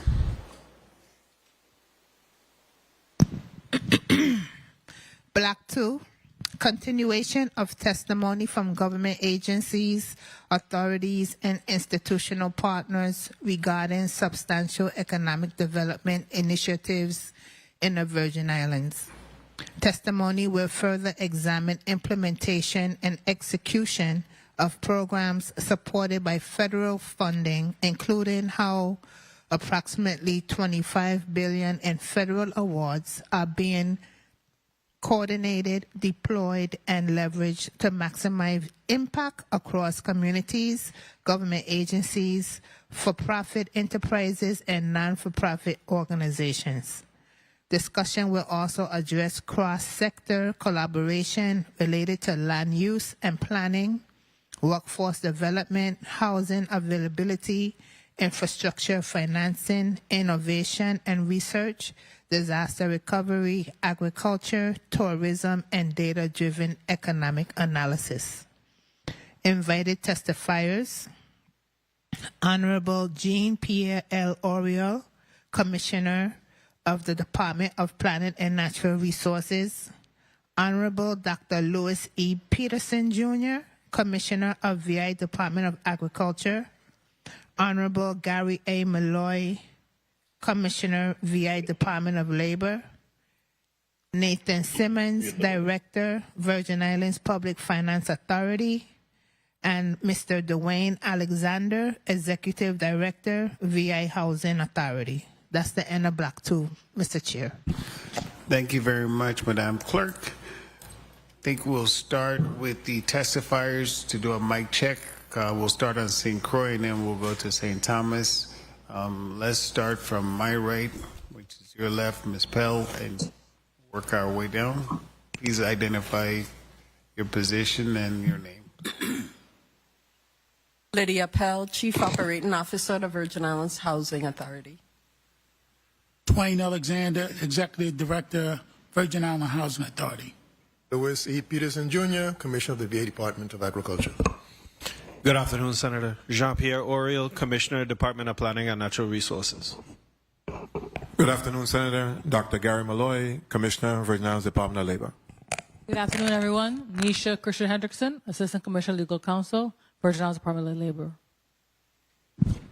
Gary Halliard, Virgin Islands Department of Labor, Director of Bureau of Labor Statistics. Good afternoon, Leah Laplace Matthew, Territorial Planner with the Department of Planning and Natural Resources.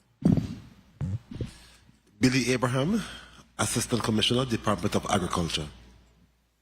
Good afternoon, Carleen Rogers, Director of the Abattoir. Good afternoon, Shanta Douglas Francis, Agriculture Marketing Director for the Virgin Islands Department of Agriculture. Let's go to St. Thomas. Let's start from your left. Good afternoon, Denise Reimer, Staff Counsel of the Virgin Islands Public Finance Authority. Good afternoon, Jean Ford, Assistant Commissioner, Department of Labor. Good afternoon, Shanika Sebastian, Director of Youth and Apprenticeship, Virgin Islands Department of Labor. Good afternoon, Charlene Hodge, Director of Workforce Development Services, Virgin Islands Department of Labor. Thank you very much. I think we'll start with The Honorable Jean-Pierre L. Oriol, Commissioner of the Department of Planning and Natural Resources. Commissioner, please commence your testimony.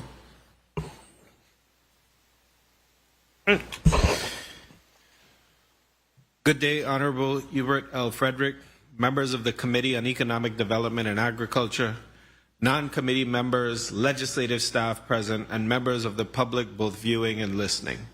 My name is Jean-Pierre Oriol, Commissioner of the Department of Planning and Natural Resources, and joining with me is Ms. Leah Laplace Matthew, Territorial Planner. We appear before you today to provide testimony on how DPNR's core responsibilities, particularly zoning, land use, environmental review, and permitting, are directly impacting the efficient implementation of critical public projects and federally funded initiatives across the territory. DPNR recognizes the unprecedented opportunities that $25 billion in anticipated federal funding and investment bring to the territory, but we offer this testimony within the narrower context of the department's role. As the agency charged with land use regulation, zoning administration, permitting, and environmental review, DPNR plays a critical role in ensuring that development proceeds in a manner that is lawful, efficient, transparent, and environmentally responsible. The department has identified systemic zoning compliance challenges, particularly affecting government-owned and publicly operated facilities, which in turn have delayed or complicated the implementation of both emergency repair projects and long-term capital improvements. One of the most significant obstacles impacting project delivery is the fact that numerous existing government facilities are not in zoning compliance. This issue frequently arises during permit review for repair, renovation, or reconstruction projects where facilities, often decades old, are discovered to be in zoning districts that do not permit governmental use currently underway. As a result, projects funded through federal recovery programs, territorial capital appropriations, and initiatives such as the Envision Tomorrow program has faced avoidable delays due to the need for legislative rezonings, variances, or map amendments.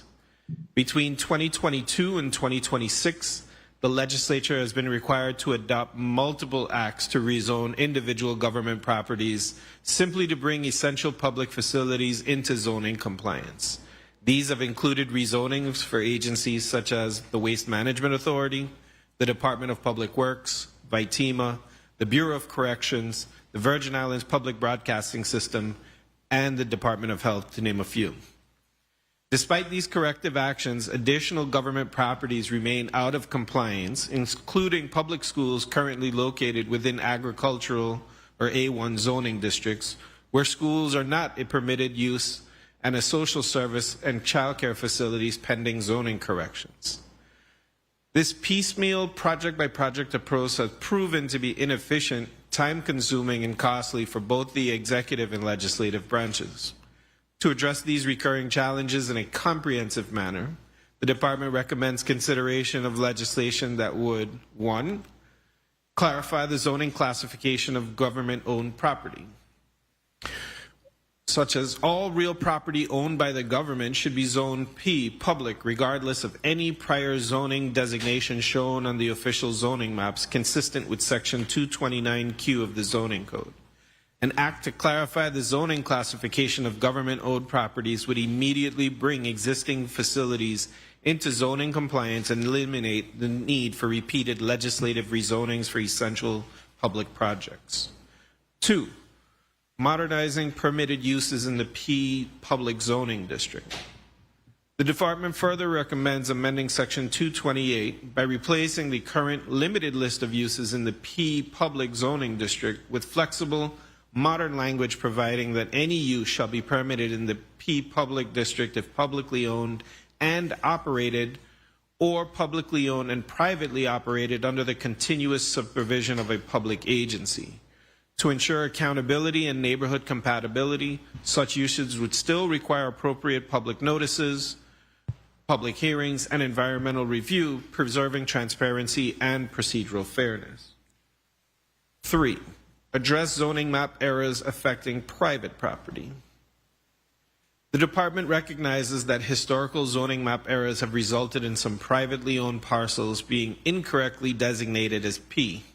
For this reason, the department recommends formal notification to affected property owners and an expedited zoning map amended process consistent with existing law to correct such errors without unnecessary hardship.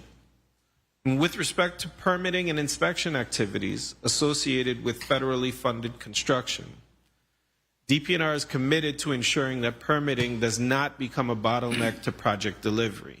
To that end, DPNR supports the strategic use of qualified third-party plan reviewer services, particularly during periods of high application volume. And under this approach, applicants would cover the upfront cost of review. Certified third-party reviewers would supplement internal staff capacity, and environmental and safety standards would remain fully enforceable. This approach expedites reviews while maintaining appropriate regulatory oversight.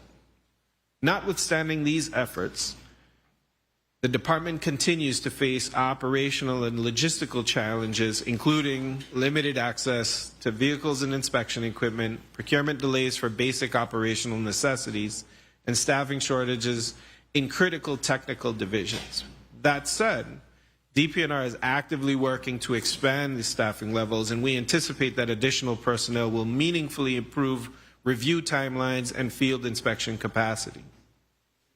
In closing, the department respectfully submits that clarifying the zoning status of government-owned properties and modernizing the P public zoning framework will remove unnecessary delays to public infrastructure projects, improve coordination across agencies, protect environmental and community interests, support the timely expenditure of federal recovery funds, and reduce the administrative burdens on both the legislature and DPNR. The department stands ready to work collaboratively with this honorable legislature to develop and implement these reforms, and we appreciate the opportunity to testify and remain available for further discussion or technical assistance. Thank you very much, Commissioner Riel, DPNR. Very interesting testimony. I like it. Nicely done. And you asked for money. That's good. Next up, we have the Honorable Dr. Louis E. Peterson, Commissioner of Agriculture. Good afternoon, Senator Frederick, Hubert L. Frederick, Chairman of the Committee on Economic Development and Agriculture, my fellow testifiers, Senators present today, Senators Noel Francis, I see, Senator Frankie Johnson, not sure who else might be here, but all Senators present. My name is Louis E. Peterson, Jr. I'm the Commissioner of the VA Department of Agriculture, and I am here today with members of my team, which I would like to recognize. We have Assistant Commissioner Mr. Billy Abraham. We have our Director of Marketing, again, Ms. Douglas Francis, our Director of the Veterinary Division, Dr. David Wenger, our Director of Administration and Management, Mr. Ewan Bryan, our Director of Abattoir, again, Ms. Caroline Rogers, our Property Manager and Inspectors, Mr. Tazadi and Mr. Rogers. We have as well our Director of the Agricultural Development, Mr. James Henderson, our Director of the Hemp Division, Mr. Clifford Joseph, and we want to also remember our Deputy Commissioner, who is not here, but at home recovering from some health challenges. So good afternoon again to everyone. In response to your letter of invitation, Senator, we're here to highlight and to share information regarding 1, current agricultural initiatives and economic impacts, 2, challenges affecting production, land access and marketing, and 3, recommendations to strengthen agriculture's contribution to USVI sustainable agriculture development. And of course, we'll also share an update with you regarding the upcoming 2026 Virgin Islands Caribbean Agricultural Conference. Regarding current agricultural initiatives and economic impacts, number 1, our fruit orchard project. The purpose of this initiative is to establish stands or orchards of fruit trees on farms and elsewhere throughout the territory, thereby increasing food production, but also contributing to economic profit for producers. The fruit orchard project was launched during the month of December 2025 through the distribution of 2,500 native and fruit trees at absolutely no cost to residents on St. Thomas, St. Croix, and St. John. As a result of a grant award in the amount of $500,000 to our agency from the U.S. Forest Service, native and fruit trees were purchased from local farmers and plant nurseries, as well as from sources outside of the territory.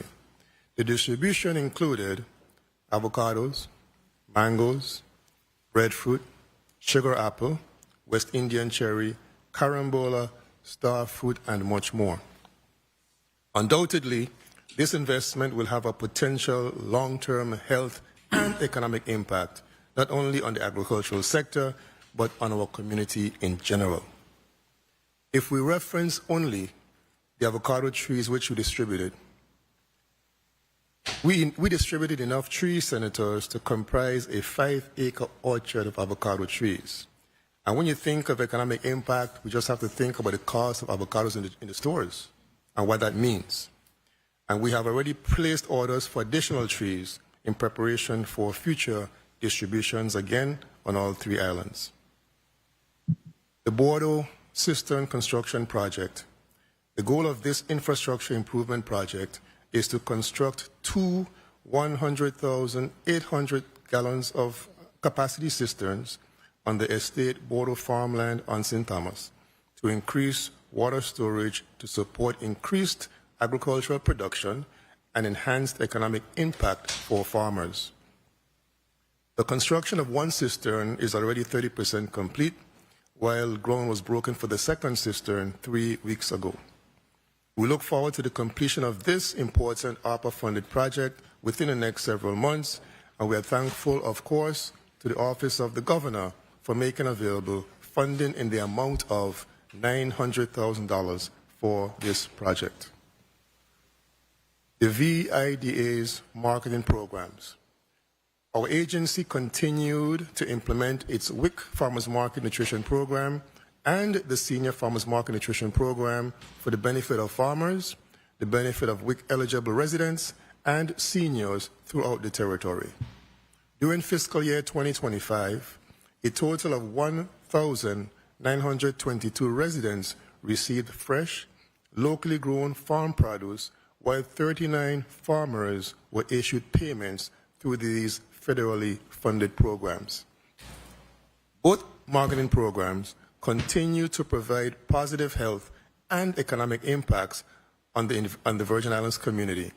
During fiscal year 2025, a total award of $94,083 was awarded to our agency for these marketing initiatives. Another initiative is our Cooperative Business Model Training Program. In support of the Territorial Agricultural Plan, our agency recently launched a training program entitled The Use of the Cooperative Business Model as a Tool for the Increased Production and the Marketing of Specialty Crops in the USVI.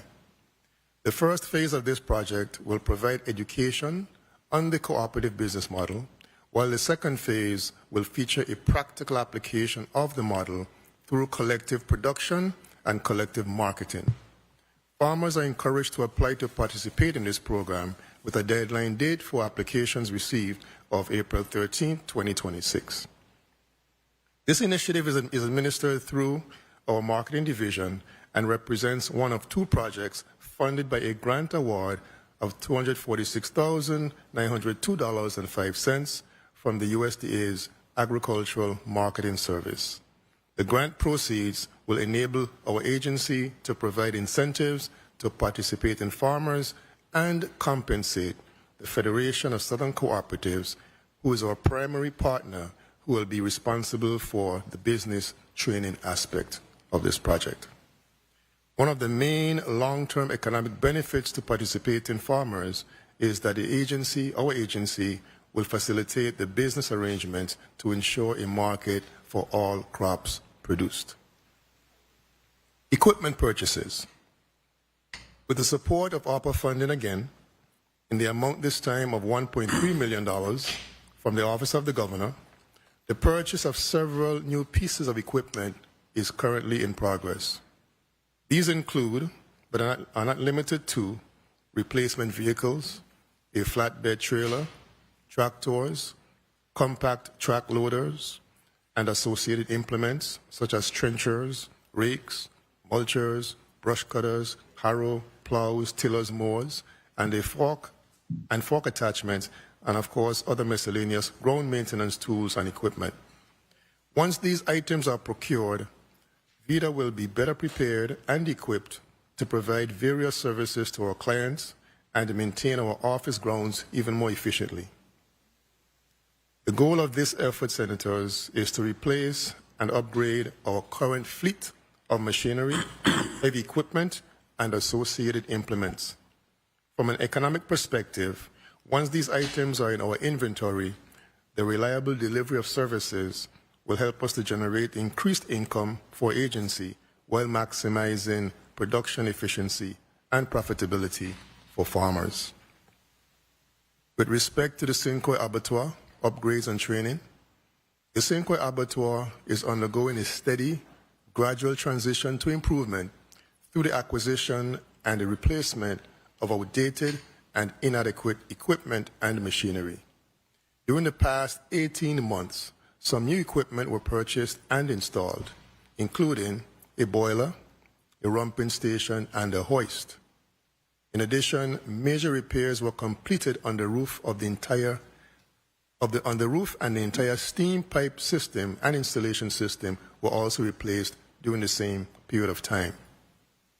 Through ARPA funding again, in the amount of $170,000 provided by the Office of the Governor, requisitions have been submitted for the procurement of additional new equipment, including a bandsaw, an offal processor, a scalding and deherring machine, an air compressor, an exhaust fan, and a live weight scale.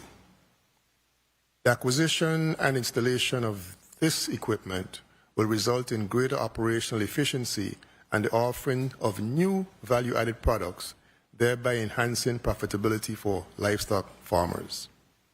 To further enhance its capacity to deliver services, the director of the Abattoir Division will be attending a professional development activity in Tuskegee, Alabama this coming week. With respect to the St. Thomas Abattoir renovation project, one of our biggest ongoing challenges is the lack of an abattoir facility in the St. Thomas-St. John district.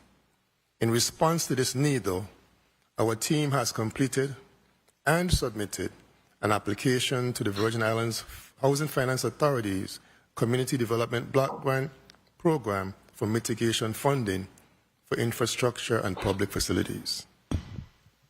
Funding has been requested in the amount of $2 million for the St. Thomas Abattoir renovation project. Our team is very thankful to DPW Commissioner Derek Gabriel and his team of engineers, namely Ms. Cherise Penn and Mr. Jelani Monell, for their invaluable support and assistance in developing the scope of work needed for the application process. In addition, VITA will have access to $518,613.26 in insurance funds for the renovations. Our application has received an initial review and is expected to advance through the workflow process. We have been notified that HUD requires an environmental assessment as a part of the process, which can take as many as 120 days to be completed. Based on the current timeline discussed with our team, we are hopeful that this project will commence in the fourth quarter of 2026 to address the needs of livestock farmers in the District of St. Thomas, St. John. Pest survey monitoring.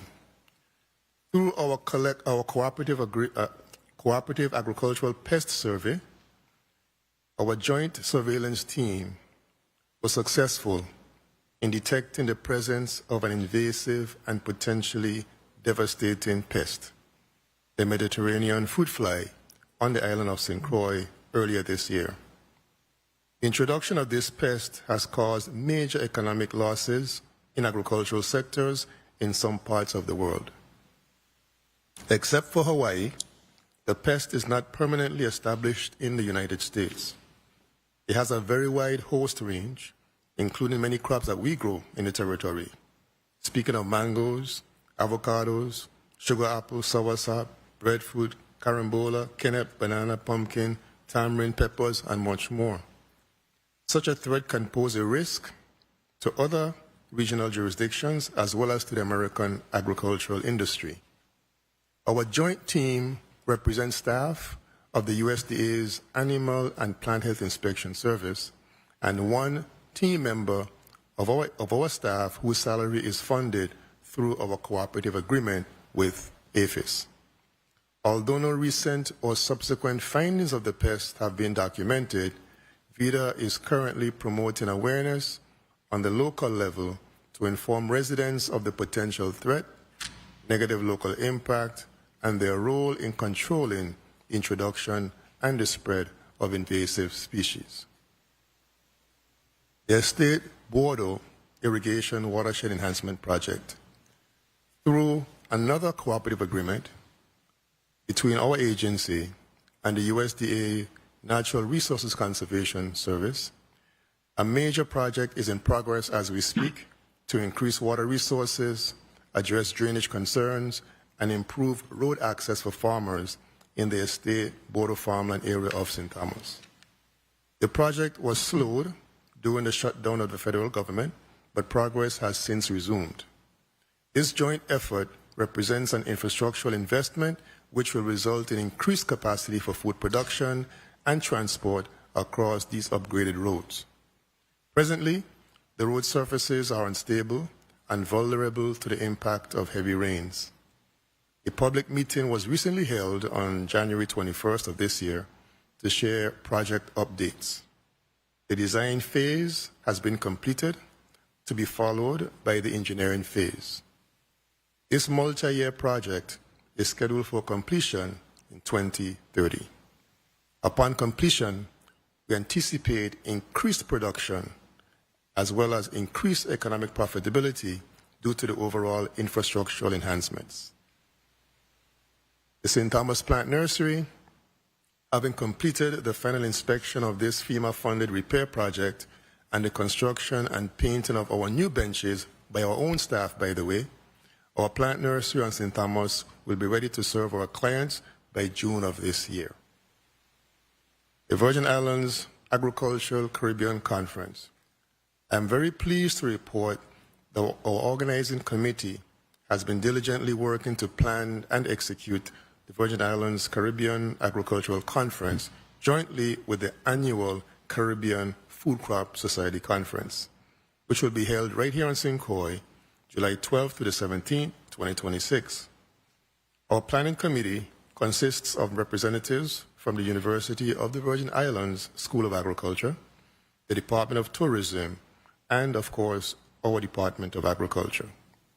We're inviting off-island guests to arrive in time to enjoy Mango Mele, the Mango Mele and Tropical Fruits Festival, which will be held July 12th, 2026.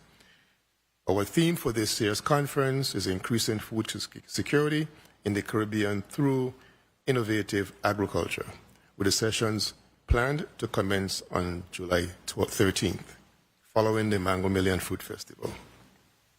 The conference agenda will consist of a welcome reception, opening and technical sessions, poster exhibits, a youth in agriculture segment, an awards banquet, and field trips, and possibly a farmers forum. For the local conference, topic areas will include pest management, modern innovations in agriculture, agriculture as a business, self-empowerment strategies for small farmers, and agritourism in accordance with Act 8306. Pursuant to Act 8306, the organizing committee anticipates receiving a sum of $50,000 from the Department of Tourism to support our planning efforts. Although our fundraising efforts are ongoing, we have yet to have secured a major sponsor or major sponsors. And for this reason, Senators, we are open to receiving any additional support that this body can provide. The UVI School of Agriculture and the Department of Agriculture have already pledged monetary support to ensure the success of this project, of this meeting. Our local Food and Farm Council, in my capacity as co-chair, along with UVI President Dr. Sophia George of the local Farm and Food Council, I meet with other council members on a bi-weekly basis to fulfill the mandates of the plan, the agricultural plan. On behalf of our council members, I extend sincere appreciation to you, Senator Frederick, your staff, Senator Noel Francis and his staff, the Post-Audit Division, for your invaluable support in your efforts in working with us as a council to identify and secure funding for our continued operations. Much appreciated. Since our last appearance before this committee, one of our most impactful accomplishments was the Territorial Agricultural Plan Grant Writing Academy initiative, which was a three-part series of training efforts to build local capacity to seek and manage grant funding opportunities. 80 persons attended and benefited from this conference, from this training, locally and in person.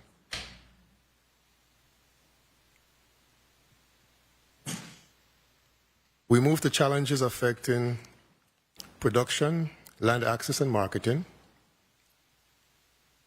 Based on information received from the Department of License and Consumer Affairs, there's currently a total of 251 licensed farmers in the territory, 7 on St. John, 204 on St. Croix, and 40 on St. Thomas.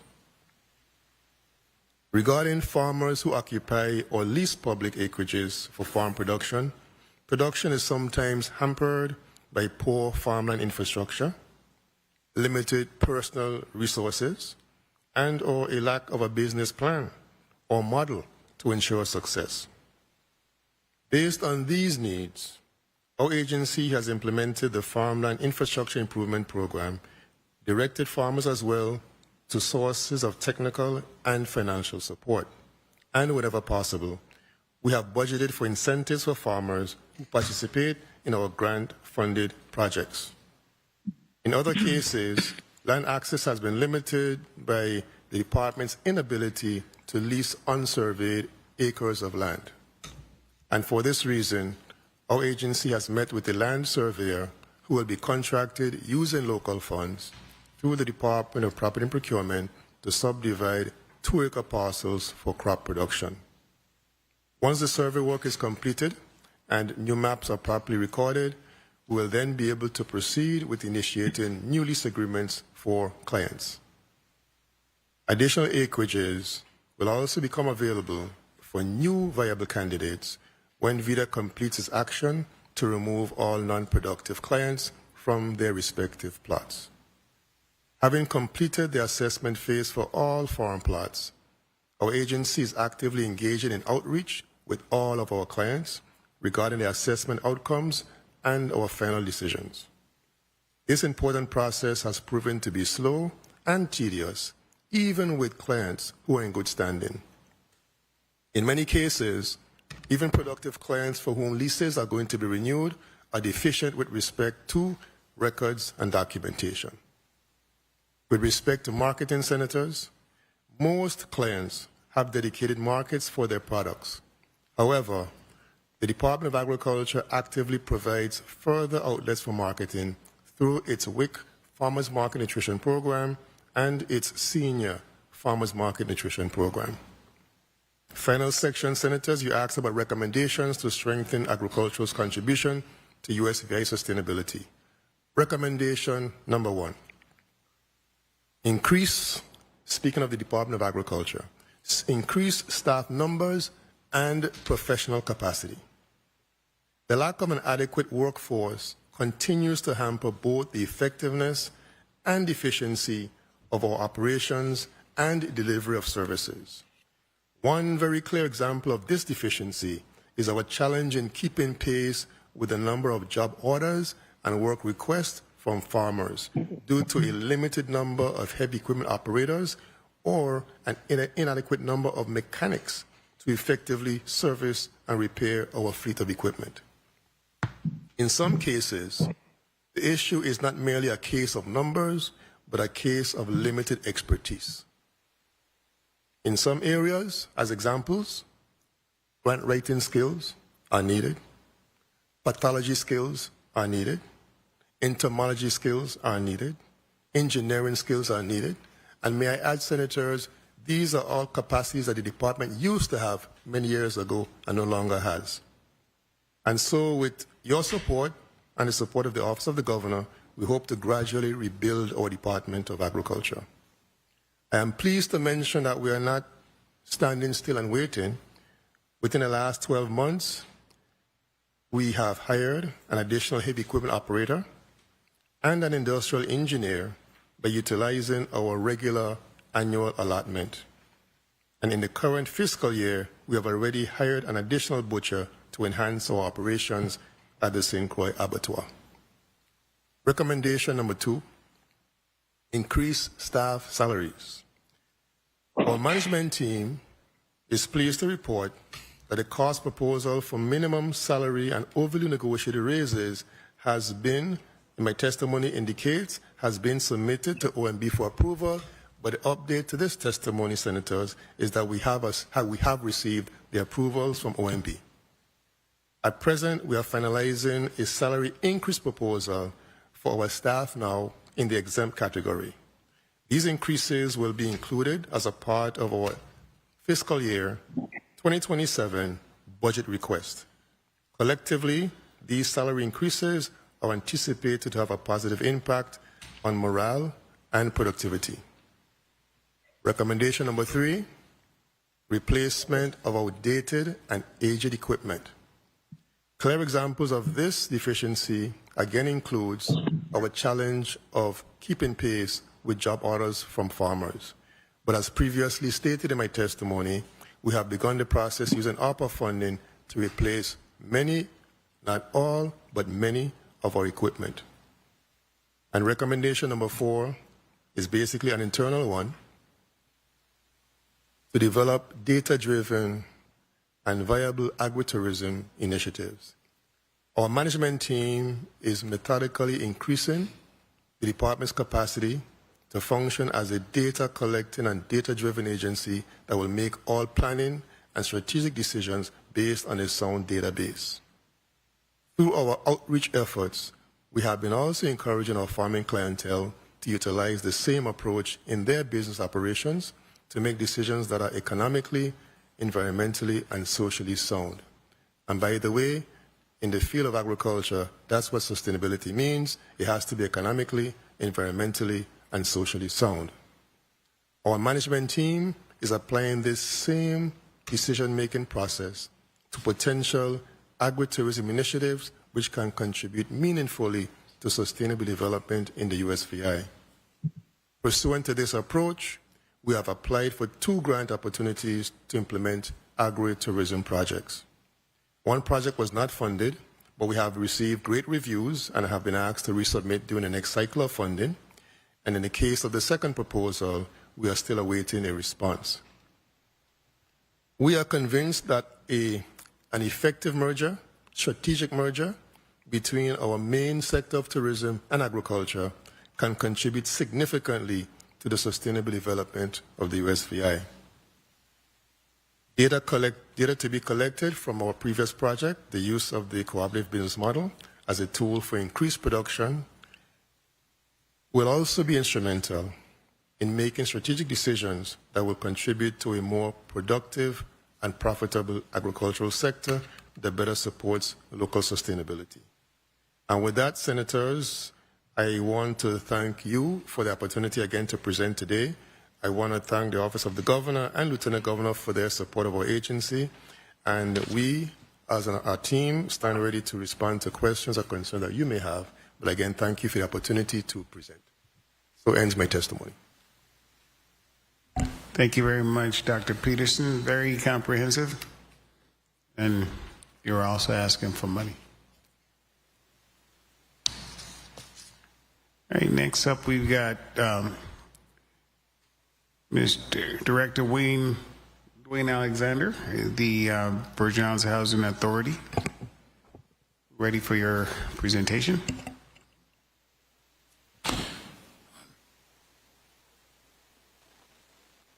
Good afternoon, Honorable Senator Frederick, Chairman of the Committee on Economic Development and Agriculture, and distinguished members of the committee.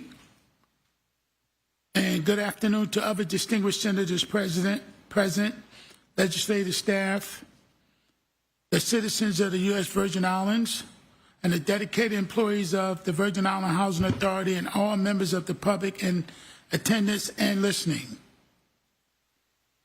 My name is Dwayne Alexander. I serve as the Executive Director of the Virgin Island Housing Authority. Alongside me is my Chief Operating Officer, Ms. Lydia Pell.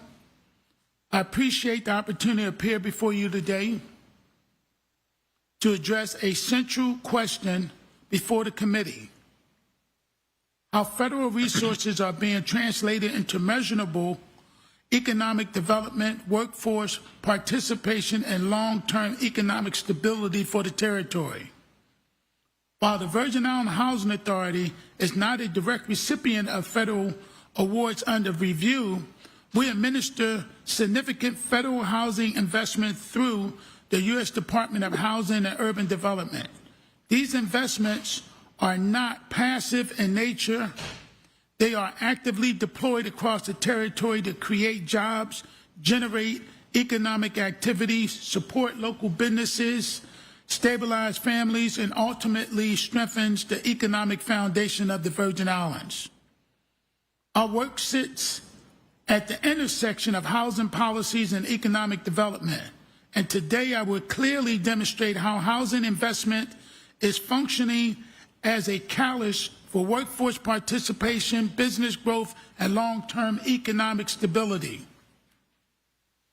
Workforce development and job creation, the Housing Authority's most direct contribution to economic development is through the federal mandated Section 3 program. This program ensures that economic opportunities generated by federal housing investments are directed to the greatest extent feasible to low and very low income residents and local businesses within the territory. To date, the Housing Authority redevelopment activities has generated more than 241,000 labor hours across major projects. These efforts have resulted in 32 new hires and approximately 10 active contracts involving general contractors and subcontractors.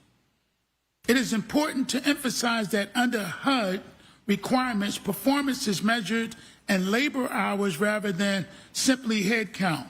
Those 241,000 labor hours represents real wages paid to Virgin Islanders residents, income that is circulating within our local economy, supporting families and contributing to the overall economic activity. At the same time, these contracts associated with these projects represent real opportunity for local businesses to grow, build capacity, and position themselves for future public and private sector work. In this way, federal housing dollars are not leaving the territory, they are being reinvested locally, strengthening both our local workforce and our business community.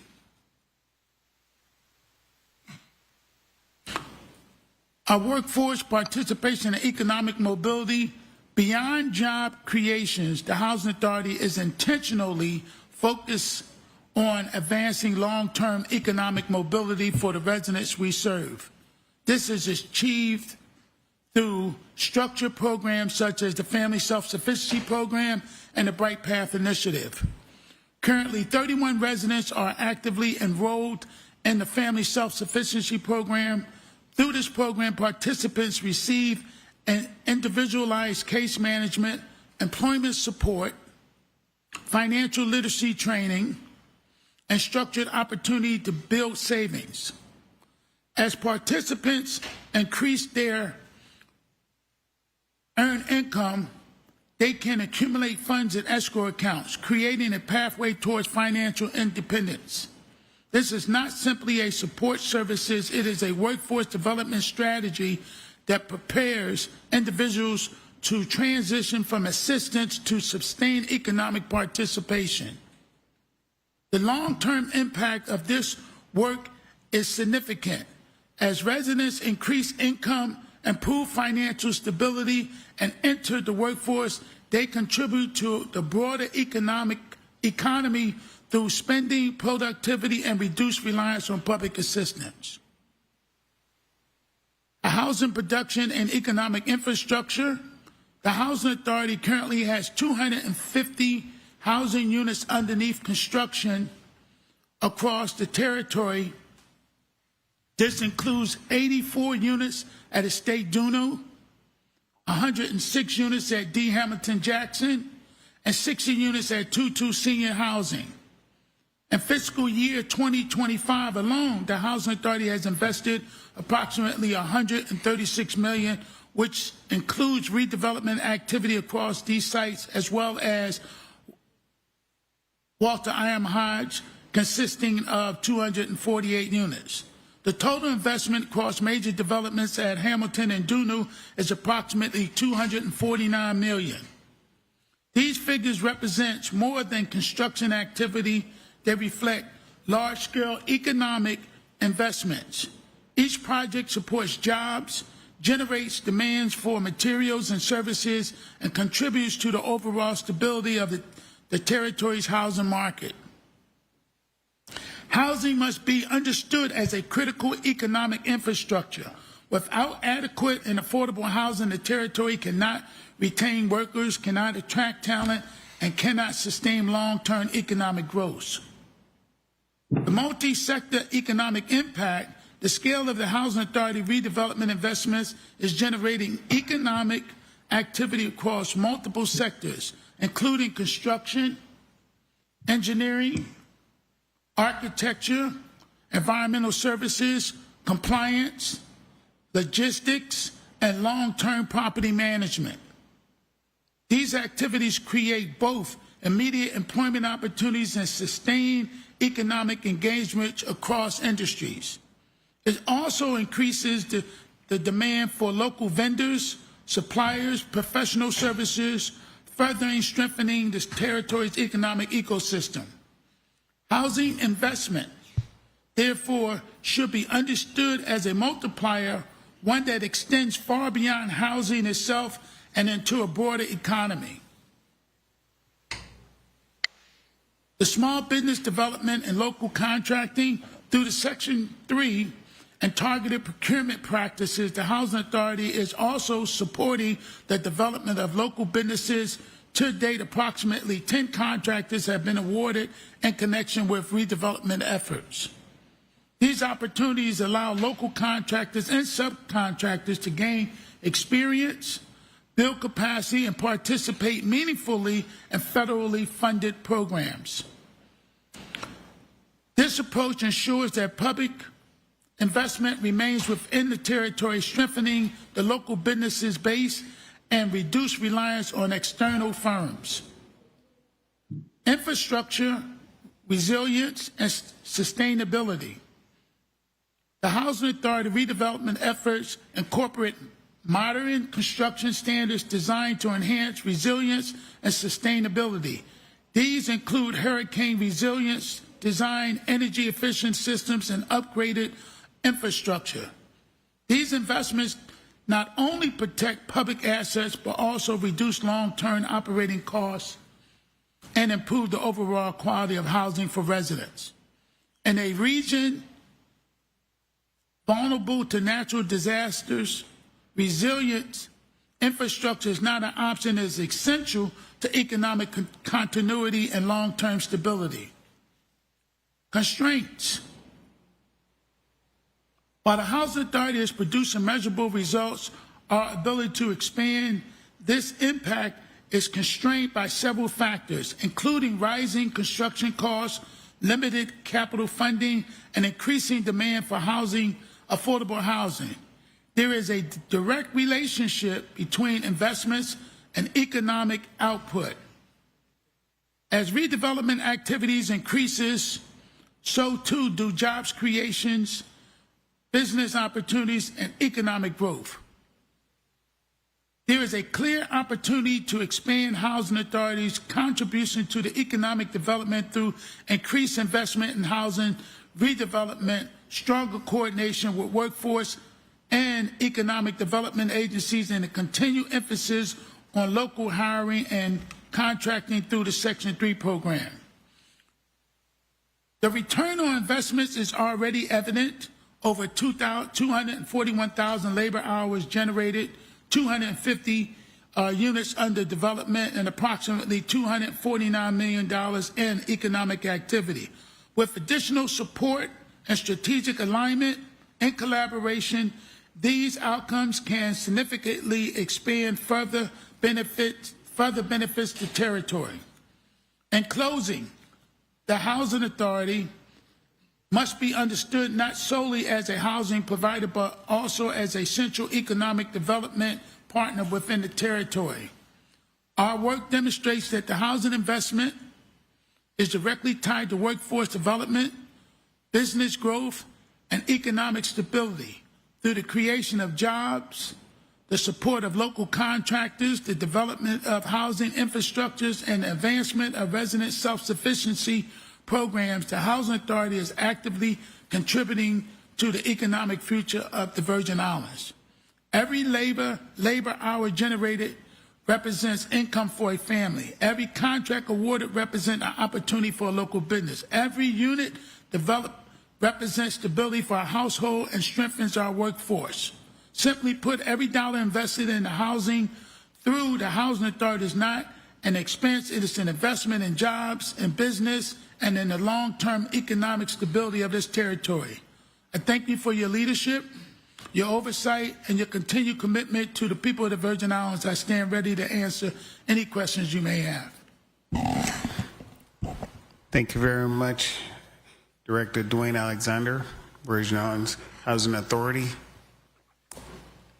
Very pointed points in there. Appreciate that. Last but not least, the Honorable Dr. Malloy, Commissioner of Labor.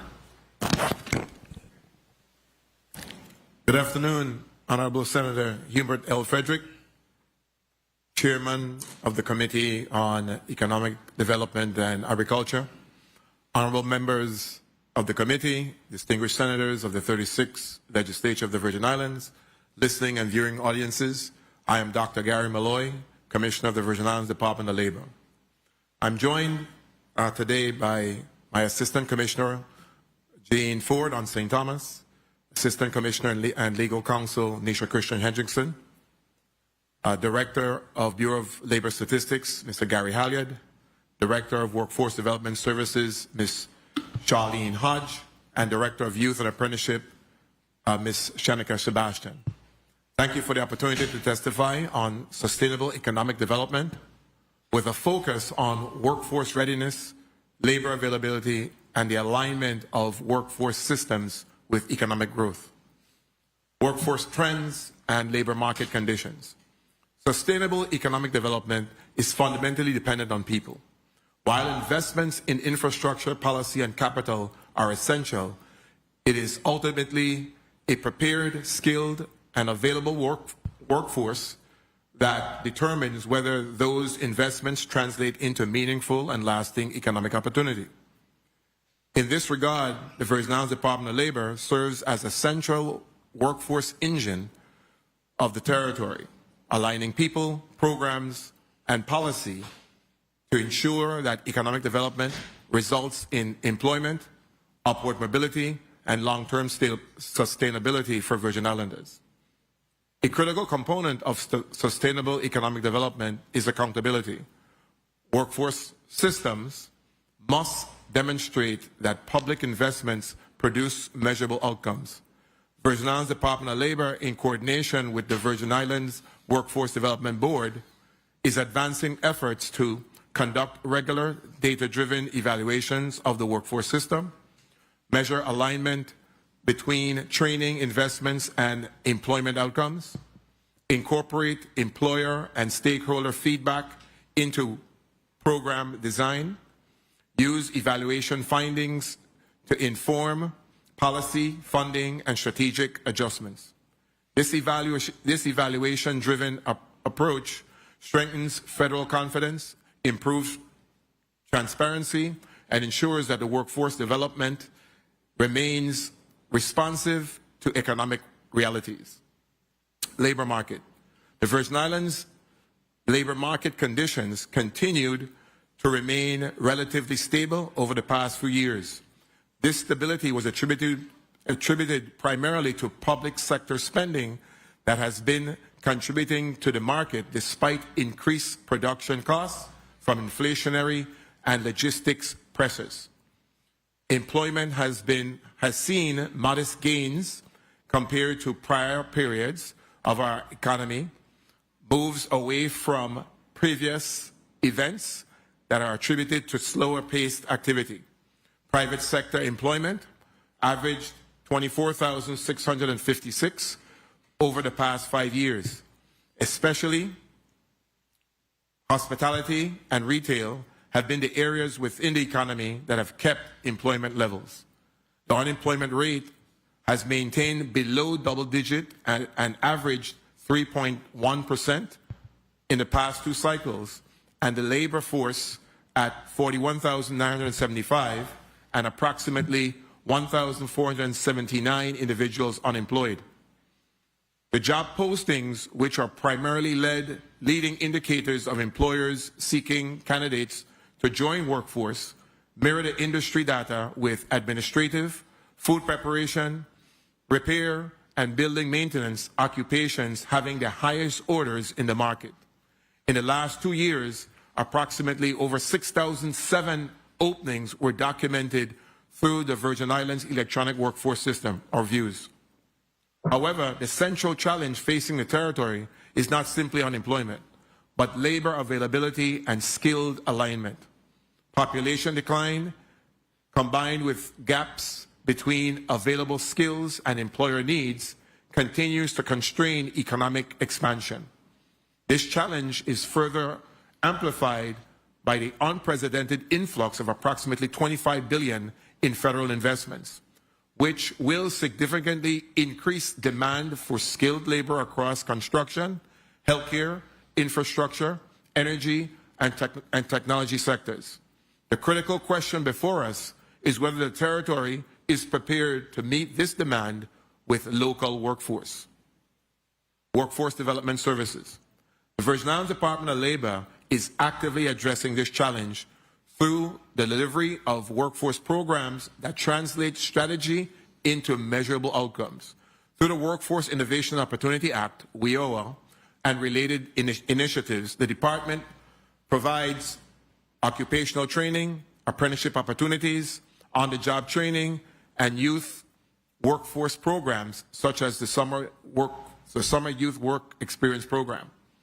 These efforts are supported by strong partnerships with training providers, including UVI-CEL and other institutions, and are reinforced through employer engagement strategies such as career fairs, targeted recruitment, and customized hiring events.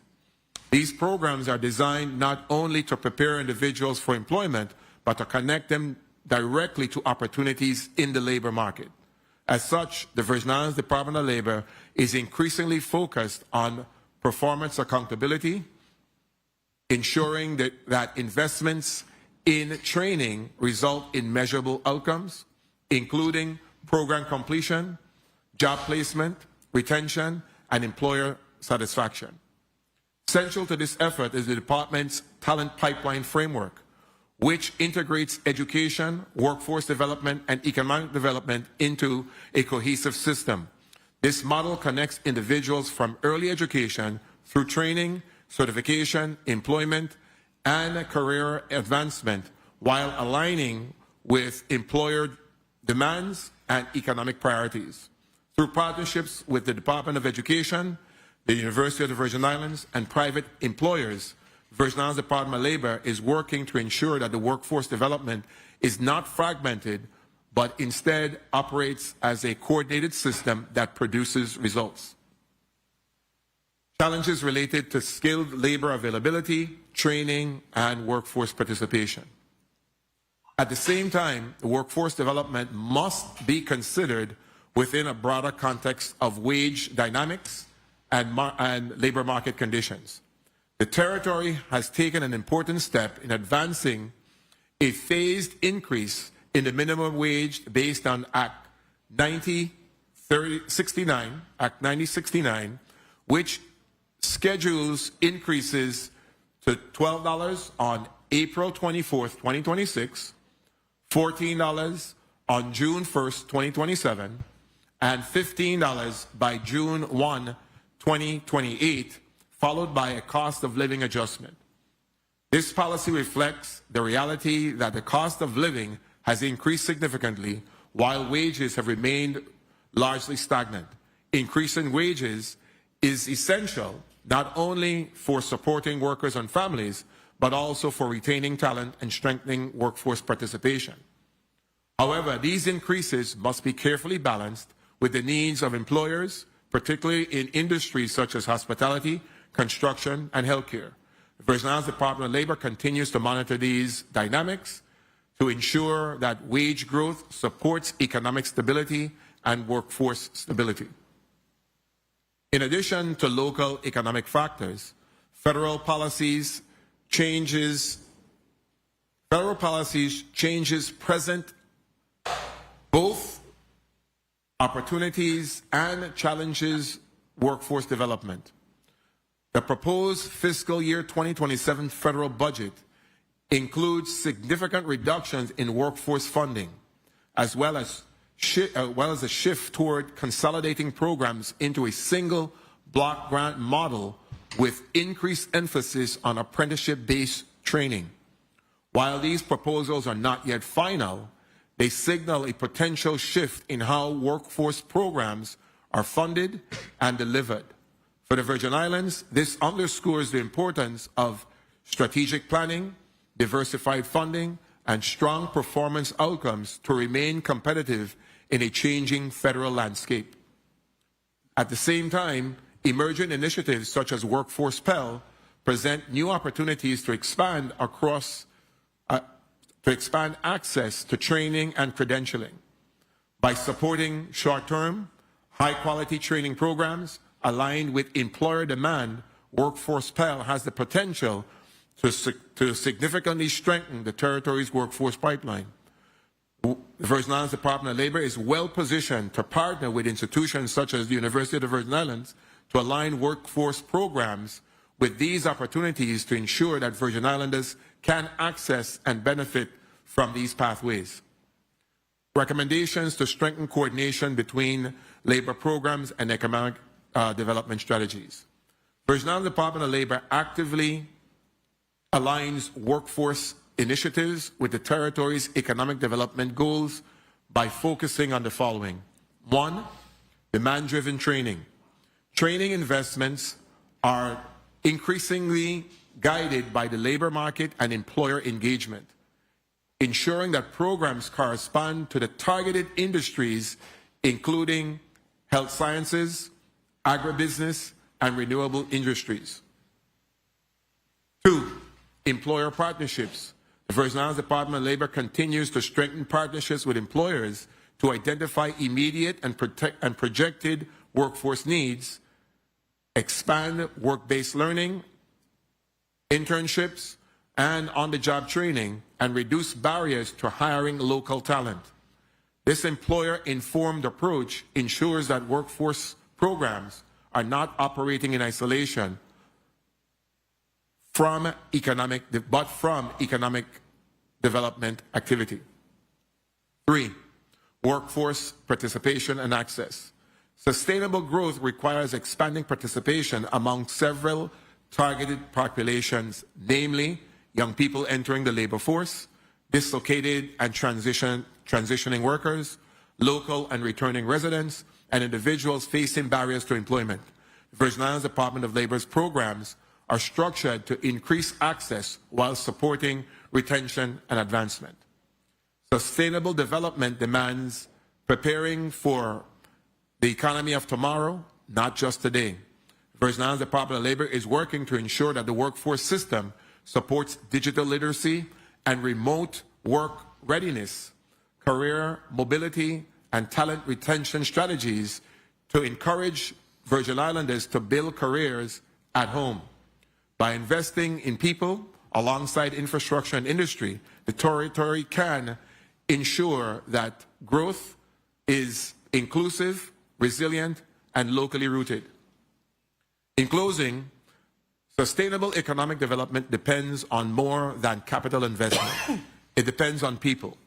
The Virgin Islands Department of Labor is committed to ensuring that our workforce system is aligned with economic development priorities, responsive to labor market conditions, and accountable for results. By strengthening the connection between labor programs and economic strategy, we can maximize the impact of current investments, support employers, expand opportunities for Virgin Islands, and build a workforce that sustains growth for generations to come. On behalf of the Virgin Islands Department of Labor, I express gratitude to the staff at Vital for their continued dedication and hard work. And I just want to recognize that we're going through another tough time here where we lost another employee on Easter Monday. We lost our personnel administrator, Ms. Ernie Pennefeller. So I want to send out, condolences to our family, our Vital family and her family. And also our contract administrator, Patricia Schroeder-Cook, just lost her dad, Mr. Richard Schroeder Sr. Last night. So I just wanted to make that mention. I also want to take the opportunity to thank the members of this committee on economic development and agriculture for allowing us to testify on this subject. This concludes my testimony, and my team and I are prepared to answer any questions you may have at this time. Thank you very much, Dr. Malloy, Virgin Islands Department of Labor. Very insightful testimony. I think I want to start off from this point of view. Dr. Malloy, the three agencies that's before you, how many employees do you think just guesstimate, employees do you actually farm to those agencies? How many candidates? Realistically, yeah. How many viable candidates? Information. I apologize for interrupting, Mr. Chair, but I believe you still have one more testimony. Oh, thank you very much, Senator. I stand corrected. But I'm just going to hold my question in and then just think about it and see if we could. So I didn't. Is that Mr. Nathan Simmons by any chance? No. Representative Denise Reimer. Go ahead. Oh, okay. No, Denise Reimer on behalf of Mr. Nathan Simmons. Okay, my apology. Please no proceed. problem. Good day, Senator Hubert Frederick, Chairman of the Committee on Economic Development and Agriculture, other committee members present, all other senators in attendance today, all those seated in the Senate chambers, and those in the listening and viewing audience. I am Denise Reimer, Staff Counsel at the Virgin Islands Public Finance Authority, and I'm presenting this testimony on behalf of Mr. Nathan Simmons, the Director of Finance and Administration. Thank you for the opportunity to provide information and perspective related to the sustainable economic development and the larger issue of improving our economy while protecting our resources for future generations.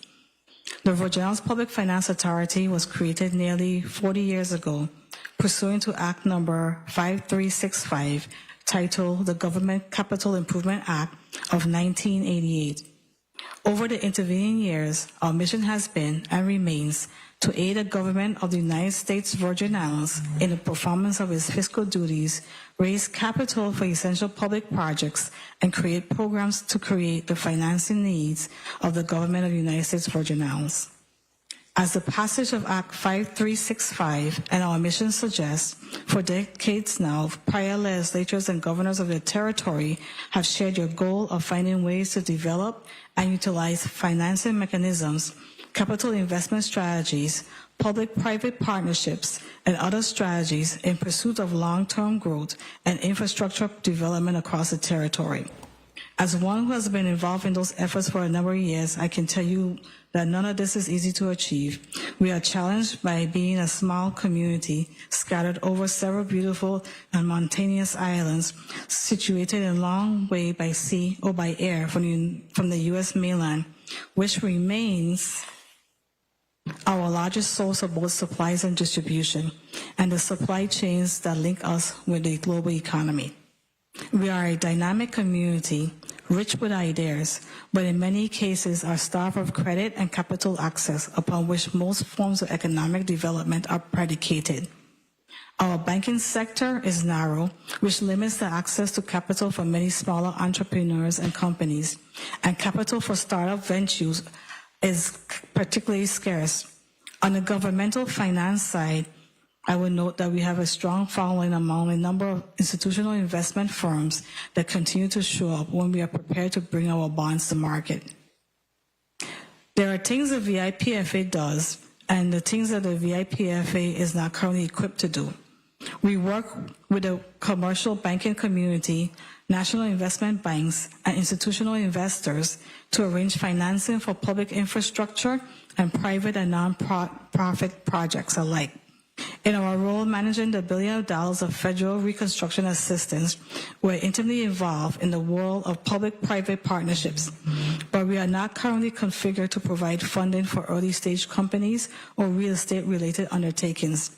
Though folks with great deals, entrepreneurs, and developers regularly come our way, soliciting our assistance, where we can help, we do. Where we can direct them to folks who might, we do that as well. Suffice it to say, we cannot be all things to all people. That said, there's much that we do, and what we do, I believe we do well. Over the past several years, the VIPFA has started to address the historic limitations as we have expanded our array of economic development tools that complement the core economic development activities of the Virgin Islands Economic Development Authority. These tools focus on giving sponsors of economic development projects and investors in the territory the ability to access long-term funding on both taxable and tax-exempt basis. The creation of the Virgin Islands Hotel Development Financing Corporation provides two forms of financial assistance that can be utilized for hotel projects. The first allows owners of hotel and resort facilities the ability to capitalize a portion of the hotel occupancy tax and economic recovery fees that a hotel owner has secured through the VIEDA, pursuant to the Hotel Development Act. The VIPFA can assist in capitalizing the approved hotel share of hotel room tax and economic recovery fee revenues through the issuance of bonds. These are the kind of bonds that were issued in 2024 for the Frenchman's Reef, with the hotel room tax bonds sold on a tax-exempt basis at an interest cost of just under 6%, and the economic recovery fee bonds sold on a taxable basis at an interest cost of around 9%. The second of these two forms of financial assistance on hotel projects is the issuance of what are essentially private activity bonds sold by the VIPFA or the VIHDFC on behalf of a hotel owner. This type of financing is done on the basis of hotel project on a standalone basis, without a pledge of financial support from the VIPFA or the government. This is a tougher kind of project for the VIPFA to pursue for hotel owners or developers, for the simple reason that the access to investor capital rests solely on the quality and the brand recognition of the property itself. The recent sale of bonds on behalf of the owners of the Frenchman Reef is an example of such a financial undertaking by the VIPFA. The VIPFA can assist in raising capital for real estate undertakings that are projected to provide new tax revenues to the territory that will not be generated absent the proposed development. This type of financing is referred to as a tax incremental financing, because the funding is raised by leveraging the new tax increment that will be generated over and above the existing tax levy on the underlying land. TIF financing was originally authorized by Act 7054 by the 27th legislature in 2008 and utilized by the VIPFA the following year to arrange funding through First Bank for the Island Crossing Shopping Center on St. Croix, a 43-acre use development anchored by the Home Depot. The VIPFA has enabled corporate partners to access long-term tax-exempt funding to reduce the cost of critical economic investments in the territory.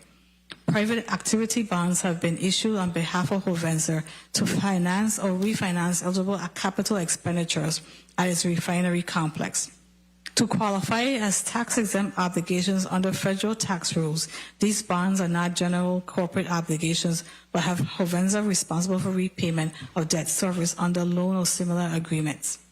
In addition to supporting corporate investment in the territory, the VIPFA continues to use its allocation of private activity bonds to address the long-standing need for affordable housing.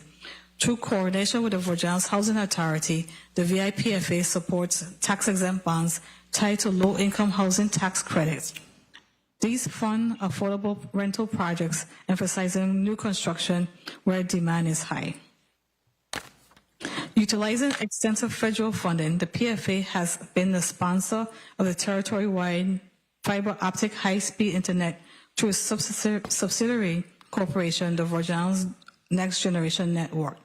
The VINGN project now operates a state-of-the-art broadband infrastructure that connects more than 300 community anchor institutions, which include public and private schools, the University of the Virgin Islands, police and fire stations, BITEMA and other government agencies, hospitals and clinics, public libraries, the courts, and the legislature.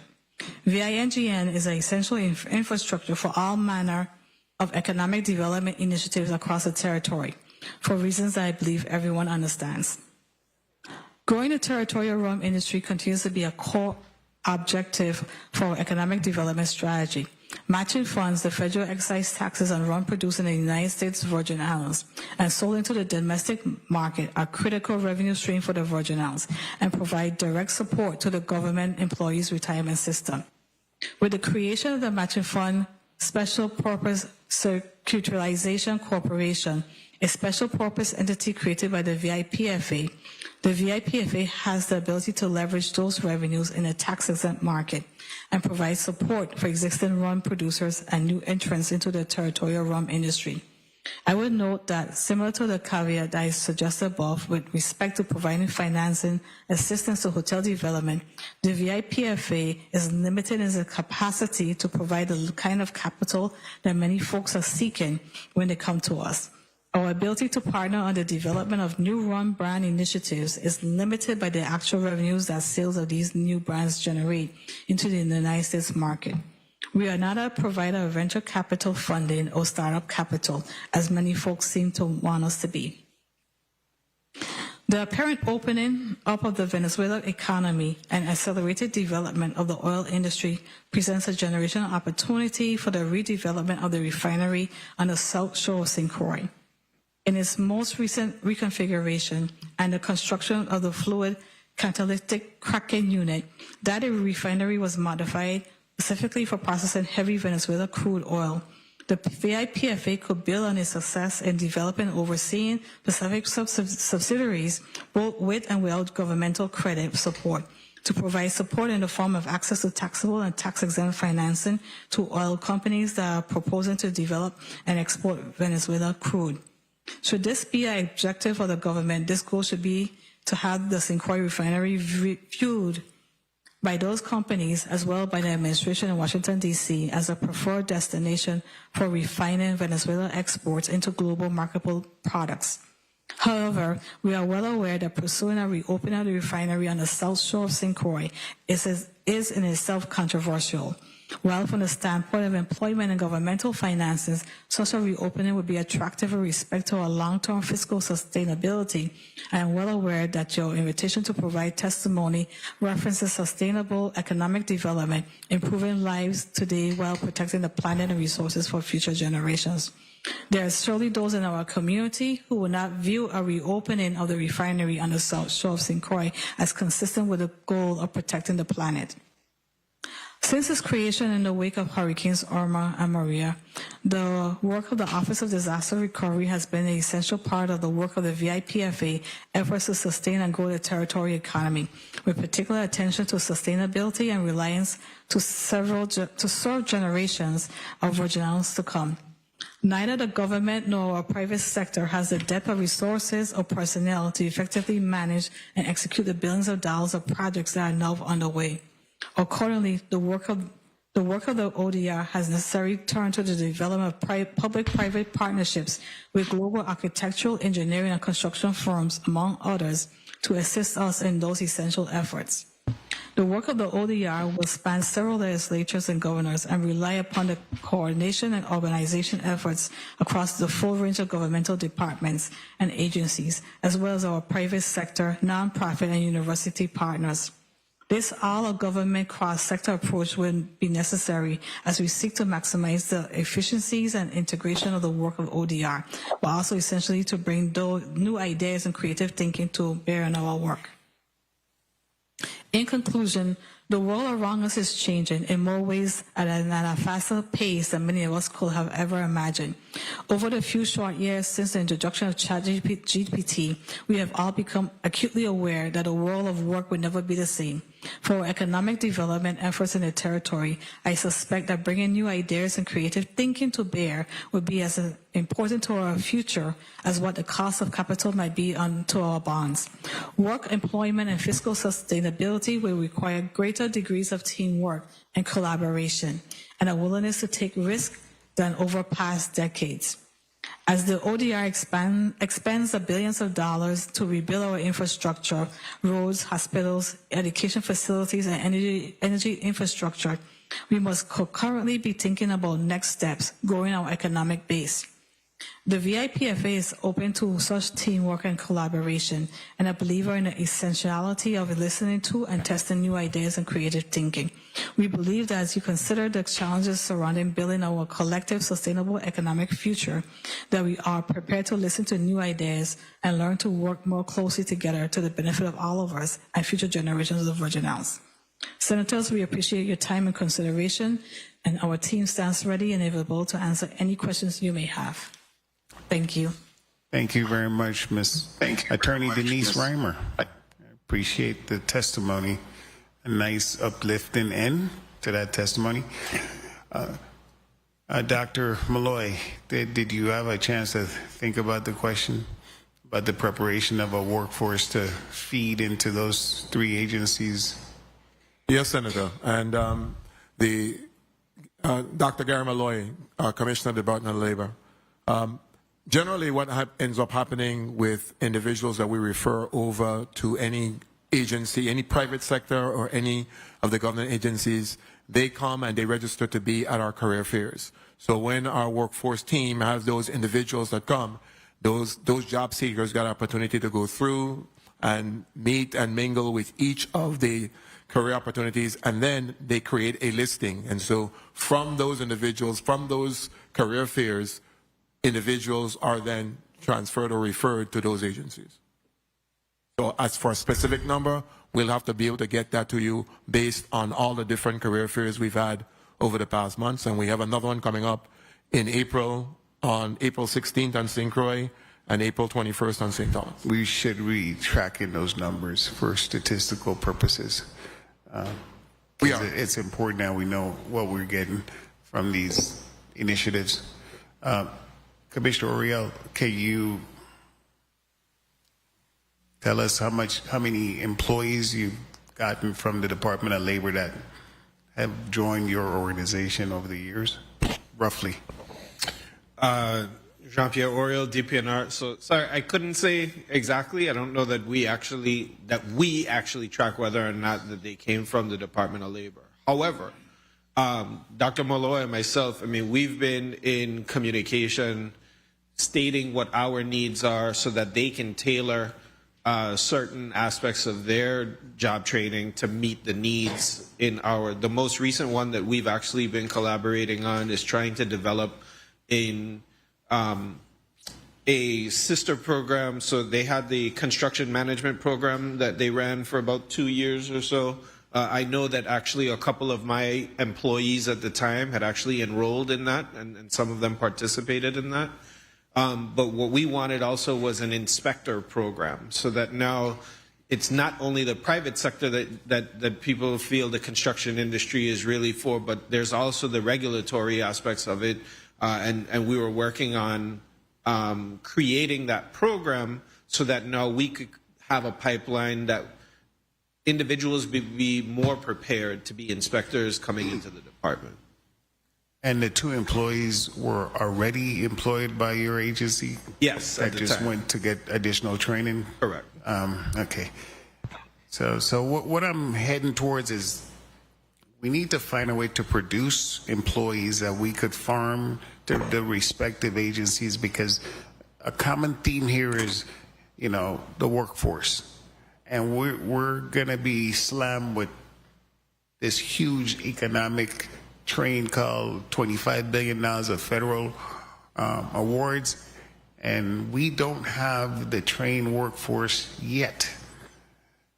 It started already, and we're still not producing anywhere near where we need to produce to feed even the local government agencies. How are we going to feed the private sector? So we got to really work on some to make sure. Agriculture is asking for employees. Dr. Peterson just asked for employees, and is there any program at the Department of Labor that could feed the Department of Agriculture right now? Yes, Senator, but just remember, these are government positions, so they still have to go through government personnel to meet those requirements. So individuals are being referred, but they're still being referred, and they're going through the government personnel process to meet whatever eligibility requirement for whatever position they would have on their list. So we do have the programs, all the training programs. For example, the one that Commissioner Oriel mentioned, that's our Skills for the Day program. That's the one where we got the $10 million for over 2 years. We trained 848 individuals throughout the territory. And it also, we had a tier that involved incumbent workers. So individuals who were already working within the government had an opportunity to get upskilled, to train, to get another certificate, especially in project management or grants management. But we did not track the ones that were not employed. That's my key right there. Now we're I'm trying tracking to them. feed, what happens to the ones that are not currently employed by the government, that we need to get them either with the government or with a private sector company. We need to track that. I'm pretty sure that's a requirement of the grant. That's what we're doing. Our director, Charlene Hodge, and her team, that's what they do. They case manage. So we case manage and follow individuals all the way through. So, like I said, we can get specific numbers for you, but we'll just have to get them for you. We really need to, every time we meet from now, I think we need to start showing the progress, because we got to do something about this. Commissioner Oriel, the prior testimonies we had today talked about the marine or the blue economy, and that was a common theme as well. Where are we? I know you've got a marine unit. Where are we in terms of trying to source that industry within the government and then outside? Sure. Thank you for the question, Senator. So I would say that the marine economy, in my opinion, is actually the next level of where we're going to see boost. So the first aspect of it, right, is going to be on the energy production. Wind energy is something that people are already securing leases from the government for, but then the farms themselves to be placed in the offshore locations. The second portion we're seeing an uptick in right now is the amount of recreational vessel activity. And that's an offshoot of what happened when we were the only territory, we were the only waters that were open during COVID. And so you found a lot of the transient charter industry felt that, they had come into the Virgin Islands, they had never really stayed here for an extended period of time, and then you see more and more of those charters now coming in. You see more of the flotillas and those types of things that they come down seasonally. And so we've seen an uptick in the numbers of recreational vessels to the point where we had to actually institute a new type of permit for these vessels that are coming here and still doing work. And so, we see the numbers increasing. We see the discussions that we have with the Virgin Islands Professional Charter Association. We see how the installation of mooring infrastructure has caused a larger demand. We've seen how the request now is to have some ancillary facilities in the nearshore areas being able to accommodate this. So the marine economy is definitely one where it's going to be the next, I think, large scale, aside from all the construction work that we're going to do on land, but the next large scale revenue boom is going to come on the marine side. Yeah, I totally agree with you. I think that's the future. Dr. Peterson, in terms of, I noticed we've got some grants going here that we could start transitioning to get more farmers farming, but we need to get some land leases situated so we could start leasing out these land. How soon before that gets done? I'm trying to get food production up because our population will be growing, and so we need to start getting prepared for that. I have two answers for you, Senator. On one hand, we have farmers who have had licenses. Most, at least in the St. Thomas. Hang on one second. Let me check the mic. Media, can you please check Dr. Peterson's mic? Testing. Right here. Two answers for you, Senator. I was saying in the district of St. Thomas St. John, as an example, we have many farmers who have had leases but have expired. We're working to renew those. That does not, of course, prohibit them from producing. They can still produce. In some cases, they're deficient with some documentation. We're working with them hand in hand through outreach to make sure that happens. But on the other hand, we were speaking also in the testimony about new leases.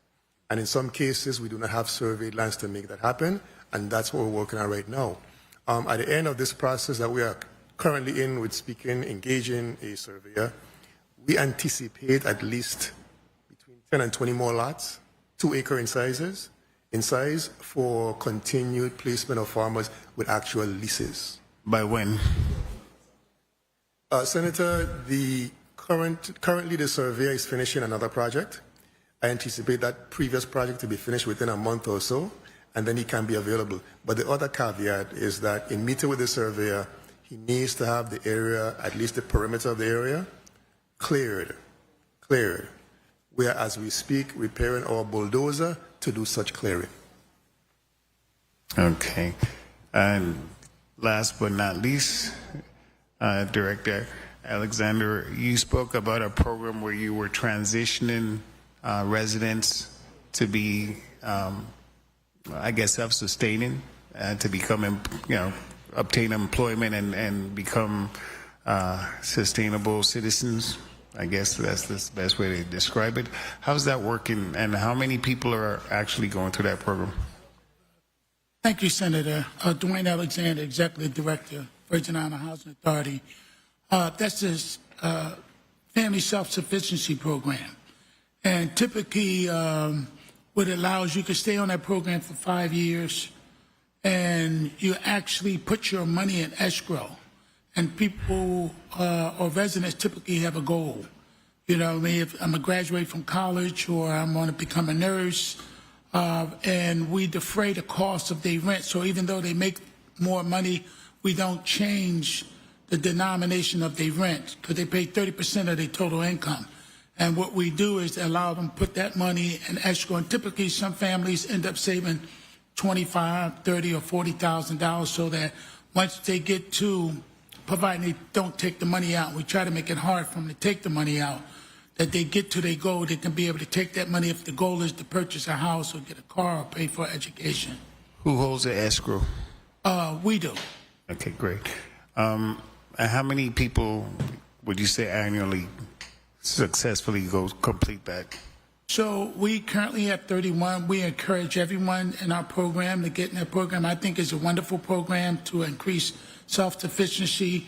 And we try to start with our folks early through our Section 3 program. But we found out, and from knowing the business, that folks that typically go through the Section 3 program end up making some money, and they end up becoming permanent employees, or they get a taste of making some money that they somehow end up change their focus and wants to be on that self-sufficiency program. But we make the program available for everyone. Thank you very much. We're going to point of information, Senator Joseph. Thank you, Mr. Chair. Alexander, is the account interest bearing? Yes. The escrow account? Yes, sir. Okay, thanks. Yes. Thank you, Mr. Chair.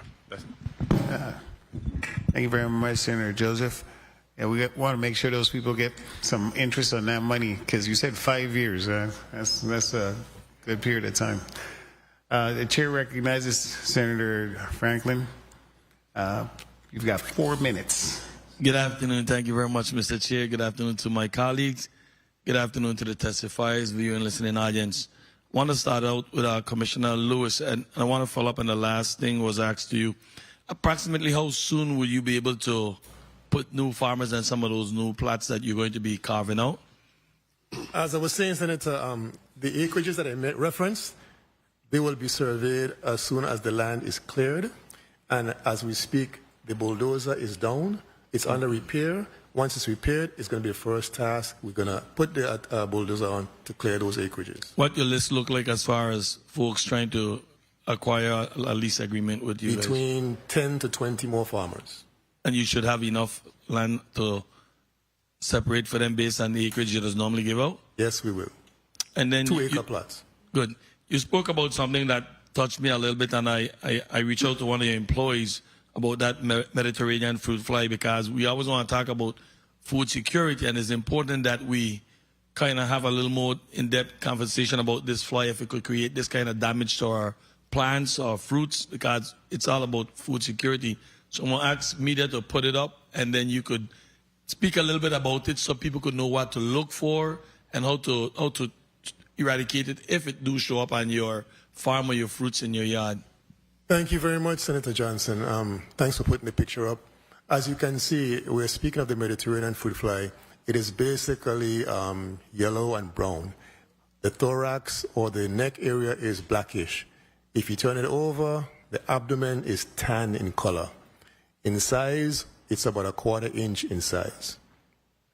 That gives you a visual. So if you should see something similar to that, we'll be interested in knowing. We hope you don't.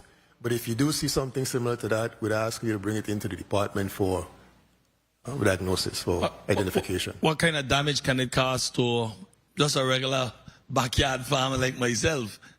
This particular pest, the females inject their eggs into the fruits. Once the larvae hatches, they begin to feed on the pulp, destroys the fruits from the inside, causing rotting. So the fruits begin to rot, you lose them, you just don't have anything. One of the basic approaches to controlling is sanitation.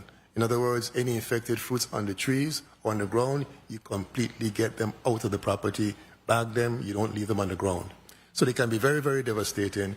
And I think one of the messages, Senator, that I would like to get out to the public has to do with their responsibility when it comes to travel. Many of us take it lightly when we are asked when we're asked to declare fruits and vegetables taken into and out of the territory. It is important to declare. It's important to declare. I'm not sure if any of us have traveled and noticed, but because of our findings, CBP, Custom and Border Protection, is a little bit more stringent now at the airport in inspecting baggages. Everyone, it's important to declare what you're traveling with into and out of the territory.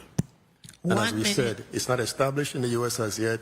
We've had incidents in California and Florida, and that is why they have quarantine stations there to make sure it doesn't spread. Okay. Senator. You gave a list of fruits: mangoes, avocados, sugar apples, salsa, breadfruit, carambola, kennet, banana, pumpkins, tamarind, peppers, and much more. So all of those fruit that you identify in your testimony are some of the fruits that this fruit fly could have. Host plants, host fruits and vegetables of the Mediterranean fruit fly, correct. All right, thank you very much. And Commissioner Malloy, probably going to put you a bit on the spot here. The status of carambola and severance pay or something like that for employees, are you guys aware of what's going on in carambola, and how ahead are we with the status of different ownership and employees being asked to accept certain package? Okay, thank you for that question, Senator. Gary Malloy, Department of Labor, Commissioner of Labor. Yes, we are aware that there's separation. They have a responsibility to file. They did their filing within the time period. We do have the information on the number of employees. They have to give us some specific information. And then we are preparing and working with what we call a rapid response for those. So we are aware. There are certain things that I can't discuss on the floor, but we're aware and we have great line of sight of it. The next rapid response for Carambola is May 8th and May 11th. Okay, may I kind of wrap up here, Mr. Chair? Please Approximately how many employees are we talking about that's been affected with this? It's about 100 employees affected. Wow. All right, thank you very much. I had some more questions, 4 minutes, same much, but I appreciate that. I know I have a lot of colleagues that has a lot more questions. Thank you very much, Mr. Chair. Thank you very much, Senator Franklin Johnson. If we have a time for another quick round, we may have a burning question, but trying to get through. The floor recognizes the Vice Chair, Senator Angel Bogues Jr. 4 minutes. Thank you, Mr. But Senator Blyden was before me. Thank you so much. Today is meeting this morning. Okay, I feel sorry. Go ahead. The chair recognizes Senator Marvin Blyden. Sorry about that, sir. Thank you so much, Mr. Chair. Good afternoon to my colleagues, viewing, listening audiences, staff, central staff. Good afternoon, testifiers, and thank you so much for your testimonies. A lot of good information, I must say. Let me start off with my question with Edie Alexander. Good afternoon, Mr. Edie Alexander. Let me ask you quickly. You spoke to Duno in terms of the $249 million and Hajj $436 million. My question to you is in terms of workforce development, and I know you have a threshold that you always meet, that's a federal threshold in terms of a number. How much for those two developments, how many, if you know, housing residents do we have included in those developments when it comes to workers? Thank you, Senator. Dwayne Alexander, Executive Director of the Virgin Islands Housing Authority. We overall have 170 employees agency-wide. To have the exact number for how many employees, I would say about 30% of our employees live in our communities. Okay, very well. And let me go quickly to also your vacant units. How many vacancies do you have? We are currently at 91%. Okay, very well. With that being said, for the vacant units, how much self-sufficiency workers do you have in your communities, St. Thomas, St. Croix? Self-sufficiency, I don't have that number. I'll get that number to you. We have 31 altogether. Section 3 workers. Section 3. Sorry, Section 3 workers. Section 3, we have, I think it's about 10 at this point. 10? Yes. Okay, very well. One thing I want to say, right, in terms of workforce development and targeted industry that we spoke of today, and my colleagues, the chair touched briefly on it in terms of the blue economy and the marine industry. And Commissioner Oreo spoke also to, he said that's going to be the next big thing. Right now, besides construction, that is the biggest thing, really. It's just not tapped into the way we really need to tap into it. And flying over to St. Croix, I've been taking pictures, and Commissioner, I've seen a large increase in vessels, moorings, etc. Here in the territory. I'm just hoping, and I'm going to ask you in respect to your staffing, because do we have the right capacity in terms of assuring that we capture all of those vessels where we can collect those revenues? Because I'm seeing a large increase in the amount of vessels in our harbor and all around the territory in the waters. I'm seeing a lot of new vessels that don't even move. I know on the land side, they're doing a part in terms of assuring that all of our properties are accounted for. But we need to make sure that these vessels are accounted for and we are collecting from them also.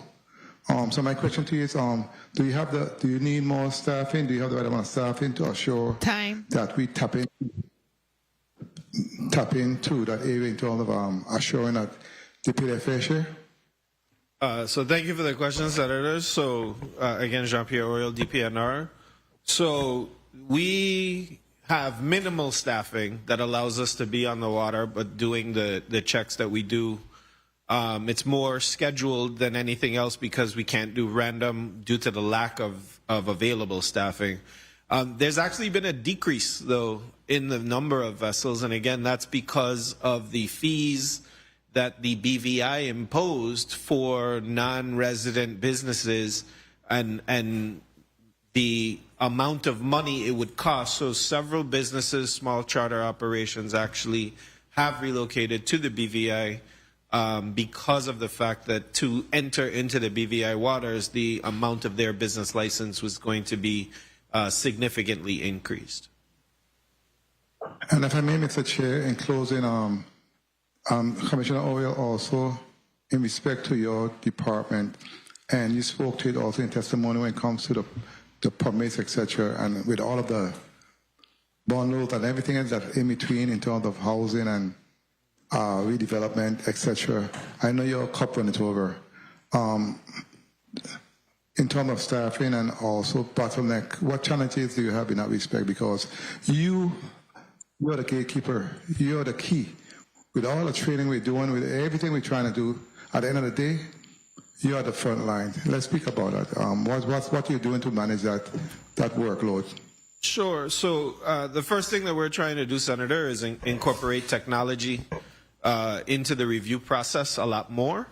Again, when we launched the electronic permitting system, it allowed it actually resulted in us receiving a lot more applications on a daily basis as opposed to when a designer may hold 4 or 5 projects and then submit them all at the same time physically when they come down into the office.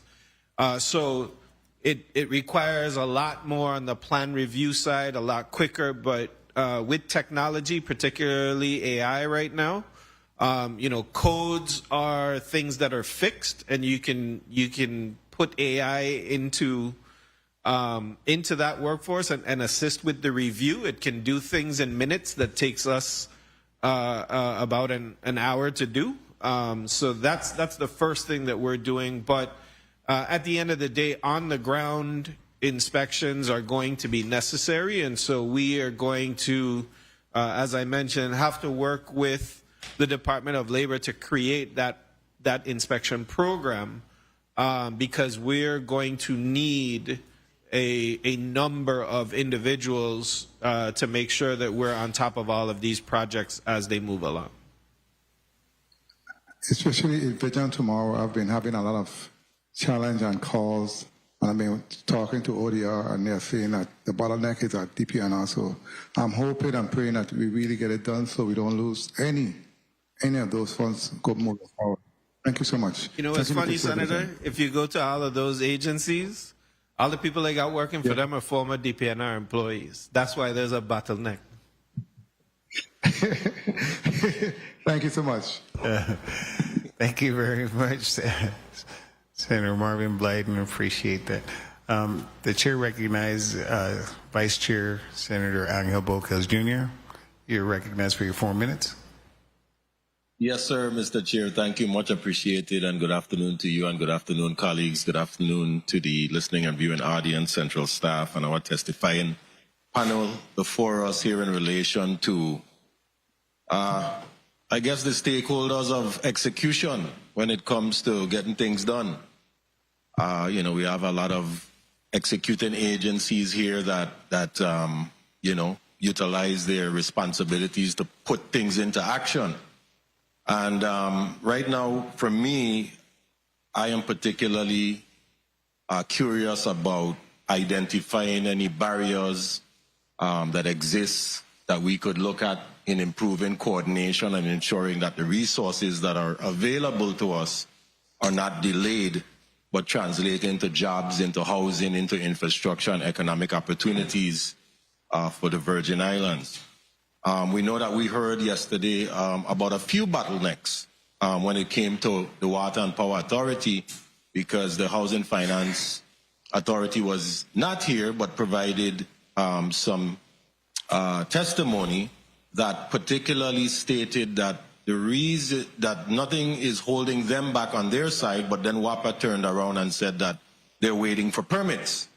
But now we have the Commissioner of DPNR here, so I'm curious about the permits associated with that entity in particular at this given point in time. What is the hold up with those grid project permits? Because apparently from what we garnered or garnished during that hearing yesterday, it seems as if the stakeholder departments or agencies were not coordinating or communicating. Would you like to place anything on the record? Sure. So again, most of the e-grid projects are actually not in the permitting phase, but right now in the environmental review phase. There are 7 different environmental review levels that have to be taken care of. I believe DPNR has completed 5 of the 7.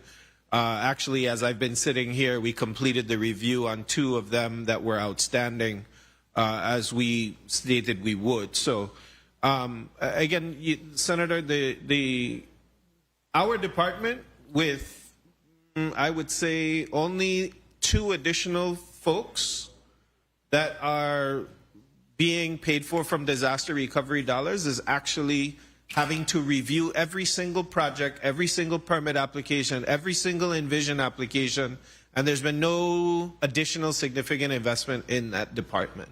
So, yeah, and then when we lose employees to other departments and they still anticipate or expect that we'll be able to keep a pace, certain things are just unrealistic. So that's, yes, it is a bottleneck.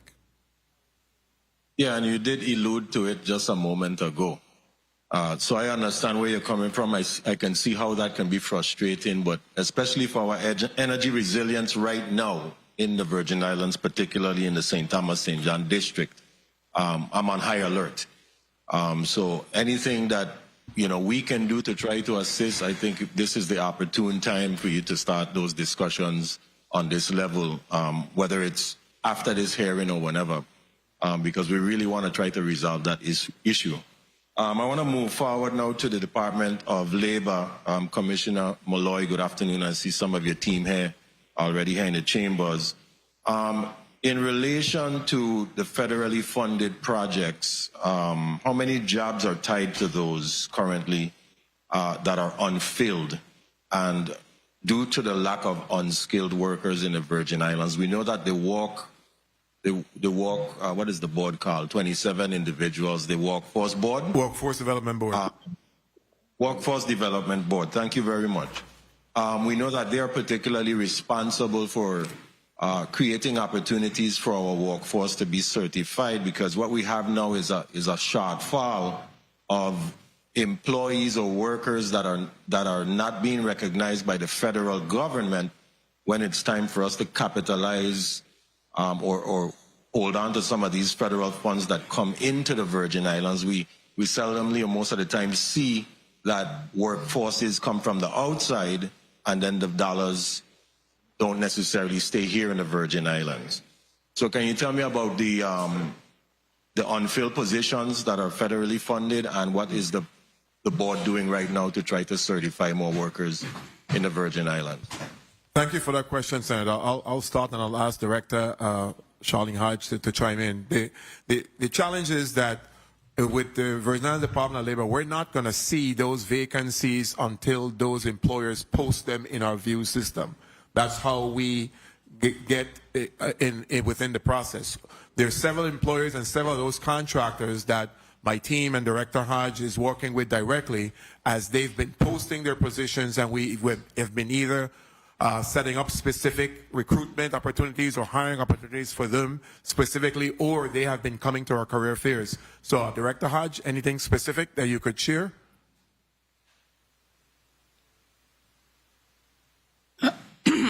nothing specific. I'm sorry. Charlene Hodge, Director of Workforce Development Services. Nothing specific, but once the employers post, we do help them with the recruitment. We're not seeing like a whole lot of the employers or who have received contracts. I guess they're not ready to post to do these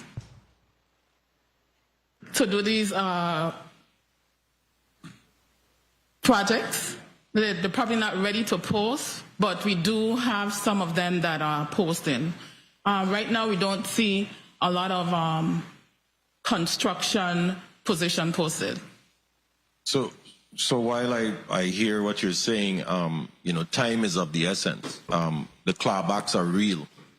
We know that the president is doing what he's doing, and we don't want to be in a position where we continue to lose funding. I'm not saying that particularly will happen right now, but at the same time, it doesn't seem as if the workforce here is fully prepared for the demand of the federal funding that is available, because we don't have enough workers that are certified. So in relation to the portion of the question that I asked about the Workforce Development Board, what are they doing right now in order to get our workforce to where it needs to be? If I may, Senator, the Workforce Board are primarily responsible for policy and directing for identifying the demand sectors. So once the demand sectors are then identified, then it becomes the responsibility of the Department of Labor and the contractor, Equus, to be able to do the day-to-day operations.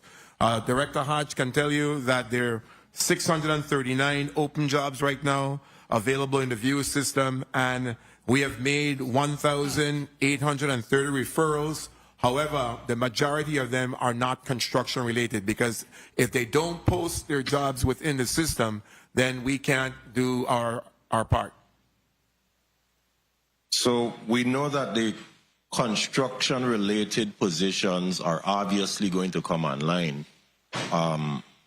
Do we have an adequate workforce, in your opinion, to accommodate the influx of this construction need in the Virgin Islands? We do not, Senator, and Governor Bryan has been sounding that alarm for a long time, indicating that was citing the RAND study that we would have to bring in between 5,000 to 7,000 workers. The Department of Labor spent an enormous amount of time working with the U.S. Department of Labor on our foreign labor certification program, so that we were poised to be able to try to bring in at least 4,000 workers to be able to augment. But we all know what's happening within the climate right now. So the U.S. Department of Labor and the Department of Labor locally, we have a foreign labor certification program. We work through the process, but everything that we do to go through the certification process then has to go to Homeland Security, and Homeland Security is the one responsible for issuing the visas. Thank you. And it is without a doubt that I know that you and your department work very hard. I see it every day. I've spoken to you on and off the record, and I know exactly how much work you and your department do. So thank you for the response. And I'm going to move forward now to Commissioner Lewis Peterson of the Department of Agriculture. Good afternoon to you. Good afternoon, you mentioned, yes, sir. You mentioned that there's about 250 farmers in the territory. Has the department tried to provide any data, or has any data on file to show how much pounds of food has been grown territory-wide or by district by these 250 farmers who are all licensed and certified in the Virgin Islands? Thank you for the question, Senator. The answer is every year when a farmer renews his or her license, he or she has to submit a crop harvest report. What that report does is to submit to us the crops or livestock that were produced and the yield and the poundage. The answer is yes. Our challenge, Senator, is being able to have the workforce to adequately every year, at the end of the year, compile and to report that comprehensively. That is something we're working on, but the answer is yes. Farmers, when they renew their licenses, do submit reports to us. Mr. Chair, if I may, just please wrap up. Yes, Senator, continue. Thank you very much, Mr. Chair. I asked the question, Commissioner, because if we're serious about talking about food security, even though there is some economic opportunity with that as well, we need to start seeing the trends in the sense of how much food are we actually growing, how much we have grown in the past, and to figure out if we're actually going in the right direction. This body has provided a lot of subsidy to the Department of Agriculture throughout the years, even before I became a senator. And I believe it's vital that that data exists and that data is shared and compiled and shared with this body so that we may know if we're actually going in the right direction. Thank you for the time, Mr. Chair. Thank you very much, Vice Chair Senator Angel Boquez. I missed you over here today, but that's okay. That's my wingman. Point of information, Senator Maurice James. Thank you, Mr. Chair. I have a quick question for the Commissioner of Labor. Good afternoon, everyone, testifiers, everyone in and outside the room. How do you enforce compliance when someone has to report a new hire or a vacancy? How would you know? I'm just curious as to the process. Thank you. I'll start and I'll let Attorney Nisha Christensen chime in. Based on our compliance and the regulations in Title 24, we have to do compliance checks on all employers. The new hire is a component of unemployment where everybody, when a company submits their quarterly reports, they have a responsibility to submit your new hires within 20 days. If you don't do that, then there's some things that we can do. Good afternoon, Nisha Christian Hendrickson, Assistant Commissioner, Legal Counsel. So we don't always know initially, but we cross-check a lot of different other areas. So for example, if they apply for workers' comp, if they post an ad in the paper, if they have an ad by their business, if they're going to get unemployment insurance for one sector. So we cross-check, and of course we also look for EDA, RT Park, and some of the other divisions that might be posting in one particular area, and then we would be able to know on the other area if they haven't posted that vacancy. Quick follow-up. So if you find out, you discover, yes, is there a penalty for? Oh, yes. Okay. Oh, definitely. It's a $500 for the first time and $1,000 for the second. We definitely go after businesses if we find that. And that is for not posting your vacancies based on Act 5174. Thank you. Thank you, Mr. Chair. Yeah, thank you very much, Senator Maurice James. Senator Clifford A. Joseph Sr., you're up for your 4 minutes. Good afternoon to everyone in the chambers, and good afternoon to my colleagues. Good afternoon to the listening public. I will start off with agriculture since that's where we live. As far as the percentage, local production percentage, what's that towards our food chain? Senator, I have a guess, but we usually say that the importation level is somewhere between 95, 97, and 8%. Coming in, imported. Okay. If that is the case, we can assume the rest is local. Okay. I'm also saying that with the proper compilation and reporting of the data that Senator Bulke just asked about, will help us to even be more accurate. But Senator, that's our guess for now, based on what we know, approximately 3% thereabout. But okay, being that that's 3%, but does the department have a target? Like, we want the target to get up to 4, we want the target to get up to 5. Oh, what we are doing is working very much and in conjunction with the Economic Development Authority, which has a target. We are supportive. And I believe the target is like 20 or 35% by 2040. We're working along with them on those targets. But we're also saying this, Senator. When we think of those targets, they can be daunting sometimes. So we are basically working on some smaller levels to indicate and to demonstrate progress. Working with a group of farmers, as we indicated with our project on cooperative development, we're working with them to establish local smaller targets that can be replicated. So. Okay, I know you were saying earlier your bulldozer is down and the survey are doing something else, but with the properties that different farmers had presently, if the production ain't no production for what it is, and you're getting ready to scale, to me, then we need to think about start to scale down. If you're giving people 6 and 7 acres of land and they ain't producing 6 and 7 acres worth of land of production, and I don't know, this is the question I really have. The question I have is, how many more potential farmers are applying to become farmers or landowners? Because that's where I want to really go. But let me ask this question first. Okay. I will have to ask one of my staff about what numbers we have in terms of applications sitting and requests sitting and waiting. But Senator, in the meantime, until Mr. Rogers or Tafari gives me the number of applicants still waiting, I will say this. I totally agree with you, Senator, that the acreages that we have issued previously are unrealistic. The average person in crop production previously was issued 5 acres at minimum. Mm-hmm. The average person cannot manage 5 acres without equipment or assistance. That is why I referenced we are now looking at 2-acre plots. And then based on that, we manage you, monitor you to see if we can go beyond that. But I agree. Presently, is there anyone with 5 acres that actually managing the 5 acres? Yes, we do. There was very few, but the answer is yes. No, that's what I want to make sure. I just want to make sure that we do have. Because the 3% can't come from no place, so I'm just saying. Yes, we do. Okay, good.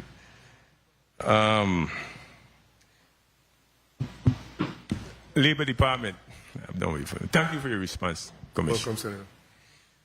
Welcome, Senator. As far as a percentage with high school graduates and college graduates locally, when they finish school here, what's our job ratio percentage of them staying in the Virgin Islands anyway? I'll start and I'll ask Director Sebastian to chime in. And the reality is, the mindset of our young people is that they need to leave the territory. We have conditioned them to believe that we have nothing here for them, or don't have enough for them. And so the percentage so there are more that plan to leave, but realistically, many of them, what they're doing is delaying leaving because they don't have the financial resource to go. So what we're doing through the youth program, we meet with the seniors throughout the territory to get an indication of who's going to college, who's going to trade school, who's going to military, who's going to the Wall of Walk. And Director Sebastian and her team tries to place them, especially in the summer, with employers who are more likely to keep them. So that's a part of what we're doing. So we're seeing a little more of our young people staying than before. Okay, good. I mean, leaving sometime is good for some of them, because I think half of the killing that we don't have, if some of them I got a chance to live outside the Virgin Islands before and return, would I enjoy the love that you really have in a small community versus you think is warrior then. They ain't got war here to fight. I don't believe in no war at all. I feel our war is waste of time. Me personally, that's my take on life, but I feel if a lot of these young men had a chance to leave, I felt the same way. I got people I never spoke to, and when I was in New York for 8 and 9 months, and Labor Day is the first time I seen somebody from home. It's a dude that me even a talking to, what a hugging up we have. Because now you have a chance to see somebody from home. So when you don't have that chance, because what I notice as well too is a lot of us who don't leave never know what it is to be without a close family. So when you stay here all your life, you always have somebody to lean on. When you have to leave and you have to lean on a stranger, because we all need people. As humans, we all need each other. So regardless of where we at, but the comfort zone changes when you step out. Even some of them, when they reach back, they feel the same way. I got my cousin now, me need them, man. But I just feel that we are always going to always need everybody else. So you don't. But anyway, thanks for your response. If I can you ask Director Sebastian to share a little bit? Yeah, okay, I'll wait on that. But thank you, Mr. Chair, anyway. I'll wait.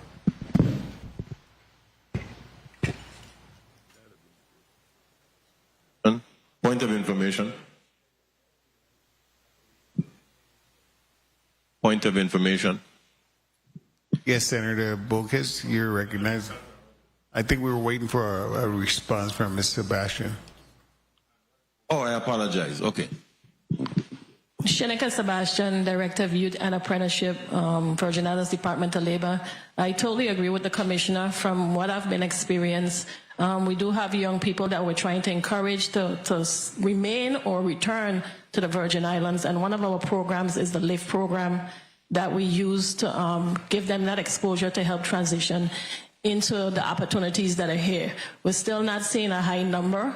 We'd like to see what we can do to help or encourage those individuals to remain at home, but it's not just the employment opportunities. I think it's the overall pictures for them being at home and being able to live a particular lifestyle. Chair. Media, please recognize the mic of the testifier. Yes, good afternoon. Jamal Rogers, Department of Agriculture. To answer your question, Senator Joseph, we currently have about 40 applicants that submitted business plans with interest in Vida farmland. Thank you for that response. That's very important. Yeah. Commissioner Peterson, just for point of clarification, I understand that I'm coming to you, Senator Bocas.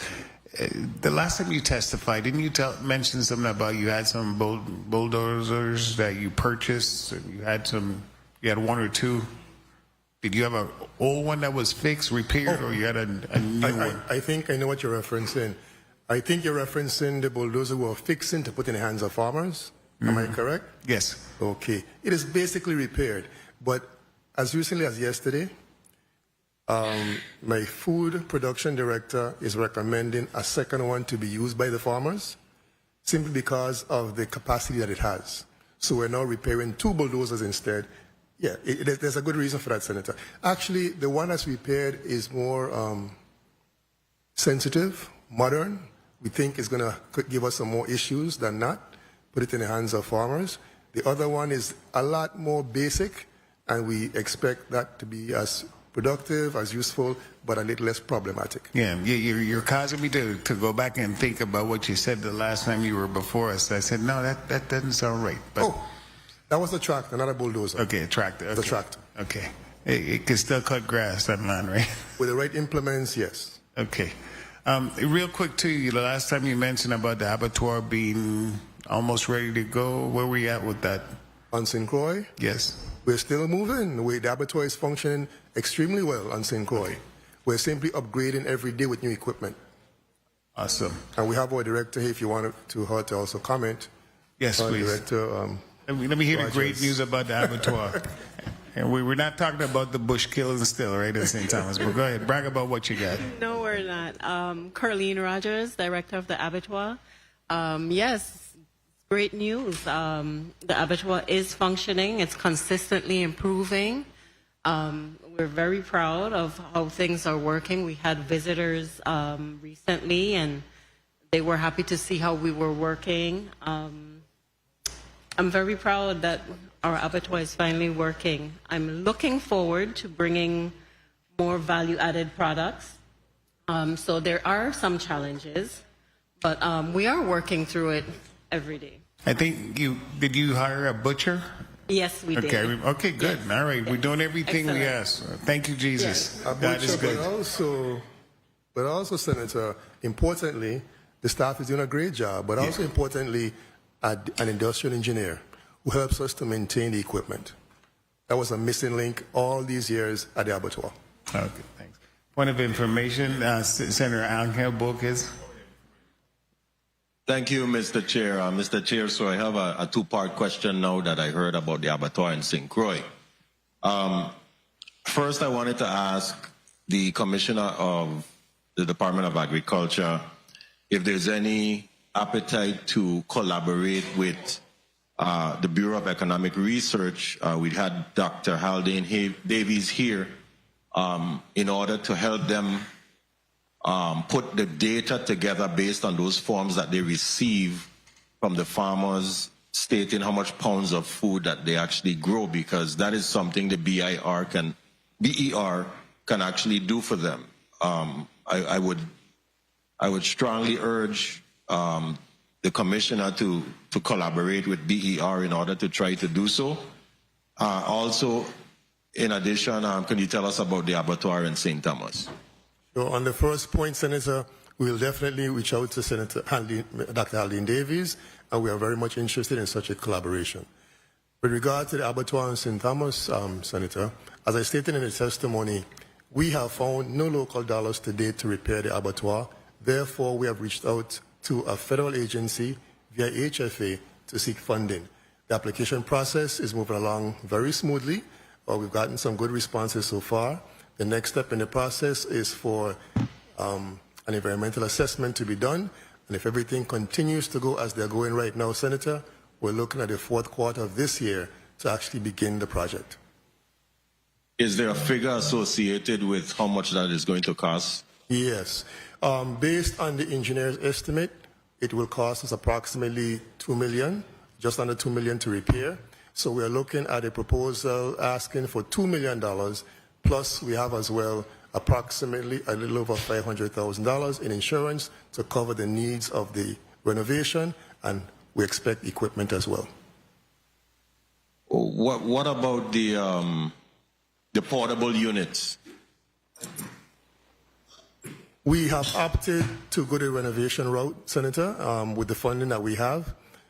Should we have gone the portable unit, it would have exhausted our funding, and I'm not sure we'll get the better use of the funds based on our consultants is to renovate the abattoir. I'm trying not to abuse my point of information, but I'm aware that in particular cases that when St. Thomas needs to have animals slaughtered, they have to go over on the barge, and sometimes the barge is not available, and it slows down. For instance, we have Carnival coming up here, and for all that I know, some boat owners may have wanted to do something special. So I don't know if it's going to be cheaper, to be honest with you, Commissioner. It's either going to be the same price or more expensive. The cost of the unit, the installation of the unit, etc., seem to have been a little bit not prohibitive, but a wiser use of the funds to renovate. The facility as is, once renovated, can do a lot more than the portable unit could do. We are still having in mind, after renovation, funding, if we can find, to put a portable unit for the specific purpose of adding poultry services for farmers, something we've never done before.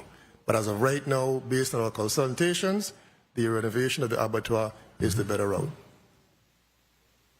Okay, very well. So $2 million is what we're looking at. Correct. With respect to the application, yes. Okay, very well. Thank you for your leniency, Mr. Chair. Yeah, no problem, Vice Chair Bocas. Point of information, Senator Joseph. Yes, this question is for the Department of Agriculture as well. The last budget hearing you had, you sent us a sheet, and it had a vacant piece of property in Estate Body Slab that is about between 80 to maybe 120 acres of land. Is that still vacant? Or is that one of the plots that you plan to survey and divide up? Okay, that is not the area that we're targeting for subdividing. Okay. I believe you're speaking about an old hayfield that we used to have. Okay. If we're speaking that body slab going north, that's an old hayfield that we used to have. And we're working with another farmer in a joint effort, partnership, to make sure that the farmer can use at least a portion of it and still assist us with hay production. Or you still going to be planting back here then? We would like to, yes. You're going to need, because the way the weather looking already is looking like we're going to be in some tough, if some rain don't start to fall. But I don't want to call that on us anyway, but... Yeah, but that is not the acreage targeted for the subdivision. No, okay, it is good. not. Thank you, Mr. Chair, for your... Thank you very much, Senator Clifford A. Joseph, Sr. Real quick, before we go to the next senator, Attorney Reimer, I know we haven't touched the PFA much today, but we do need some money for the RT Park to do a piece of development that would be a revenue generator. Is there any opportunity for something like that through the PFA? It would be dependent on the type of project. Excuse me, Denise Reimers, Virginia's Public Finance Authority. So it would be dependent on the type of project that you're looking to do, and then we could look at what type of financing mechanisms that we have available. Was Pauli Joseph Stadium financed through the PFA?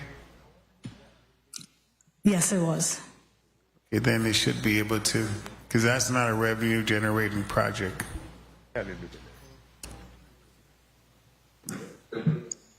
Okay, well, we'll do a follow-up on that, Attorney Reimer. Thank you very much.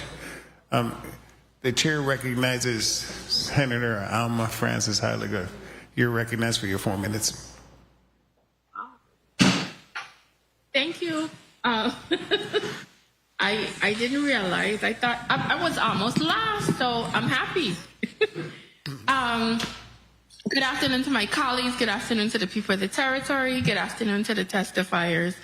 My first set of questions I wanted to ask in regards to jobs in the territory. Is there... I was listening to the response where it came and they were speaking about construction jobs not being pushed out as often. What types of jobs are they currently looking for? What is at the top of the list? And have you found that our residents are ready for these types of jobs that are available? Are you still having some type of difficulty? Thank you for that question, Senator. I'll defer to Director Gary Halyard, Bureau of Labor Statistics. Gary Halyard, Department of Labor. Most of what we see in our postings and the jobs under there are coming in the leisure and hospitality, mostly in the core industries that make up our economy. And it's retail, laborers in the construction, carpenters, electricians. They're not as high as we would like to see and what we're expecting. And the other area that I think also that we see in the job openings are, administrative office support and those types of jobs. I know the Department of Labor had several training programs. Several times when you guys came here, we heard about millions of dollars being put into these programs. Do you do any type of assessment after the fact to see how effective they are? And do follow up to see for the people that did participate, what was the ultimate outcome, whether they got a job, how long they stayed in that job, were they able to retain enough information to continue the job? Do you have those type of statistics that you do keep up? Because it's one thing for us to pour money into these programs, but it's another thing for us to keep track of them and know if they're actually effective. And thank you for that question, Senator. And I'll ask E.C. Ford and Director Hodge to chime in. Gene Ford, Assistant Commissioner. Excuse me, Mr. Ford, we need to make a technical pause. We're the Committee of Economic Development. After her question? Okay, sorry. You could continue. Right after you, we have to take a quick break. Sorry about that, Mr. Ford. Please continue. Media. You could go ahead, Mr. Ford. Gene Ford, Assistant Commissioner, Department of Labor. Senator, can you just repeat that one question? No problem. I was speaking about oftentimes when you guys came before us, Department of Labor, you spoke about all the different programs that you had dealing with individuals to be trained for different things. I'm asking, do you guys keep any type of data to track those individuals? Were they able to retain jobs? Were they able to, how long were they able to stay on some of these jobs? Did they have any issues with participating in the program? Anybody dropped out halfway? Any type of data so we could see if these millions of dollars that we spend in all these programs are actually benefiting the people of the territory and what's the ultimate outcome? Thank you, Senator. Gene Ford, Assistant Commissioner, Department of Labor. Yes, we do have tracking that's taking place. I don't have specific numbers for that before me at this time. However, I want to just assure you that we do have a tracking method. We do place individuals, again, because that's how we measure our success. Our success is really measured by the number of placements, because our goal... What is your success rate? Our goal... Again, I will have to pass that on to... I'll jump in, if I may, Senator. The federal dollars, there's certain benchmarks that the Director Hodge and Director Sebastian can talk about that they're specifically related to completion, they're specifically tied to placement, it's specifically tied to earnings. So those are things that we have to report on a regular basis within the federal government. And so those numbers are tracked within our view system. And in addition to that, so when you have federal... Okay, I have 4 minutes, so I just need to know. So you don't have the stat numbers. There's some benchmarks that we have to meet. There's about the 1 minute. Can you share those with us through the chair if we could get that information later on? Because since you guys don't have it right now, it's okay. We can. Thank you so much. I want to speak a little bit about Department of Agriculture. Couple of things. These land leases, how far are you with those in getting them cleaned up? I know there was a lot of issues before about getting people to do leases. You know, there were some concerns back and forth with property and procurement, who was turning in stuff, who wasn't turning in stuff. And I'm to the point that I really would like to see agriculture get to a level that we're actually producing in mass, to be honest with you. And I really don't see that. And, you know, it's one thing for us to keep dumping a lot of money into the department so we could see the fruits of our labor. But I still want to know what is really happening with these leases. So what is happening with this land that's supposed to be growing all of these vegetables and different things to really help with our agriculture product? Thank you very much for your question, Senator. And we all are looking for the same results. On one hand, Senator, please understand that leases are being processed all the time. Leases are being processed, not in mass, but there have been some leases recently. How many? Well, you can give me an answer later on. We have had leases recently, at least 3 to 4 were passed through the system. But Senator, we have a bulk of them right now in St. Thomas, approximately 20 that are being prepared for renewal. And when it comes to the renewal process, right. do you go based on production? Do you go based on what have they accomplished? Do you set benchmarks? Because I mean, we've seen situations where somebody has 2-3 acres or whatever the case is, and we have 1 tree on the land, and we call that agriculture.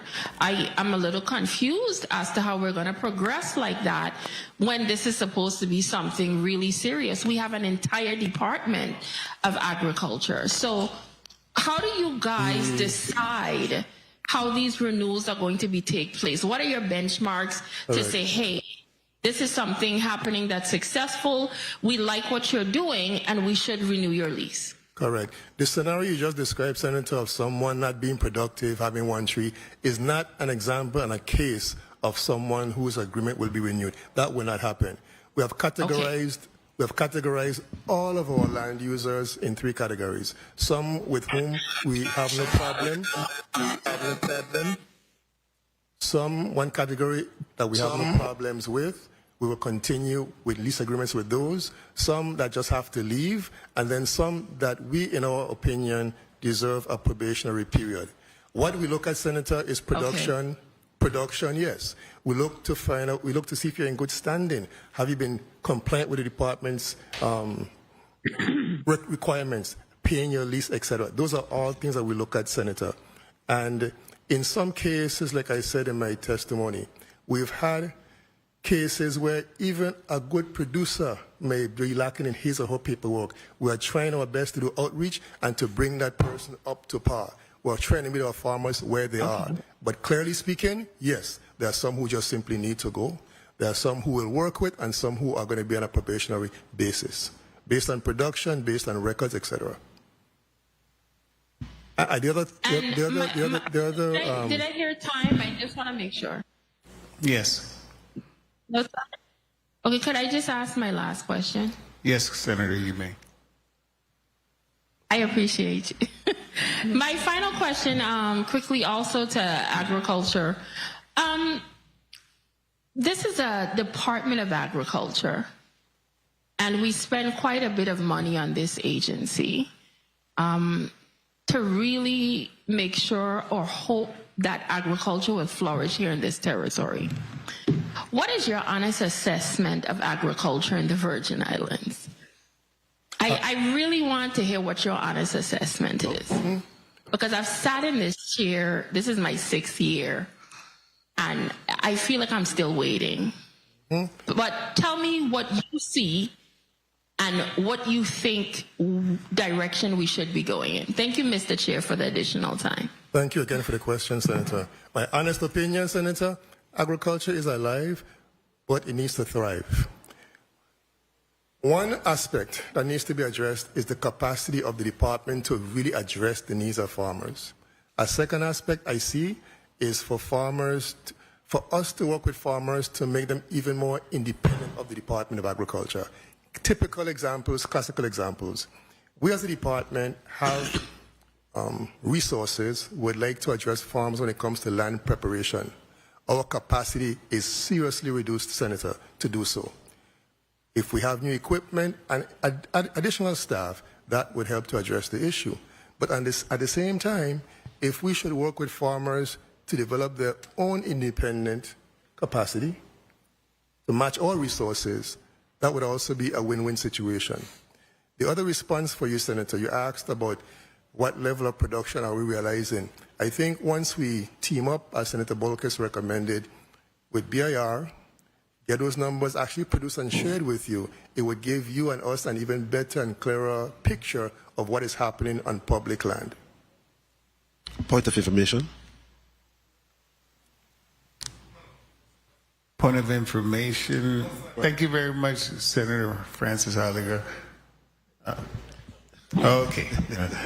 Oh, AC. Billy. Yes, Abraham. Thank you, Billy. Please. Yes, Billy Abraham, Assistant Commissioner to the Department of Agriculture. I just want to point out that our new grant program, which is the Co-op Training Development Program, which is a real game changer. It's going to train 15 farmers to work together in terms of production, marketing, and producing crops. They will be charged to grow 2 crops and have it available and accessible for a period of 24 months. This has never been done before, where we have a group such as this producing in bulk, as this good senator was seeking to describe. Never has this been done before. So it's a real game changer, and we're looking forward to implementing this program within full scale. I think what we're struggling here with is, the accountability part. Truth be told, the department hasn't been successfully motivating these farmers to produce at the level that the senators think would be appropriate. But monies are spent every year to maintain the system of agriculture. So we're just asking for at least a minimum level of production. We're talking about renewing leases, and we still can't even get a minimum level of production before we agree to renew the lease for a farmer for public land. That's what's so vexing for us, because it comes back to us. The public look at us and what are y'all doing? Here we are trying to set even minimum standards for them. We want them to be successful, but they got to. I can't give you another 2-year lease, 3-year, 5-year lease, and you haven't produced anything or nothing that's even materially reasonable. Case management, just like the Department of Labor. The commissioner told me they're doing this and they're doing that. I said, well, you got the stats for it? You don't. We got to start checking everything we do.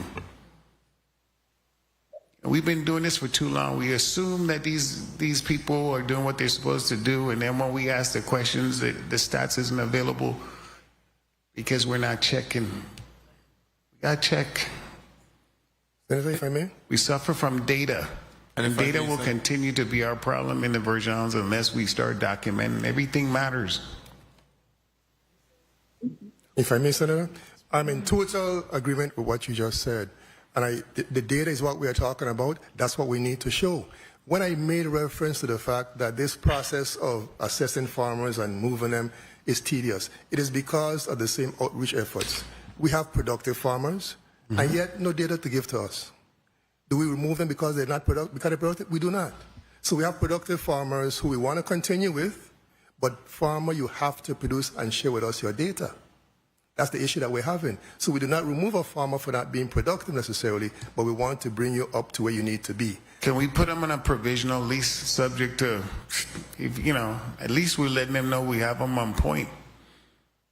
We're way too lenient. That is possible, yes. Something, just let's see what we could do. We're helping them. That data would be what you're asking for, looking for, and help you and the department as well in terms of justifying requests for funds. Thank you. And Commissioner Malloy?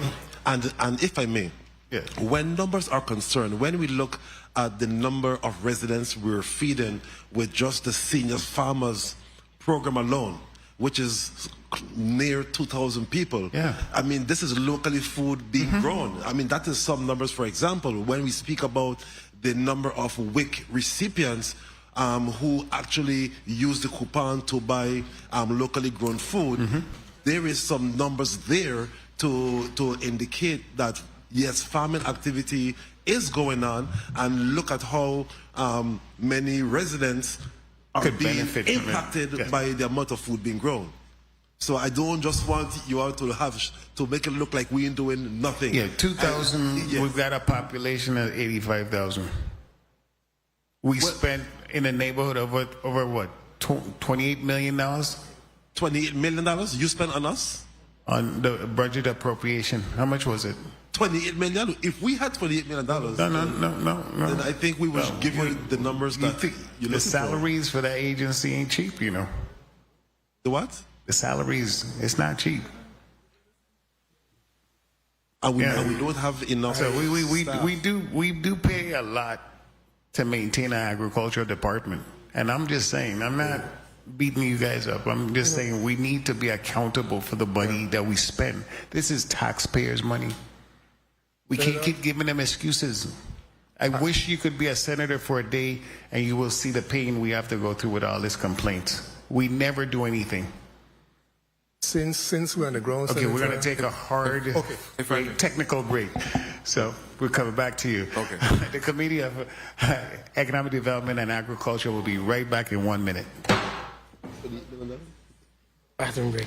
$28 million?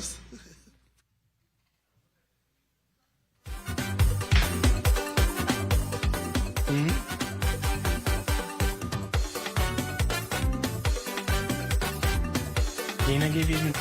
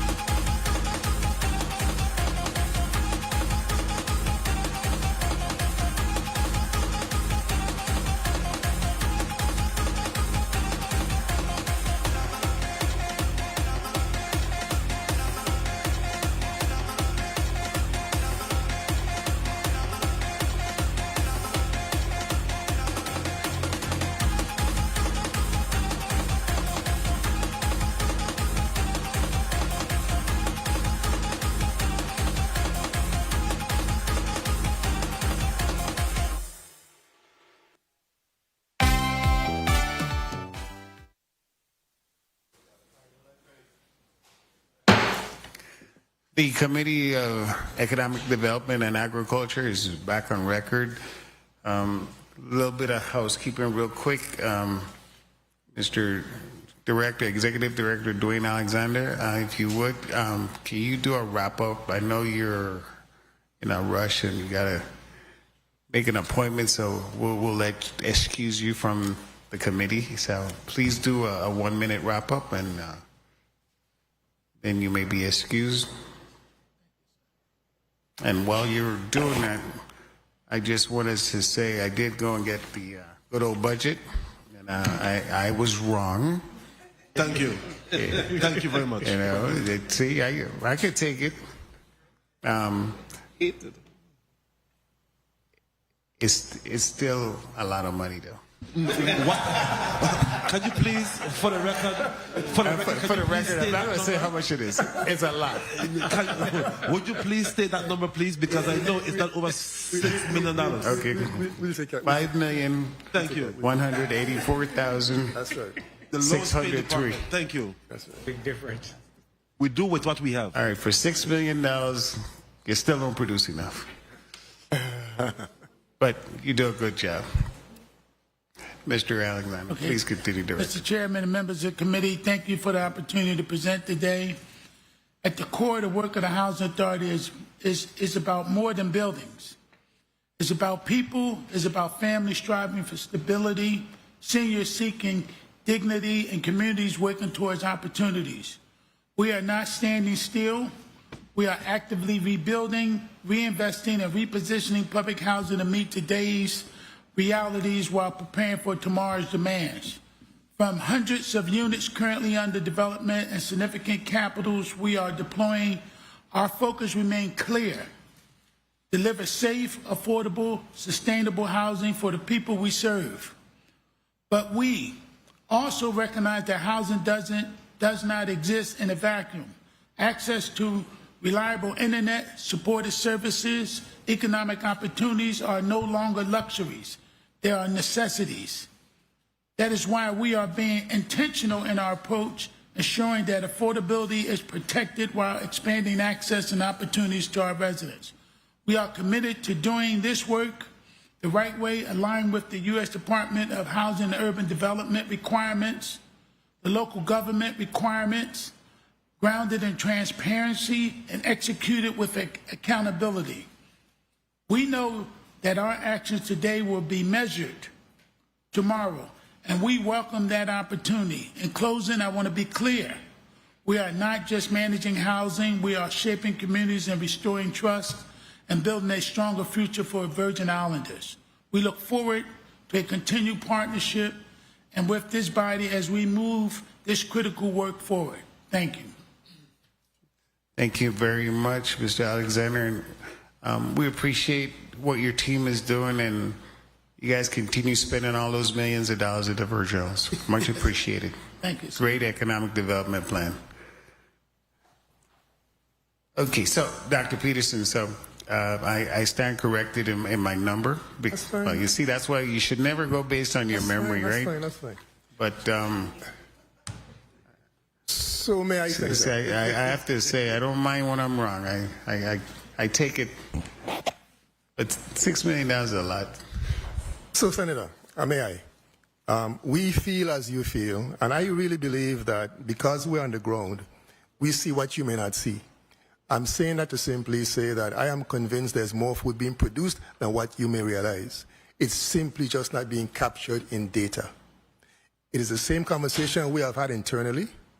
That is why in my testimony, when you asked for recommendations, I indicated our efforts to be an even more data collecting and data driven entity because we are feeling the same and having the same conversations. One of our challenges, Senator, again in my testimony, is to convey this to our farmers, to get them to understand and to see the connections between their production, their licensure, their data, whether they pay their leases or not. Sometimes the connection isn't there. That is why we are doing outreach to bridge this gap. So I don't want to just blame crop farmers. We also have to recognize the fisheries and also the livestock farmers. So, you know, you guys keep doing what you got to do. ask for the technical assistance if you need it. Let's get it going. Dr. Beloy, your question was case management too. Yes, yes. And I just wanted to put on the record, and I just want to say maybe I'm pushing my team a little too hard, because one thing we do, we live and thrive on the data. So it might not be able to be produced in the manner in which you needed it, but just Director Hodge and her team, just last month alone, 89 new job seekers, 682 individuals solved, 87 employers solved, 4 new employers, 131 employers solved, 5 new Wagner Pfizer individuals, those are individuals that are on a special program, 232 new job orders, 270 job referrals, 6 hired. Now again, we're in the matchmaking business. We're doing the matchmaking. So in those numbers, referrals would be made for those agencies. But again, the referrals go through DOP, and they would have to meet the requirements. So this is just 1 month of data that we capture. Okay. Commissioner Oriel, just one quick question from the streets. They're a little, raw with how they ask. What happened? There's some pairing in Christiansted that are still unrepaired from the storm next to between Hotel and the Key and where the King Christian Hotel is. What's the status on getting that repaired? So thank you for the question, Senator Jean-Pierre Oriol, DPNR. So before the government actually sold the Kings Alley Hotel, the legislature had actually appropriated monies to fix the pier, but when the hotel was sold, this is the one directly in front of Kings Alley, and then King Christian, they are the owners of that one. When we sold the hotel, we actually also sold the rights to the pier as well as part of it, because it was part of the product. So it no longer belonged to us, and it's now the owner's responsibility, now that they own both entities, to actually fix those piers. And so it's not on the GVI, actually. It's a responsibility of the owner. I would say that back in 2017, prior to the storms, there was an application from the then owner that was going to fix the, and I believe they even got a permit, but the ownership has since changed, and there has been no emphasis or investment in the piers themselves. And there's no kind of penalties that you guys will levy at the fact that this is unsafe, it's dangerous, and it's just sitting there? Something we could do. I'd have to look into that, Senator, because again, right now, as they're seaward of the actual boardwalk, and they're not really safe for. They're not really safe for vessels to be tied up to without actual danger to the vessel itself, right? Because loose rebar, whatever, could puncture the vessel, that kind of thing. So it's just not a smart thing to do. But in terms of again, people that are walking along the boardwalk, whether there's the pier or the remnants of the pier there, or you're upland of an area without it, the folks walking along the boardwalk should just be walking to maintain. So basically, it was submerged land that was sold? No, it's the actual structure itself. So the structure that sits in the water, which should be, to me, government waters. That's correct. Which is in disrepair. We're still saying they own it? It was sold as part of the asset, which was the hotel and that. Because again, the government... Can we ask them to take it down then?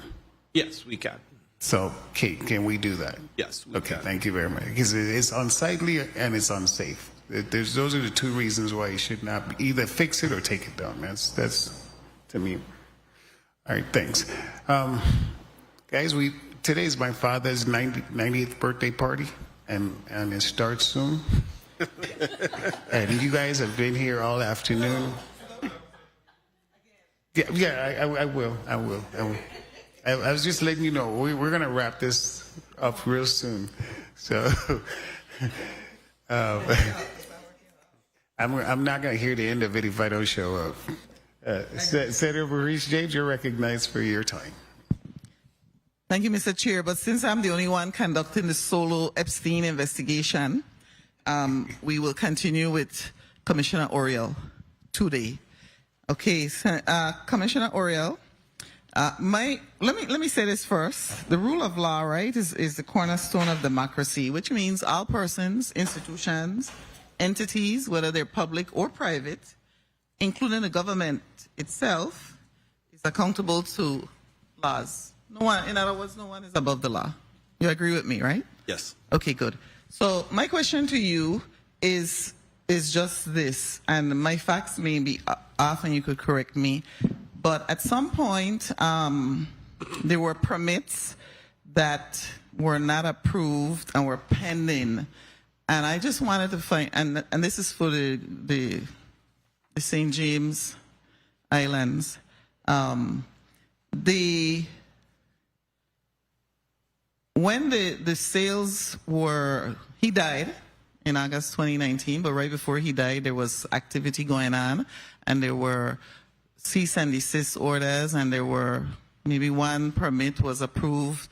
I'm just giving a context only to ask this question. Once he died, and then the islands were sold, do the permits then just stop? Do they transfer to the new owner? Are they pending? Just in terms of process, that's all I really want to find out. They do not transfer automatically, Senator. You would actually have to have an assignment requested and approved by either the commissioner or the committee, depending on the type of permit. And no such thing was requested to transfer the application. So if it was an application that was in process, those die automatically. They die automatically. Right. Okay. A permit that was issued can be, in fact, be assigned and transferred, but there was no request to assign or transfer any of the permits. Okay, thank you. That's all I wanted to know from you, DPNR, to be honest. That's it. Easy, right? Moving on to the Commissioner of Agriculture. First question, do you have fertilizer for sale to the farmers? The answer is yes. You do. Great news. Great news. The other question for you, I really had questions for agriculture today, but I had to throw something at JP since I was on that bent towards this investigation that's going to continue until December of 2026. The question I have is ARPA funds you mentioned a couple times. Yes, I did. And was it that you only received approval for those funds late in the ARPA period? And I say that because funds have to be spent by December 2026. Right. And here you are in your testimony saying in progress, or once they're procured, or have been submitted for procurement. Yes. Are we at risk of losing these funds, or will this be finished by the next time I see you at the Senate? Thank you for the question, Senator. Our intention, our plans are to have all the monies spent by December 31st. But to also answer another question or inquiry that you made, yes, we were very late, extremely late. I came on board in June of 23. As of that time, we had not confirmed any awards to the department to spend, and we got that done by the end of 23 or 4, I think it was, yes. Got approval. So up until that point, you were not awarded any ARPA funds? That is correct. Okay. All right, thank you for that answer. Now going to what you and I were working on together, right? The bill for the Department of Agriculture to establish and manage a 30-acre orchard on St. Croix. It was good to read about the fruit orchard project. But this is, and I'm happy about that, about the distribution to individuals. The question, though, is, as opposed to what I am proposing in this bill, which is where you would have control and management of 30 acres, giving the trees, distributing the trees to different people in the community. I'll just wrap up because I want you to go to that party. Okay. How do you track that they're actually maintained and produced over time, as opposed to you, agriculture, doing what I want you to do, right, which is the orchard? Can you respond to that? Sure. Senator, we do have a program in place, as challenging as it might be. Our forestry division has taken the lead on that, and they're the ones who collect the data, including contact information, and they're the ones who will be following up with those clients regarding their care for the plants and the productivity. So that's in place. Secondly, Senator, like I mentioned to you before, and thank you very much for the initiative, which I support, except to say, Senator, that I would love for the department to have a 30-acre orchard that we maintain, but it also comes along with more staffing to do so. I get it. I understand. It just needs to be done in this time that we're living in right now with what's going on in the Middle East. And with your saying the production is only 3 to 5, whatever it is, 5%? Yes. What would we do? What would we do? And so we really need to work on increasing the production. And I agree with you. If you need more money, we need to find more money, right? To make it happen. If we really, truly understand about food sovereignty and food insecurity that we're in right now. But I don't want to keep the chair from the party, the birthday party. So no more questions from me. Thank you, Mr. Chair. Thank you very much. And good. Oh, let me, please, just one more thing. There is a literary festival and book fair at UVI. That's why I was dressed so brightly today. That was one reason. So tomorrow, I'm hoping those of you out there, please go out and support the literary great Caribbean writers, authors, and even local ones, right? We have local people who write. So please support them at UVI tomorrow. Thank you, Mr. Chair. Have a good evening, everyone. Thank you very much, Senator Maurice James. Just for full accuracy, the Virgin Islands Legislature appropriated for the Department of Agriculture. See, yeah, they already started making sure I'm 100% accurate here. It's $5.2 million. Then from the Tourism Revolving Fund, I was able to get $500,000 to the Department of Agriculture because I sit on the Budget Appropriation Committee. Thank you, sir. So if anyone thought I was against agriculture, give me back the 500,000. And then the Industrial Hemp Commission got $246,277,000. And so the total payout to the Department of Agriculture was $6.9 million. So, and I'm going to keep looking for more money. You guys have my commitment on that. I just want you guys to make me look good too and make the community eat. So keep pushing. I know it's difficult.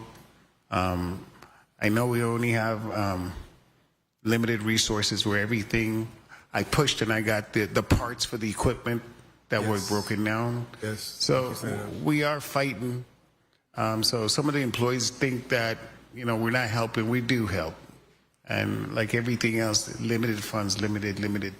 So if I don't give you, then Commissioner Uriel is going to say, what about me? And then, of course, Dr. Muller is going to say, and me? What am I, chopped meat?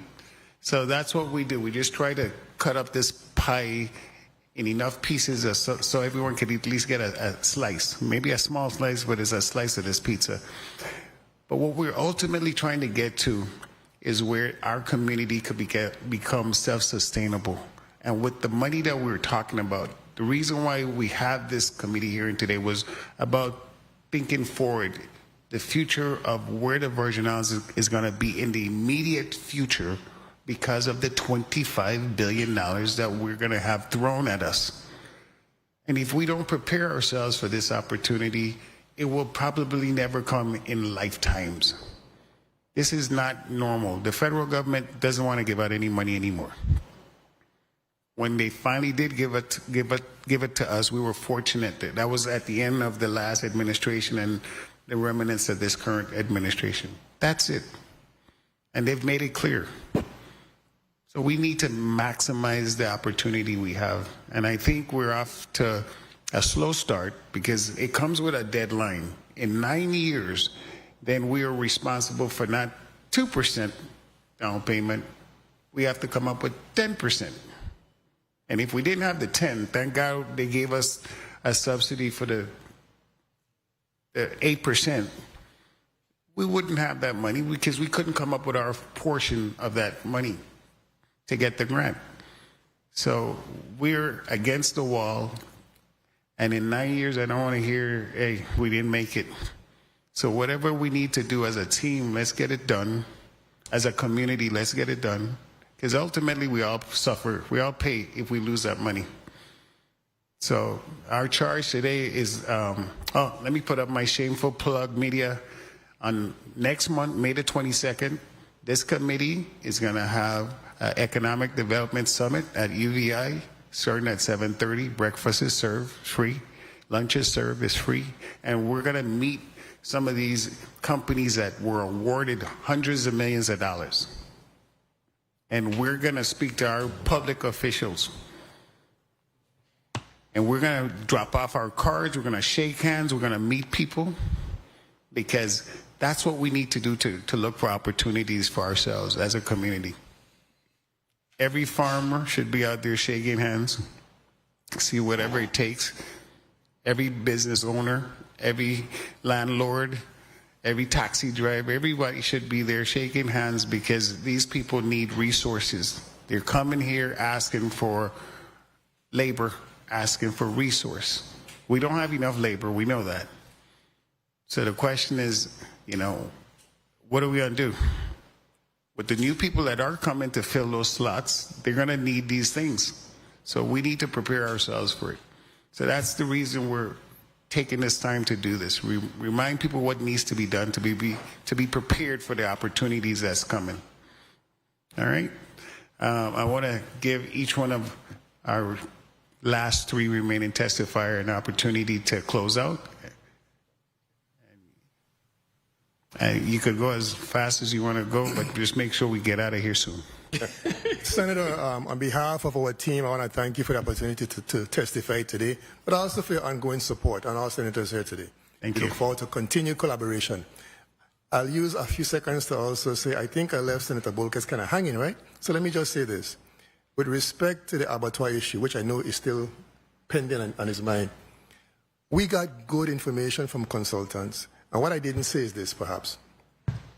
With a $2 million estimate for the renovation of the abattoir, we're looking at a $1 million purchase of a mobile unit, probably to be transported here for another $500,000, then to be installed for another. So with the expenditure of $2 million on the building itself, we have more than just the facilities to slaughter. We have storage rooms, restroom, etc. So we feel as if we had really good advisement and, again, data. So the other thing, Senator, I took away from here is that we understand that we have to be more data-driven and data collecting. We already know this, and we plan to work on that. We intend to do our part to work with you to provide that data and with our farmers. So I'm thanking you again on behalf of the team for the opportunity here to present and to speak. Thank you, Commissioner.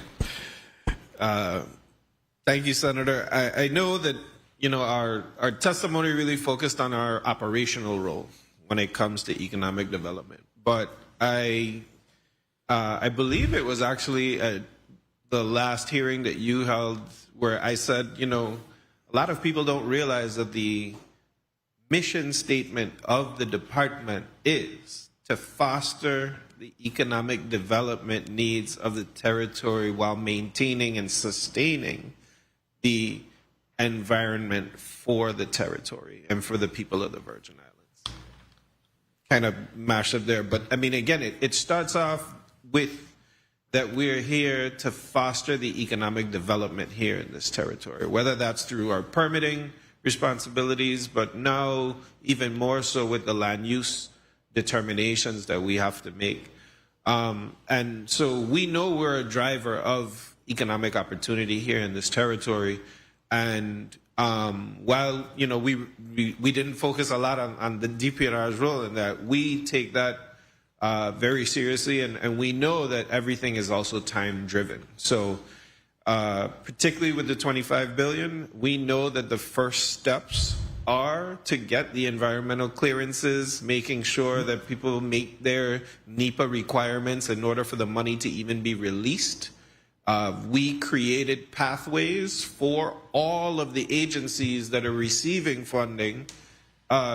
We created streamlined pathways for everybody to be able to get through at this time. And again, right now, when we hear about how many contracts are actually in play, and you got 14, 15 billion dollars already kind of in play, that means that DPNR has done its part, because in order to even have gotten to the contracting phase, you needed to get through these hurdles. And I want to make sure that my staff gets the kudos for that, because it's on the back end. It's not the actual shiny object or the ribbon cutting or the shovel in the ground and all of that stuff. But the reason why contracts are in play today is because those men and women in DPNR are doing their part to get those clearances out so that the territory could have received the money in the first place. We are an economic driver. We recognize our responsibility and our role in that. We'll continue to serve the people of the Virgin Islands. Thank you very much. Thank you very much, Commissioner Oriol. Dr. Malloy, you're the wrap up. Yeah, thank you. And just wanted to echo some of the sentiments and to just make sure that we put in perspective the Virgin Department of Labor in this whole perspective. We talked about workforce development, but workforce for us is an economic development strategy. You can't have workforce development without economic development. And we've been making sure that we're not operating in silos. Every entity that you had on the first panel, on the second panel, will call the Virgin Islands Department of Labor, because we're interacting with everybody. We're doing our best. We're listening. We're trying to work on their needs. We're working from what they're telling us that they need, and then trying to use our resources to be able to get them there.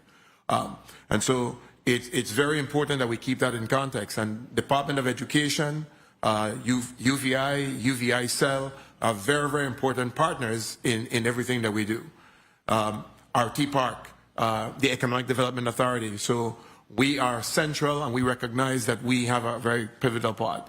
The ladies, I call them my dynamic duo, Charlene Hodge and Shanika Sebastian, because in the workforce space, when you talk about youth and apprenticeship, or you're talking about adult youth or dislocated workers, you're talking about us in the matchmaking business. You have Director Halyard and Assistant Commissioner Nisha Krishna Henderson, AC Ford. They're data dogs. We have the data that we get on a regular basis is what drives what we do. And so I just want to make sure that we put that all in perspective. And I also want to make sure that I put it out in my testimony, and I don't want it to go unlooked at, that the minimum wage, remember Act 9069 was passed by this body, and it is going into effect. It's supposed to go into effect 90 days after enactment, after Governor Bryan signed. It was signed by Governor Bryan on January 23rd, 2026.